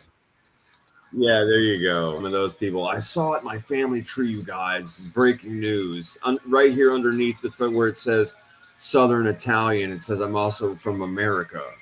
Yeah, who's Maduro? Maduro? He's the leader of Venezuela, bro. All right, so he's captured? Apparently, I'm kind of tripping on that now. Why the fuck are we down in Venezuela arresting fucking people in their government? That's some weird shit. I was just telling you, that was my idea. I figured they were going to take the fucking leader, man. That's pretty... Yeah, that's not good, man. It's not good that pretty nuts. I don't like that shit at all. No, I voted for him because I'm anti-war, and I thought he was going to be like huge anti-war, but I guess not, right? Like I'm not. I'm against Well, wars. and at the same time, right, you couldn't vote for the fucking other one in this No. case. In Oh, most cases, I agree with you. Like that would have been like the primary reason of why you would go over somebody else. But in this case, it was kind of like, well, shit. No, but I agree with what you're saying because that was one of the things that I agreed with too. That and like the immigration problem. Those were yes, the two things. those. But I also said I was like, we're gonna have to eat a whole lot of shit for these two things that I do like. But at the same time, it wasn't a decision. I back to my original point, which is like you couldn't vote for the other side. Like you just couldn't. No, definitely not. Fucking Kamala, are you fucking high on everything? Like, no. No. Nope. But yeah, I don't know why. Like, why are we even? She's a bad person. Like, no, that bitch fucking put people away for life that weren't guilty. She hid evidence to keep people in prison to protect their numbers. She put innocent people in jail to keep her numbers full, to keep getting sued from the fucking prisons. Like, this is just stuff like pre-president, like reasons why I didn't like her. You know what I'm saying? Yeah, like, she's just a bad human, dude. And then I don't know much about her politics after a while. I don't know much about that at all. I just know she's a bad person. She's all about the California 3 strikes, putting people away from marijuana for life. So if you got caught with a $50 bag of weed, then 2 years later another $20 bag, and then a $50 bag, you're doing life in prison. Oh yeah, her people were fucking planting evidence, bro. She kept people on death row that she knew were innocent, like just to keep her numbers up and keep her fucking record intact. Fuck her. Her admitting she smoked weed too. It's like, wait, you're putting people in jail for smoking weed, and you smoke weed? Yeah, the things that she did that made me sick, but it's still one of my favorite things. It was so flagrant and weird. She did this little ad, like a commercial, where this black lady came on. She was like, "Oh, honey, have you heard about all this stuff that's going out and this, that, and the other thing that's happening in the country?" And it switches to Kamala, and she looks at her and she goes, "Oh, honey, I know all about what's going on in these streets." And I fucking died. I almost spit my fucking drink. That was so set up and cringy. I remember that one. Oh, girl, I know everything that's going on in these streets. I said, "Oh, you fucking weirdo." What a poser, fucking thirsty weirdo. That was so funny. Yeah. It made me sick, but it made me laugh. I don't like none of these politicians, man. I really don't like. No, I know. You and I agree on that too. We always have. They're all fucking horrific. They're all full of shit. They're all just stealing. Yeah, stealing money, coming into office with no money, leaving as millionaires. Being a congressman for a few years, leaving as a millionaire. It's like, what? Where'd you make millions from, you bum? They're all just fucking stealing, bro. It's just like professional wrestling. They go backstage, they eat off the same deli tray, they high five, and then they come out and play us like idiots. It's a fucking how about that? It shows all the Epstein shit. The Republicans and Democrats all hanging out with Epstein. Like this weird, creepy dude who's like sleeping with teenage girls. Well, that guy didn't care what party you were from. He was a honeypot, dude. He just cared that you were into the fucking weird shit they were going to take pictures of you doing. They didn't care where you came from. I wanted to blackmail them too. It was all right. That dude didn't give a fuck where you came from, what colored tie you wore, or none of that there, bro. That guy was just like, "Oh, you like this candy? Yeah, come on in here. I'm going to take pictures of you eating this candy. It's going to be great." Prince Andrew, he's not even a prince no more, but Andrew, fucking Mountbatten is like is gonna go down as the most hated royal of all time. Him and Harry. Well, look at what we just saw about Harry too. His public opinion was with Markle, and she was the most hated celebrity of the year. Yeah, they're both. And Harry was right there with her, bro. Harry was in with. Dude, imagine that. You got Meghan Markle because of Meghan Markle. Harry is in on Amber Heard. Well, he's a shitty person himself. He's an no, for sure. But think of that's brutal, dude. It is. That really sucks, man. You did that to yourself too. Yeah, he's a phony. Yeah, that's a hell of a list. He's a fucking weirdo, Harry. He betrayed his own family. I'm not a big fan of the royal family myself. I like the old royals. I love history and stuff, right? But yeah, man, he dogged his family. Well, that's the thing, right? It's like everything else aside, you have right and you have wrong, and he really, really, really shit on his family. Yeah, and he did it on purpose. yeah. With no regard to the aftermath that it was going to cause once he was done being used like the cuck he is. Why the grandmother and grandfather are dying, he was doing all that too. Mm-hmm. Yep. It's like the family gonna making hate them all you. look fucking mad, racist and shit like that. Yes, which was a lie too. Nobody even said, and they just said they were like, "Well, we'll wonder what color the baby's going to be. What's wrong with that? Isn't you curious if you got?" And that was only one of the fucking aunts, one of the super old fucking like senile aunts that asked that question. I know people that said the same thing, and one was black, one was white, and they were moms. And they're like, I wonder what the baby's going to look like. More of the mother or the dad? Is it going to be white or black? All right, it's just a curiosity. Right? I don't think there's anything racist about that, right? Like, yeah. But even still, it was like it wasn't like this big family meeting where they were like holding up swatches of fucking color. It was one lady that asked the question and it got blown way the fuck out of proportion. I know a black lady who said that. Who said to her, a black woman who said to her son, who had a baby with a white girl, said, "I wonder what how dark he's going to be or something." She wasn't perceived racist for saying that. She's just curious. Because it's not racist. You got two people of different races having a kid. So you're in order to be racist, you would have to then say something about it better not be this, or I hope it's not right. Like you'd have to say something negative about one of them. Yeah, it was just being. It's like, all right, when I was a little kid, my mother and father wonder if he's going to look more Irish or Italian, right? Like, that's not racist. I wonder if he's going to look more Italian or more Irish. That's not fucking racist. It's not like saying, oh, I hope you don't look Irish or I hope you don't look Italian, right? Like, what the fuck is racial? Like, I don't get it. They're just curious of, who's the kid going to look more like, the mom's side or the dad's side? A lot of that was narrative anyway in the first place, created by Megan herself. And just she played fucking Harry like the little simp beta fucker that he is. He deserves it. He's a punk. He deserves it. Of course he does. What a weak little beta that guy. And I couldn't agree with his brother more that he deserves to lose his title. He should absolutely lose his title. Yeah, they better take it though. He better not feel bad for his brother and let him keep I don't think he does, man. To be honest with you, I think he's just waiting. I think he's just waiting to be in charge because he knows his father won't do it. I bet you as soon as he's king, he's going to be like, bam. Yeah, he's going to take it. And the only way Harry could save that if he left Meghan and got totally humiliated and came back on his hands and knees begging for redemption. Because it's still his brother. He might take him back then, yeah. But why he's with Meghan, no chance. They don't trust him. They wouldn't even meet with him, right? They wouldn't even meet with him lately because every time they meet with him, what they say gets leaked to the press. Right. Right? Like, that makes sense, man. That makes sense.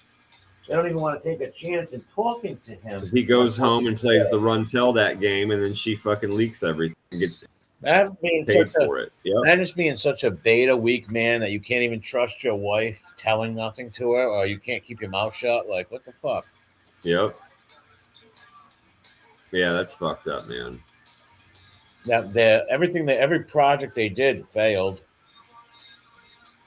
Oh, yeah, we were talking about that earlier when we went over the original article. Yeah, absolutely every single thing that she's done has turned to ass. And some of it she straight up plagiarized and copied and got in trouble for. Yes. Yep. Copied other people, Pamela Anderson and others. The cooking show. Yeah, copying the formats of exactly. Yeah. You've seen some of the same stuff I did. Yeah, you said you've read. I know a lot about them. Yeah, I know a lot about the Markles and Harry and that shit. Right. I could actually do a channel on that. I was going to at one point. Because I always do little projects and see if like my I do a little channel and don't tell nobody and see if it takes off, right? And sometimes it does, and so mostly it don't though, right? But I always try to do a little channels on some things and shit. And that was one of them was the the Markle stuff, but I just got too bored with it too. But it was kind of fascinating how this woman tried to deny her upbringing and act like she had to fight through college and all this shit. It's like, wait, your dad paid for everything. Your dad was on the set of. He was a head lighting director. He won awards for it. Was married with children, General Hospital. Like your dad put you in the best of schools. You grew up as a rich, privileged Hollywood girl. So why you act Right. like mom struggled to raise you and you had to work your ass off and shit? It's the narrative shit, bro. Yeah, they want to It's pump like out a we were narrative. talking about this earlier. She's like, what the fuck she's doing? She's not a stupid person. No one's saying No, she's she's not. dumb. No, No, because she's Meghan not. Markle is not stupid. Yeah, She is she's a fucking hubris. ladder climber. She overplays her cards, yes, but she's not dumb. She knows how to manipulate people very well and shit. Yeah, You know, that she does. and she's That a she does. totally cold woman too. All her dad did was like do a fake shot for the news or something to make him look like he was like into pop culture or whatever, and she disowned the guy. That's her blood father who helped her get jobs, put her through everything, and he's dying right now. He's sick, and Right, I know that. I know yeah, that. Yeah. she hasn't forgiven or talked to him in years. She can just cut people off like that, blood family members. Like, all right, your dad fucked up. He made a mistake, right? It's like you're not going to let him see his grandkids or talk to him ever. Like, what the fuck? She didn't want her family at that wedding because they're going to tell stories about her. You know, the Meghan story's not going to fly. Right, right, right. You know, and so she didn't want none of her family there. Only the mom. That's it. And the mother got sick of her too, and like dissed her recently and stopped talking to her. Moved out of the house and shit. The fucking Not surprising. well, she's a narcissist. Meghan and Harry are both narcissists. They're crybabies. They acted like they were chased in New York by fucking. Yeah, no, I know. I told you the best thing ever was South Park absolutely destroying them and that whole narrative that they created around themselves, that they were trying to be private, but at the same time, like they made sure every single thing that they did was, you know, on camera somehow, Yep. and they would just complain about it. Yeah, South Park fucking destroyed them, dude. Yeah, worldwide privacy tour. Yep. Yeah, it was That's what amazing. it's called. The Yeah, worldwide privacy tour. It was called. That was hilarious. Yeah, it was It was hilarious. so true. If you're telling people, I want to be left alone, all right, that's like Phoebe, right? I don't want the drama. I don't like the drama, right? Then fucking leave and stop fighting with people, right? Like what the fuck, you know, like that. All right, you don't want the publicity out of the public eye. Stop calling the paparazzi to film you, right? Stop doing shows, and maybe they would leave you alone. They're a real sick couple. Yeah. And they met each other. They were married within fucking months. They met each other and found she played him like a fiddle. He was a dumb, goofy bastard. He couldn't believe, like, wow, this girl likes me. I'm a retard. I'm Howie. Well, and again, I stand by him. I think, you know, he knew exactly what he was doing, bro. He was deliberately fucking shitting on them in every way that he possibly could, throwing a temper tantrum like a little bitch. Yeah, he's a rich Harry is a fucking a privileged rich kid who's always got people kiss his ass. And people like that have sycophants around them. Right, you always tell them what they want to hear, and the people who don't tell you what you want to hear, you never deal with them again. My life was horrible. They always gave my brother the extra sausage and the bigger piece of bacon. It was, he was fucking terrible. Being the spare to the royal family.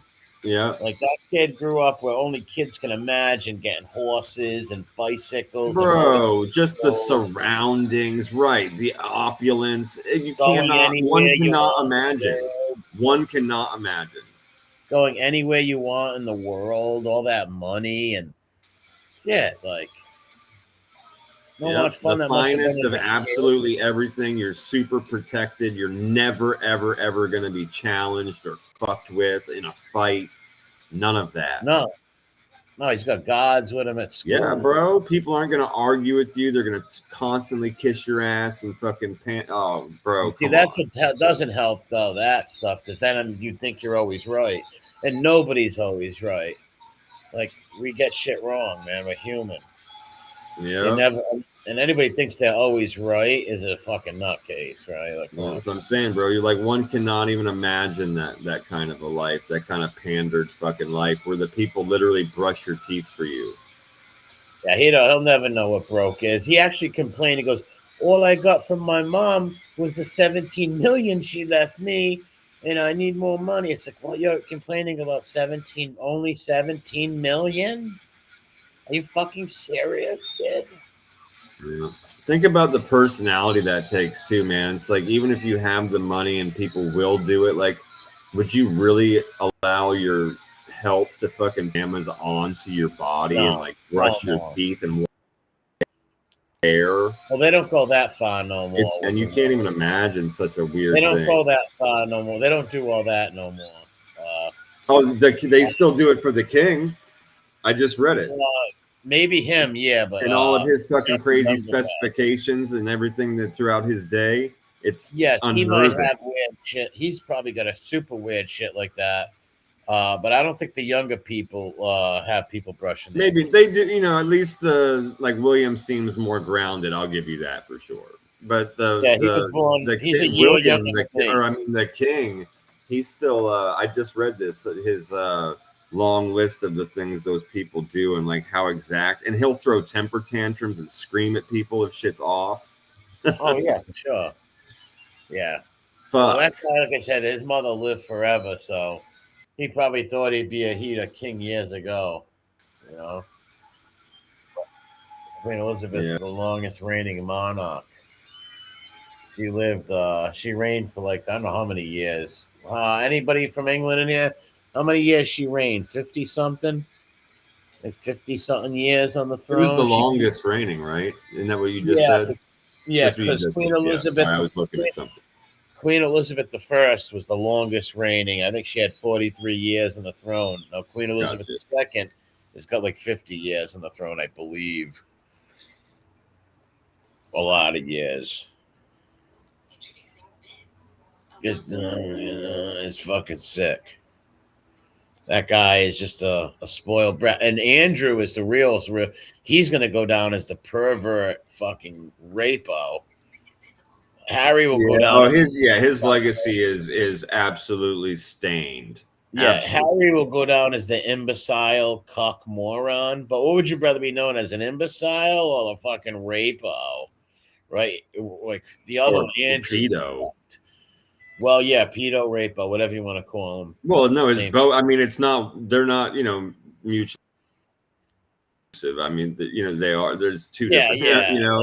It happens to be a combination of that. Oh, okay. Bane says about 60 years. All right. Sorry. Wow. 60 years she ruled. God bless her. 60 years. That's a long time. And he put that woman through all kinds of shit when she was old and dying in her last years. He's a selfish bastard.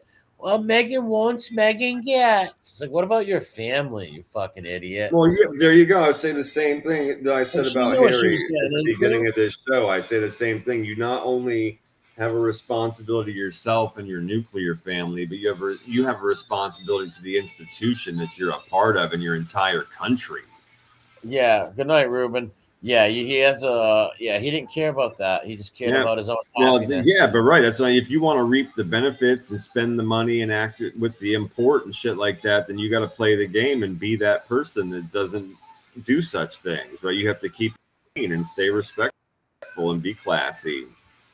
And you're going to ruin it for everybody. Yeah, he ruined it for himself. So him and Andrew will go down real bad, but Andrew will be the worst because here's a guy who was with 16 and 17-year-old girls, as we know. We don't know. They could be younger, right? We just know Virginia Dupree was 17. The reports that came out about the debauchery that he would do on his vacations throughout Southeast Asia and Thailand, I would say that the girls probably went younger because they said that he would order up to fucking like dozens. They said like 60 to 80 girls at a time in one giant room. and he would just lock the door. Wow, what a weirdo. Well, here's the thing with the Epstein Acting stuff. like a I don't believe god. like all they do is talk about the teenage girls that are 16, 15, 17. What about the children? Like this guy only ran a teenage pervert club. No way. Where's the little kids? There's got to be Oh, little I have no kids idea. too. I mean, I don't know. I've only heard about, like you're saying, like 14, 15 Well, they're and up. hiding the rest. They're hiding the younger stuff. The government's probably hiding that stuff. He probably serviced anybody looking for any kind of like kid or whatever. Because they preyed on 16-year-old girls, 14-year-old girls. They're Yeah, they sickos. probably did that in the foreign lands, played with Everywhere. the Yeah, younger everywhere. ones, like when they would go to those weird countries and shit. Yeah. Yeah, and you got a picture of Bill Clinton sitting on the beach with his ass hanging out, sitting to the back, so you can't I really know see his I'm a face. record. I know I'm a repeating record, but I'm throwing it out there. You got a painting of the motherfucker in a dress as soon as you walk in your front door. Yeah. A gigantic painting of Bill Clinton in a dress, straight up in your, like, right when you walk in the front. Everybody sees that when they come to this man's house, right? It's there. That's what everyone sees when they walk in the house, and Bill's just like, "Oh yeah, that's funny." Yeah, they're Come sick, on, man. dude. Something's not right with that. There's all pictures of them like sitting in the Queen's chairs and shit, thrones. And they're all Ghislaine Maxwell and Spacey are sitting there. Then there's a picture of Andrew laying on their fucking laps. It's just fucking creepo shit. That picture of Epstein with Michael Jackson was pretty fucking crazy. Yeah, well, no, that picture right there was of Michael Jackson's kids are in that picture. And that was a picture somewhere they explained it. It wasn't on his island or going to his island. And Diana Oh, I Ross. didn't. I never assumed it was. I thought it's pretty nuts seeing those two Yeah, I know. together in any context. That was my point. Yeah. I Diana never Ross assumed that like kid. he was actually out there on the island. If anything, I would assume Epstein would want to go and play in the carnival. Yeah, no, they never hung out like that. But they explained where that was, that picture with Diana Ross, her kid, and Wacko with his kids. And for some reason, Epstein was there or something. I'm sure if he paid Michael enough money, he'd let him play with one of his Macaulay clones. Oh, yeah, of course. But Epstein liked young girls, teenage girls, like 14, 15. He was that sick. Well, then they wouldn't have played night. Yeah, Michael Jackson likes those little boys. Yeah. But I'm sure he serviced people for little boys too. These people are sick honeypots and sick fucking perverts. They look at people as property. Those girls are all manipulated and given money and fucking abused. And they were teenagers from poor neighborhoods. Oh, here's a final answer to your question. So the longest reign was 70 years from 1952 to 2022. It was 70 years, man. Wow. Wow, indeed.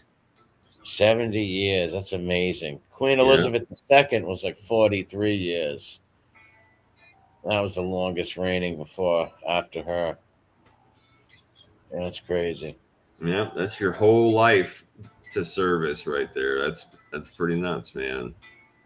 Yeah, she'll be the But naked she was cowboy. young. She was in like Africa or something like that too, right? When her father died and she found out that she was going to be queen, or she was queen. She was in like on a trip, right? Yeah, they were on a cruise or something like that. Yep.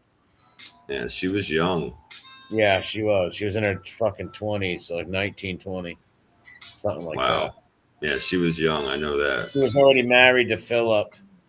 And I think you can see the videos on YouTube, the old black and white videos of yeah. Yeah. Her whole face is her whole fucking life is documented on BBC, and the other news is she's been around forever. That woman, her lifetime, she was around forever, man. She was sharp. She carried herself. I'm not a fan of the modern royals, but she did carry herself with dignity and shit. She was a tough old woman. Stiff upper lip, true Brit. Stroke back Tibby, Joey's buddy. Tibby goes back Tibby. He might become a cowboy. But she knew what was up with that Markle lady. She knew. She wasn't dumb. But she also knew that Harry was so head over heels, nothing they could do. But everybody didn't know. They hated Megan, but she was black. It's like, no, they loved her. When she first went to that family, all the news, everybody loved her. They all loved her at first until like they started like causing trouble. Like they were ecstatic. All the people, like they'll go look at their wedding. All the fucking people lined up and down the streets, going nuts with pictures of them and everything. Right. But she didn't want to do that life. She wanted to, get Harry back to California, make movies and all that shit. Right, and use his money. Yeah. Yes, exactly. And once he runs out of all that money, she's gonna leave in about a year or so. Well, she wants the kids a little bigger though. She don't want them too little. She wants them a little bigger. And she wants to use his money and his name for more. And watch her write the book. She's probably blackmailing him, saying all that shit you told me, Ginger. I'm gonna tell Oprah and everybody, and I'm gonna add my own shit in. Fuck with me, Ginger. Please, Mugga, no, Mugga, no, Mugga, no. I wanted to go bald, but Meg told me to get some hair. Because he was going bald. Megan told him get some hair. He got hair transplant. So jealous of his brother. And that's so fucked up. It is. That's so fucked up, man. Again, I say the same thing that I like, kind of the same point I made earlier about the Reiner kid. It's like, dude, you've got all this and you don't have the responsibility. I don't see the problem here. I know. Right? If you were born into a rich Hollywood family with money, you can become a junkie, blow all your money, wreck shit, and you still got a roof over your head, and then you kill your parents over it? Like, yeah, this kid, he's a fucking prince, and he has a problem with his brother because he's the one that's going to be king. It's like, bro, you have all of the same privilege without any of the responsibility. William knew what was up. See, William told Harry at first to slow down with Megan because he married her within a month of meeting, dude. They were engaged. So he was automatically like, hey, she's a Hollywood actress. Had nothing to do with her color. He's like, she's a Hollywood American girl, Hollywood actress. Their social climb is don't trust it. And he took offense. He probably, and like a cuck, he went back and told Megan everything William said about her, right? Of course. So like an idiot, you never do that, right? If my brother's like, hey, he warns me about some girl I'm with, I'm not going back and telling her what my brother said, right? It's freaking retarded. No, then she's gonna hate listen to your brother. You don't act like a little fucking bitch made queer about it. You just listen to your brother giving you advice. Because then she's always gonna hate your brother, right? Because she's gonna know that he said that shit. So you don't tell her what he said, right? He went back and told her, so she hated him for that. She wanted, she would have, if she could have got with William, she would have over him. But William, of course, no, he has an actual classy, respectful, beautiful woman. Yeah, Kate is a classy, smart woman. Yeah, he knocked it out of the park, bro. Yeah, he hit the lottery with Kate. I watched their wedding with my aunt. My aunt was a huge royal fan. My Italian aunt, my father's sister. My aunt Dolores, wonderful person. She was a big royal fan, royal lover. And I remember she had, I went over the house and I watched it with her. We watched like an hour of the wedding with Kate. She looked so beautiful. Yeah. I watched some of it on YouTube. Not the whole thing, but I saw some of it. Yeah, her sister looked gorgeous too. She was a classy lady. She never fucking makes a fool of herself.